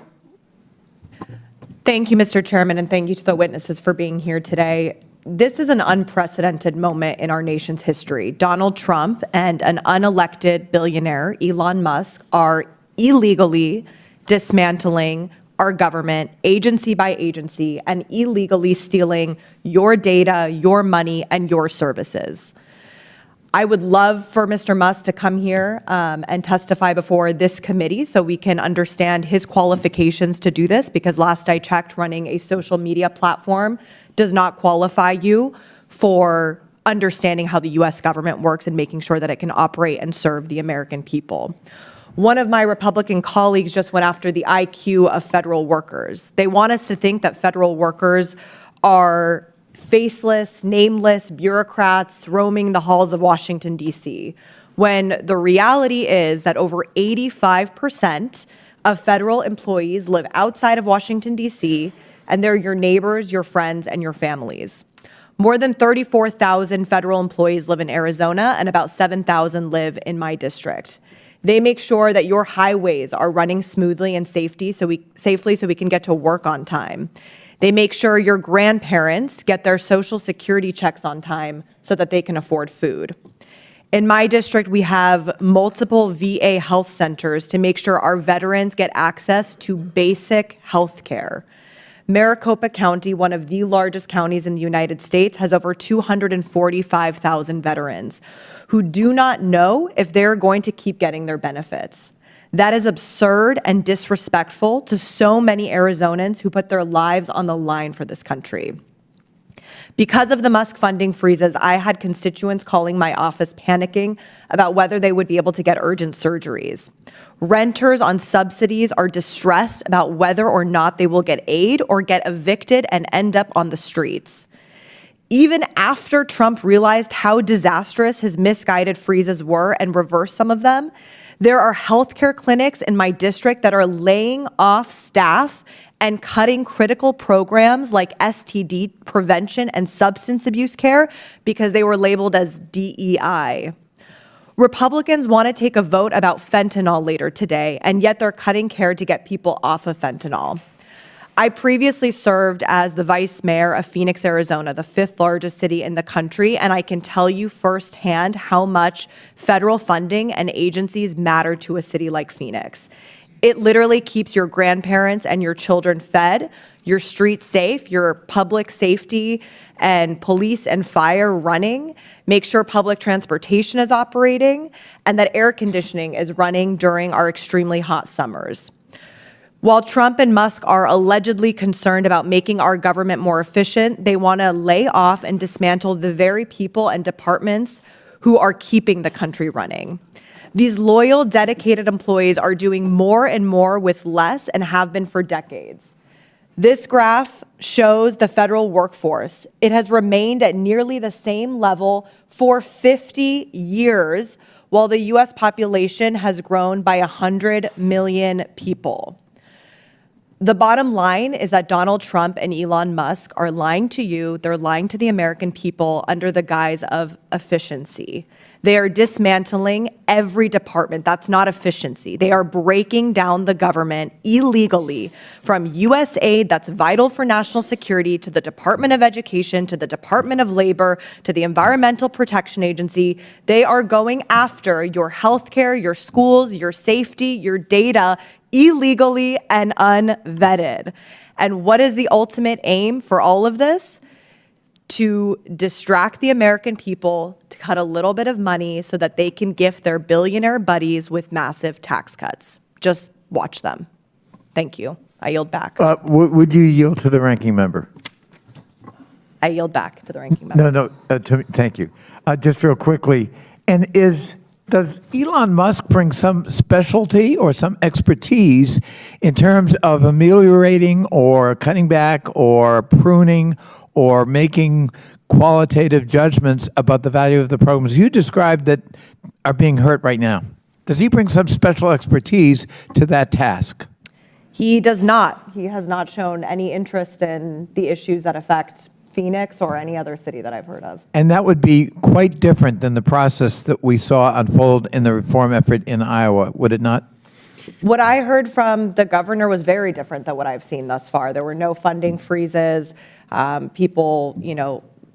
Programs were actually being evaluated. It sounds like what was happening in Iowa was actually about efficiency, where this is about illegally dismantling our government and taking away from the American people. I thank my colleague for yielding. Pursuant to the previous order, Governor Reynolds is excused. And Governor, thank you so much for appearing here today. Chair now recognizes Mr. McGuire. Ask the governor a question, but I understand you have to go, but I just can't tell you how much our country is grateful to what you've done in Iowa, and I'm so excited that you want to continue that type of efficiency and work with Doge and with President Trump's administration. We have a great country, and it needs to make sense, and I love what you said. We need the best practices and the right people. Thank you. So my questions, I'll divert those questions a little bit, but first of all, I would say is that I don't think we can remind folks, especially folks on their side, enough, is that through the grace of God, President Trump won a mandate on November 5th.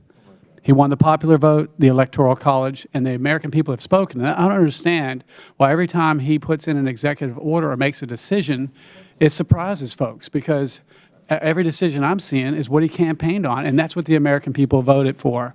I would tell you this, there is a war on common sense, and it's really an effort for all of us to bring our country back to common sense.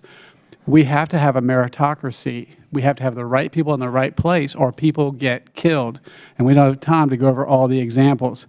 I would say, as a small business owner, if the government was a business, the government would be out of business. We are spending more per day than we bring in per day, and that is not sustainable.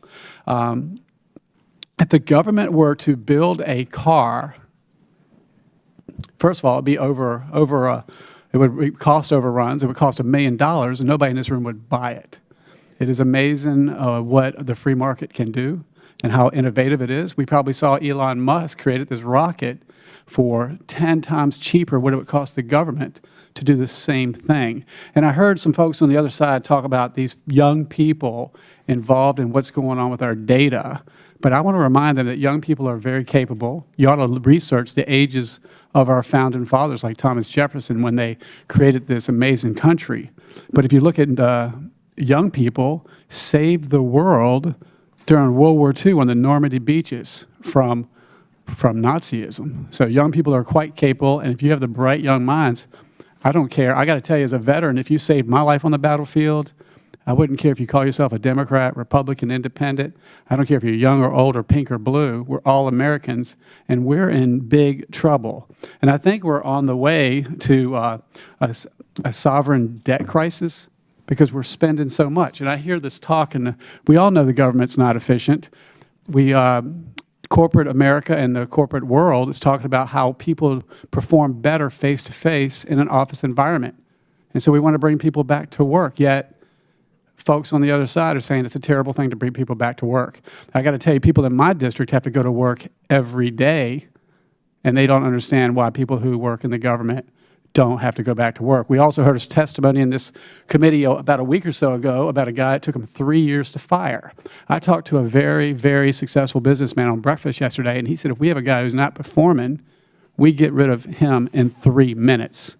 We need to make the right decision. So my first question, and I apologize if I pronounce your name wrong, Mr. Schatz. Yes, sir. So thank you for your work to find ways to make the government more efficient. But I wish I could have asked this to the governor, but she had 3 presidential disasters declared in her state. And what are some things that you think we could have done better, more efficient, if we would have returned that power to the actual states or to the governors when they have these disasters? Well, I think President Trump initially talked about eliminating FEMA, but then he said he would like to allocate that money back to the states. The first line in any kind of disaster is local officials. FEMA comes in late, takes a while to get the money, there's a lot of red tape. I think it's an area that absolutely needs to be examined. These are things, by the way, the other way to address this is to set up a federal fund that Congress provides every year so that you don't have to have these special appropriations, supplemental appropriations that then add on other funding for things that have nothing to do with the initial disaster. A lot of states have these rainy day or reserve funds. I think that would address a different aspect of emergency spending, but it would also reduce the need to have FEMA run out there every time something happens. That makes a lot of sense. When is the last time our government passed a budget for Congress? It's only been done 4 times, I believe, since 1974. Would you agree, at the rate that we're growing government, that we are in danger of a sovereign debt crisis? Well, it's $36 trillion now, going to grow by $2 trillion annually over the next 10 years. And yes, everybody says, oh, when is it going to happen? But we're really robbing our children and grandchildren of their future when we keep doing this. Yeah. If we could make one best decision to fix this, what would you do? Oh, part of what this committee is doing today is determine which programs are essential, which are functions that only the government should be doing, and if the private sector can do it. President Reagan talked about the yellow pages test. Now there's no more yellow pages, but pretty common sense to have a business answer or have the private sector do something. Usually it's more efficient, or at least match them, see which performs better. Thank you. I yield back. Gentleman yields back. Chair recognizes Mr. Bell. Thank you. Today marks just over 2 weeks since the Trump administration took office. In the last 16 days, we have witnessed an unprecedented, full-blown attack on federal workers and the services they provide to people at home in our districts, a power grab by the Doge and unelected officials like Elon Musk that have the ear of the president. So to my colleagues, I'm not surprised by the president's executive orders, but as a prosecutor, the rule of law matters. I hear about telework and we need to get people back to work, but several of my colleagues and myself went to USAID, and the administration had told them to telework and to stay home. So I'm a bit confused on the value or of these arguments or what have you. The president has instituted a hiring freeze, slapped federal workplaces with hostile and counterproductive policy changes, took action to potentially purge large swaths of the federal workforce, and weaponized career professionals by threatening involuntary reassignments. Trump also sent federal employees an email offering them free pay and benefits until September 2025 if they agree to resign by February 6th. Dr. Resch, will this approach lead to the retention of our best and brightest federal workers? No, it will not. When they have blanket fires, again, the people who stay are likely to be the poorest performers. The ones that go under those conditions are likely to be those that are more competitive on an occupational job market. And so therefore, it will likely lead to brain drain as opposed to the retention of the best employees. And let me ask you this. What would accepting this offer mean for federal workers across the country, including the nearly 13,000 federal workers in my district? Well, first of all, I'm not sure that accepting it is legal in terms of saying that if you don't do it by February 6th, but if you do it, that you will be put on administrative leave and paid through September 30th. I believe the cap on any type of action like that is $20,000. That would not meet the several months that most employees are using. Sorry. That's okay. Trump also took the unprecedented and illegal move of freezing trillions of dollars in federal funding, throwing the entire country into chaos. I spoke with Dr. Kendra Holmes, head of Affinia Healthcare, who feared that this would impact their ability to provide essential and critical care at their community health centers. I spoke with Dwayne Butler, the CEO of People's Health Centers in St. Louis, who said the action would have a significant adverse impact on not only healthcare centers, but so many other federally funded companies and programs. The Missouri Department of Elementary and Secondary Education had to pause payments to daycare providers, and school districts in St. Louis County were concerned about their ability to feed and support their students. Dr. Resch, do the administration's actions reflect standard operating procedure for right-sizing our government? No, they do not. In fact, they increase inefficiencies.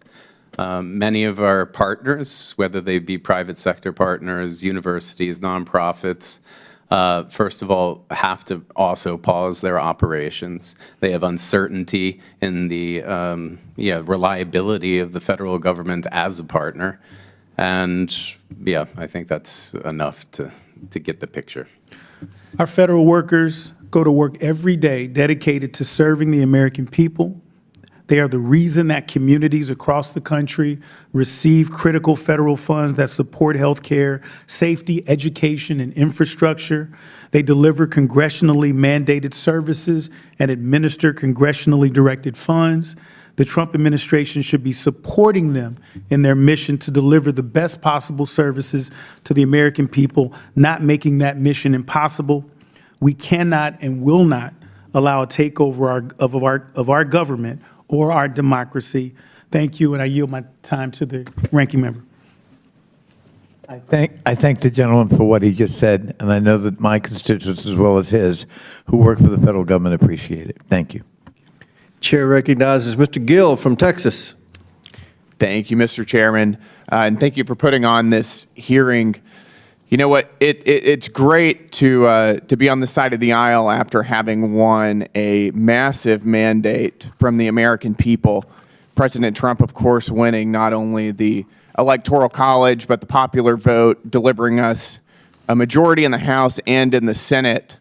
It's kind of funny to me because we've seen such outrage over Doge as if this is something that's new. whenever I've been talking to my constituents in North Texas for months and months and months about President Trump coming to the White House and getting Elon Musk involved in cleaning up waste in our federal government, it seems to me that leftists are apoplectic not because our tax dollars are being wasted on idiotic things, but because all of it is being exposed all of the sudden, which I think is certainly a beautiful thing. So much of this government waste has been operating in the shadows where the American people don't know about it and has been largely unaccounted for. And so many of these programs wouldn't exist and will not exist now that they're being exposed. I could give so many examples of wasteful spending, but I'd like to name just a few and get y'all's opinion on these. Just recently, the Department of Health and Human Services spent over $400,000 studying whether lonely rats seek cocaine more often than happy rats do. Mr. Schatz, thank you for being here. I'd like to ask you, do you think that that's a responsible use of taxpayer dollars? No, it's not. And those are the examples that get people interested in doing more about wasteful spending. They're silly, but it's where their money is going. That's exactly right. And Mr. Resch, let me ask you, do you think that it is responsible for the federal government to tax working class American citizens to pay for studies that cost over $400,000 asking whether lonely rats seek cocaine more often than happy rats do? I have no position on that particular policy. I would need to know more. You have no position on whether we should be spending taxpayer dollars getting rats high on cocaine? I know that addiction is an important problem, and if it leads to insights that lead to reductions in addiction, I'm sure that it has a multiplying effect. If that's the case, you would have to see the indicator. I agree, and I'm going to reclaim my time here. I agree that addiction is a very serious problem, but I doubt that the plumbers and electricians and working class citizens of North Texas that I represent are going to be very happy whenever they find out that they're paying to get rats high. Let me give you another example. We've recently spent $123,000 to teach youth in Kyrgyzstan how to go viral. Mr. Schatz, do you think that that's a good use of taxpayer dollars? No, I don't. I don't either. What about you, Mr. Resch? No position. No position. Okay. Got it. Let's do another one then. We've recently spent over $3 million from the Department of State for girl-centered climate action. Mr. Schatz, is that an appropriate use of our tax dollars? I don't think so. Mr. Resch? No position. No position. Got it. What about, over the past 4 years, the United States has had a grotesque border crisis that was created by the federal government in the Biden administration. Nevertheless, we spent over $2 million for border security in Paraguay. Mr. Schatz, let me ask you, do you think that that is an appropriate use given the context of American taxpayer dollars? Well, only if it impacted immigrants or whatever you want to call them, people coming to the United States illegally. That might have some merit, but depends on the purpose. I agree. What about you, Mr. Resch? Again, depends on the purpose and the outcome. Got it. I think that that's incredibly enlightening. Over the past couple weeks, really, we have seen all of the nonsensical areas that our tax dollars have gone to. We found that our taxpayer dollars, we just found out today, are being sent to left-wing media outlets like Politico and the BBC. We've known for a long time that our tax dollars are funding NPR and PBS. We've seen our tax dollars go to left-wing NGOs, and I think that the takeaway is that large portions of the left's institutional ecosystem are dependent upon taxpayer subsidies, and I think that that's a problem. I'm thrilled Doge is here because we're going to get rid of it. Thank you, Mr. Chairman. I yield my time. Gentleman yields back. Chair recognizes Ms. Simon. Good afternoon, Mr. Chair and Ranking Member, and thank you, witnesses, for coming to speak with us today. I really appreciate the conversation, and like much of the testimony and conversations I'm hoping to have and hear during my time in Oversight, I think that there are spaces where we should all agree government should be more efficient. Absolutely. As someone who went through college and had to bring my baby to childcare, I get it. I understand, and I remember when that childcare was shut down. I couldn't go to class. I couldn't go to my night job. I get it. I am right there with so much of the conversation. What's interesting, though, to me is last week when I returned to district, I went to go visit, like many members, organizations that are providing work on the ground for our most vulnerable populations. I was prepared to offer a check that an organization, East Bay Asian Local Development Corporation, had earned through a grant process to extend housing to elderly Asian Americans in the East Bay. Again, these are the descendants of the folks who built the West. Elderly folks seeking and needing low-income housing.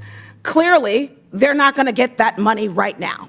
Housing is on the line, as is childcare, as is Medicaid, as is Medicare. After this meeting, I will go and visit the president of a children's hospital. He's in my office right now, and I went to go literally sit with the folks in the NICU last week.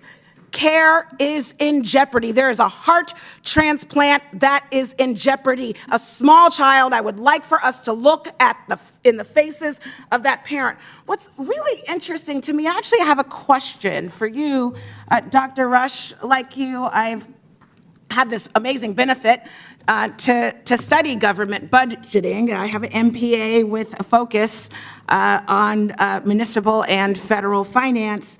I have a lot to learn, as we all do. But in understanding where we are in this push by Doge and our colleagues to look at government spending, which I agree we got to figure it out, I'm curious, because this ripoff we're talking about, again, halting essential services for people to live in communities where there is waste, let's get rid of it, but by freezing basic services, I want to ask you this.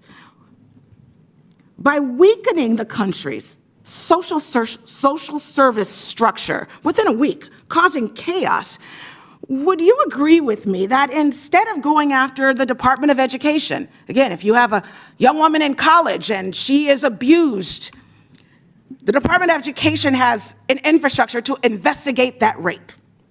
I can go on and on, they do.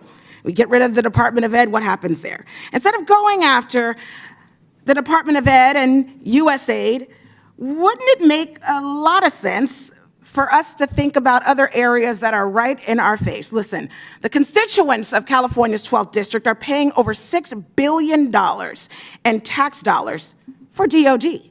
That could pay for 35,000 registered nurses per year and salaries of 50,000 elementary school teachers. If we're serious, sir, about right-sizing our government, I would recommend that we start there in an institution, in a department that has failed 7 audits with an estimated multi-trillion dollars of waste and abuse in contracts that go to private companies.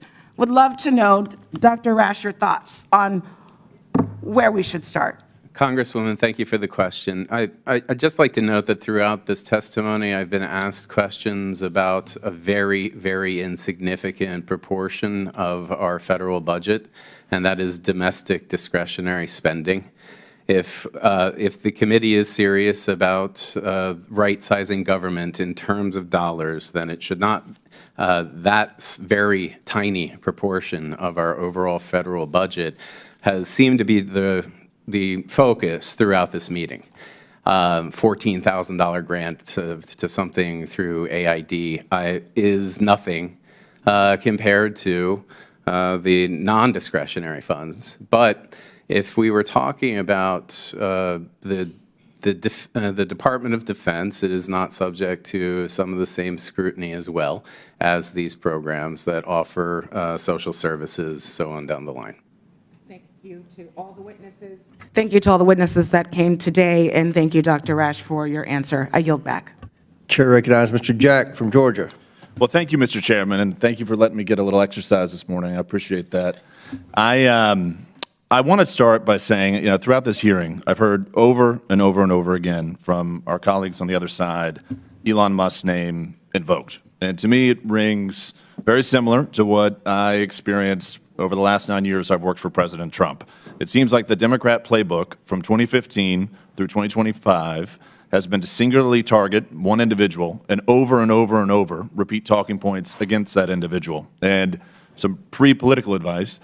In 2016, it didn't work. In 2020, House Republicans gained seats. In 22, we gained seats. In 24, Donald Trump delivered one of the most impressive historic landslide victories we've ever seen. And it's because he offers solutions to the American people, and that's exactly what we House Republicans are doing. I want to spend my time today engaging with Mr. Schatz, talking about a solution that I campaigned on, something that really resonated with the constituents across my district. And I'll predicate by noting I'm probably one of the few members on this committee who actually was a federal employee. From 2017 to 2021, I served in the Executive Office of the President as the President's White House political director. And one of the things that I was tasked with while working for the President was helping move departments and agencies outside of Washington, D.C., so that they could be headquartered in areas that are more reflective of the people they're targeting to, or designed to serve. And Mr. Schatz, in your testimony, I very much appreciated you noting that 17 of the 24 agencies only use an average of 25% of agency headquarters office space. The American taxpayer is paying for office space that is not being used. And it's one of the things that I'm very passionate about. In 2019, we relocated large agencies within the Department of the Interior to Colorado, and we found a lot of success in doing so. So I just would love to get your thoughts and comments on that. I think that's an innovative solution that this Congress can move forward, and something President Trump campaigned on, and I'm so proud the American people gave him the victory and affirmation for that. Well, thank you, Congressman, and we completely agree with that concept because it would enable the federal government to work more closely with state agencies that in many cases perform a lot of the same functions. And that's another form of duplication. That isn't necessarily turning those functions over to the states, but it is determining where it might be more effective and more efficient and deliver those services. And just briefly, the objective of an agency should be to deliver a service to someone, period, right? And then determine how that gets done, and then determine how much it costs. And the reverse is true. It's spend the money. If that doesn't work, spend more money. Don't take the time to figure out what works. This would be very helpful to reaching that conclusion. Well, in that vein, and as my esteemed colleague to my left, Mr. Gill, noted, all the programs that were all the money frivolously spent by USAID, I have to imagine the people of Texas's 26th congressional district or Georgia's 3rd congressional district would not have made those decisions had they been employees at that agency headquarters. And in that vein, I just want to also note for the record, you'd have to drive an hour from where we sit right now to reach a precinct that voted for President Trump. Yet, of course, we saw a landslide victory across our country. To me, you need a federal workforce that's reflective of the balance that America is. And in this general area, we've got 90–95% Democrat participation in elections. To me, that's from where our federal workforce is coming. That's why we have so many problems that we've discussed here today. I also want to note, Mr. Schatz, your leadership at Citizens Against Government Waste has led to trillions of dollars of savings for Americans. You've done an incredible service to your country. And I just want to close with a final question to you. Based on your wealth and knowledge and experience, what are the most prominent patterns or locations that you find waste, fraud, and abuse in our federal government? Any advice to the committee before I finish? Well, it runs across all agencies. And I would note on the Department of Defense, when the Grace Commission made its recommendations and found $424.4 billion in savings, 25% of that was in the Department of Defense. As has been noted, they failed an audit. Joint Strike Fighter is pretty much of a mess. Less than half, about 55% of them are available for use. So the procurement system needs a lot of reform. Information technology, 80% of the systems are legacy systems, and some of them, they're so old you can't find people to fix them or service them. And that's an investment, in our view, that's worth making. Upgrade those systems, and then people will be able to find out from the click of a button, what's going on with their money, and that would be extremely helpful for transparency, accountability, and more efficiency. Well, I'm grateful for your testimony today. I hope every committee member reads all the innovative solutions that you've offered us, and likewise, I hope my colleagues join me in helping relocate our departments and agencies outside of Washington, D.C. I yield back to our distinguished chairman, Mr. Comer. Gentleman yields back. Chair recognizes Mr. Min from California. Mr. Schatz, Dr. Resch, thank you for testifying today. Now, this hearing's happening because of Republican concerns about the size of our government. But I would submit they're missing basic economics here, and particularly the chapter on public goods. As a reminder, public goods are things that governments provide that we all benefit from. National defense, infrastructure, education, police, firefighting, air traffic control, all examples of public goods. And the most important thing to recognize is that these are all things that private markets typically do not provide on their own. So when we're talking about making cuts to the FAA budget for air traffic controllers, understand that no one is going to fill that gap to make our skies safer. When we cut the budget for FDA and USDA inspections, no one's going to step up to come and ensure that our foods and drugs are safe. That is why the government provides these things. Now, I realize it makes for a great talking point to talk about getting rid of waste in government. And I'm sure there are many examples we can point to. I know my colleagues have pointed to some if we look closely enough, just as I'm sure we can find lots of examples of waste and corruption in large private companies as well. But here's the thing. The reality is that what you're looking for is just not possible at the scale you're talking about. Elon Musk and many of my colleagues on the Republican side of the aisle have publicly stated that their intention is to cut $2 trillion from the federal budget. The problem is that this is just bad math. And yes, I'm Asian, and yes, I'm pretty good at math, but you don't have to be very good at math to understand this.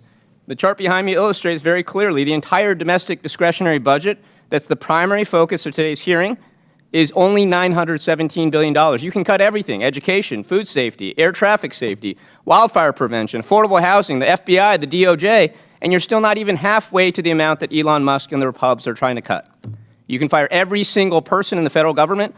That's 4% of the federal budget, a tiny fraction of what you're looking to cut right now. You can cut all military spending, $805 billion. You're still not there. So let's be realistic and talk about what's really at stake here. When we're talking about $2 trillion, we're talking about non-discretionary spending, which is a fancy way of saying Social Security, Medicare, and Medicaid.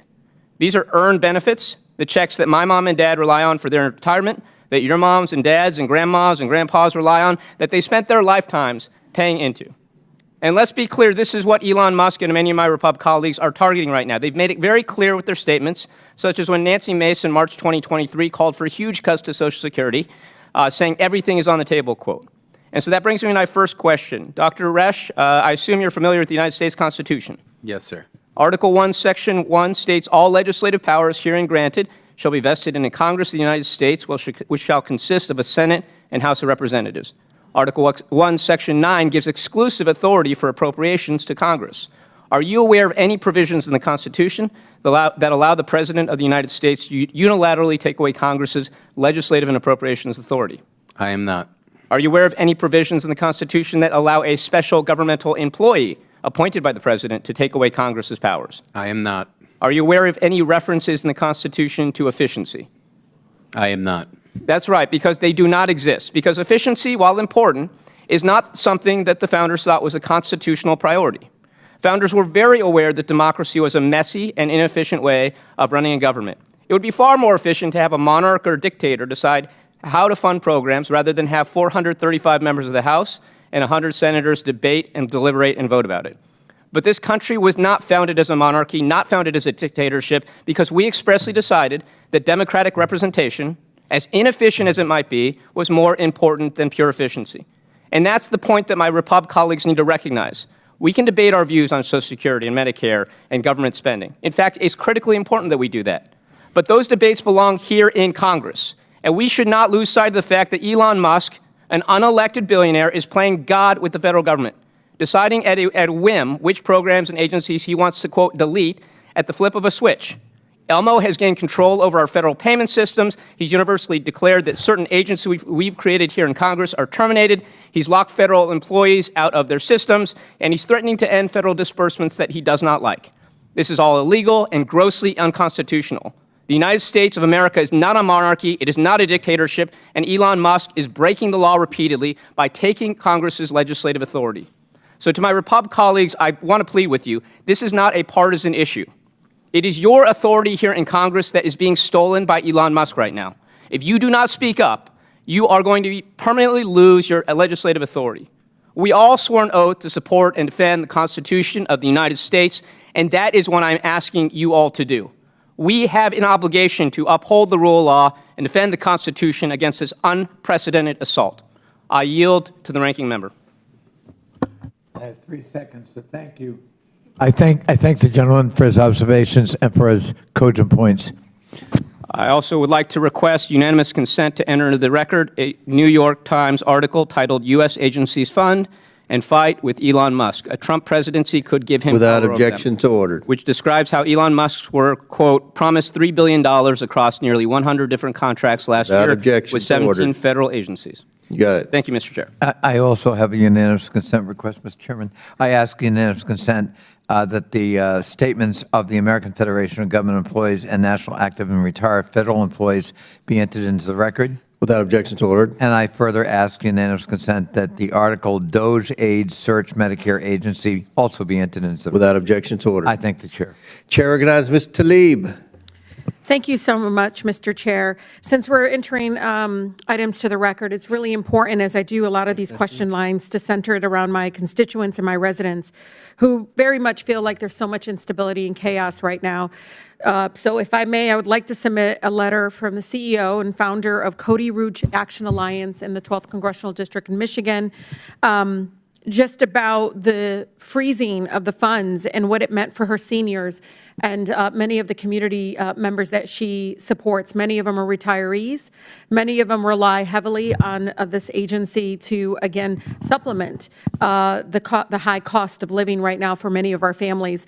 And so if I may, I would ask unanimous consent to, again, send this letter. Without objection, so ordered. Thank you. You know, I want to cut through the BS because I am from Detroit and we like to speak truth to power and be very honest. You know, the American people feel very much we're in a constitutional crisis. They cannot understand, you know, this billionaire. I don't even know really how to describe him. Of course, he's the richest man in the world. And to think that he can just walk in to an agency that I can tell you for many of my families from the Social Security, the Medicare, I mean, it is literally part of how they survive in our country. And it's not just about the private information. It's about the fact that this person who they have no way of, they didn't get to elect him. He's not held accountable to them, the community, the public. And so they are very much living in fear right now. And we are in a constitutional crisis. One of the things that I continue to talk to our ranking member about and thinking about even the folks that voted for the president and others, if I was to ask the American people, do you think Elon Musk cares about you? Do they think that he cares about your disabled child that relies on Department of Education services through the IDEA Act? Do you think he cares for any of our families right now? No matter how hard they work, they're still in survivor mode, not thriving in our country. The disconnect that his own lived experience will never, ever be able to connect to that family in North Dakota, to the teacher in Detroit, to the child living and trying to survive through the education program, living with autism, and so much more. And so I'm just curious. I mean, really, this is do you think Elon Musk cares about the American people, Mr. Schatz? I don't think that's the issue. I think the question is what is going to be done about the $36 trillion debt and the $2 trillion So you want to talk about the annually. debt, but the Congress, they're in control. Why not go through the public process? If you want to make cuts, then vote to cut it. Why are you having this person do it? Are you giving him your power as an elected person representing 750,000 people? You represent equal number of people I do. I want to get a chance to vote on this, hear from my constituents, have it be done in a public process. You want to deal with it, you're in power. You have a trifecta, the White House, the Senate, and the House. But no, you want to do it this way, the cruelty of it. The fact that even American people, no matter in their political affiliation, I'm telling you right now, feel like they have no control over the decisions being made. Why? Because members of Congress have circumvented, said, hey, we're good. Go ahead and do it for us. Go ahead. Even though they know it is going to impact farmers, veterans, disabled residents, folks living with disability, and so much more of these infrastructures that they don't understand support all of our families. So you can keep talking about the debt. They have control. They can deal with the debt if that's really what they want to do. Instead, they're just yielding their power to Elon Musk, who has, again, been unelected, and we can continue to say that. But one of the things you can go around the country is they don't want Elon Musk making that decision. They want their member of Congress that is elected making that decision, Mr. Schatz. That's the problem. and I will never, and Mr. Chair knows this, vote your district. Come here and vote your district. If your district wants you to cut these various programs, go cut a public education, Department of Education, then go ahead and vote on it. Introduce a bill to cut the Department of Education. Do not say, hey, I don't have no constitution. You're just literally giving it to this person. It doesn't make any sense. Dr. Resch, do you think the American people think that Elon Musk cares about them? I don't think the American people should really care what he thinks. They should have someone making decisions who's taken an oath to the Constitution. Oh, that's actually very important, isn't it? You know, the Constitution gives Congress control over the spending, not the president, and certainly not Elon Musk. And the American people need to understand why that balance of government is there. It's to protect all of us from these kinds of decisions that are hurting people now. And Mr. Chair, just know this. This is the same man that continues to want to cut, but he has $20 billion in federal contracts. Can I get our money back? Because he is the richest man on earth, and he's still taking a handout from us, the public. $20 billion, Mr. Chair. If it's really about that and not about hurting these public infrastructures, which really are critical and important for, I guess, the most vulnerable, and really, you'd be surprised how many people in your community and in your districts, no matter, again, political affiliation, will be harmed by these decisions that, again, overpass the congressional public process. It's our constitutional duty and responsibility to be able to authorize spending and cuts. We should be able to do it, not Elon Musk. With that, I yield. Gentlelady yields. That concludes our questions. In closing, I want to thank our witnesses once again for their testimony today. I'm now going to yield to the ranking member for some brief closing remarks. I thank the chair and I thank our witnesses. You know, we've spent the entirety of this hearing under the rubric of right sizing government, as if we all know presumptively what the right size is, which of course nobody does. In fact, it's not even necessarily a sensible question. But we have ignored half of what should be involved in any enterprise, business, nonprofit, or government, and that is the revenue side of the picture. You cannot right-size, whatever that means, government by only looking at expenditures and investments. You've got to look at how we finance it. Does anyone think that Elon Musk, in running Tesla, had a meeting when he took it over and said to his management crew, whatever we do, we are never again discussing or modifying the price of a Tesla. Whatever it is today, it's frozen forever. And all company profits will be derived from spending, expenditure cuts. Of course not. I heard the governor of Iowa say we ought to run government like a business. Well, then run it like a business. And that means there are two sides to the ledger, revenue as well as expenditure. I also heard the governor of Iowa say that there's nothing wrong with looking at the enterprise and making recommendations. I couldn't agree more. But that isn't what Elon Musk and company are doing. They're taking a wrecking ball to the federal government. They're firing people. They're intruding in very sensitive databases. They are threatening to close down entire departments and agencies of the federal government without any mandate, without any confirmation by the U.S. Senate, and without a howdy-do by the Congress of the United States. This committee and Congress cannot be supine in the face of that threat. We must play our legitimate role. And if my colleagues on the other side can muster a majority to, in fact, shut down these agencies, then so be it. But it cannot be something delegated to an unelected billionaire oligarch from South Africa. I yield back. Gentleman yields back. I must say, there's been a virus that has been spreading throughout the inside of Congress for the past 4 years. It's called Trump derangement syndrome, but it appears over the last week it's mutated now into Musk derangement syndrome. And all we have here is a business guy, an outsider, much like many outsiders and many business people on the local and state levels all over America that have been asked essentially to serve on a board to make recommendations to make government more efficient. What a noble idea on the federal level.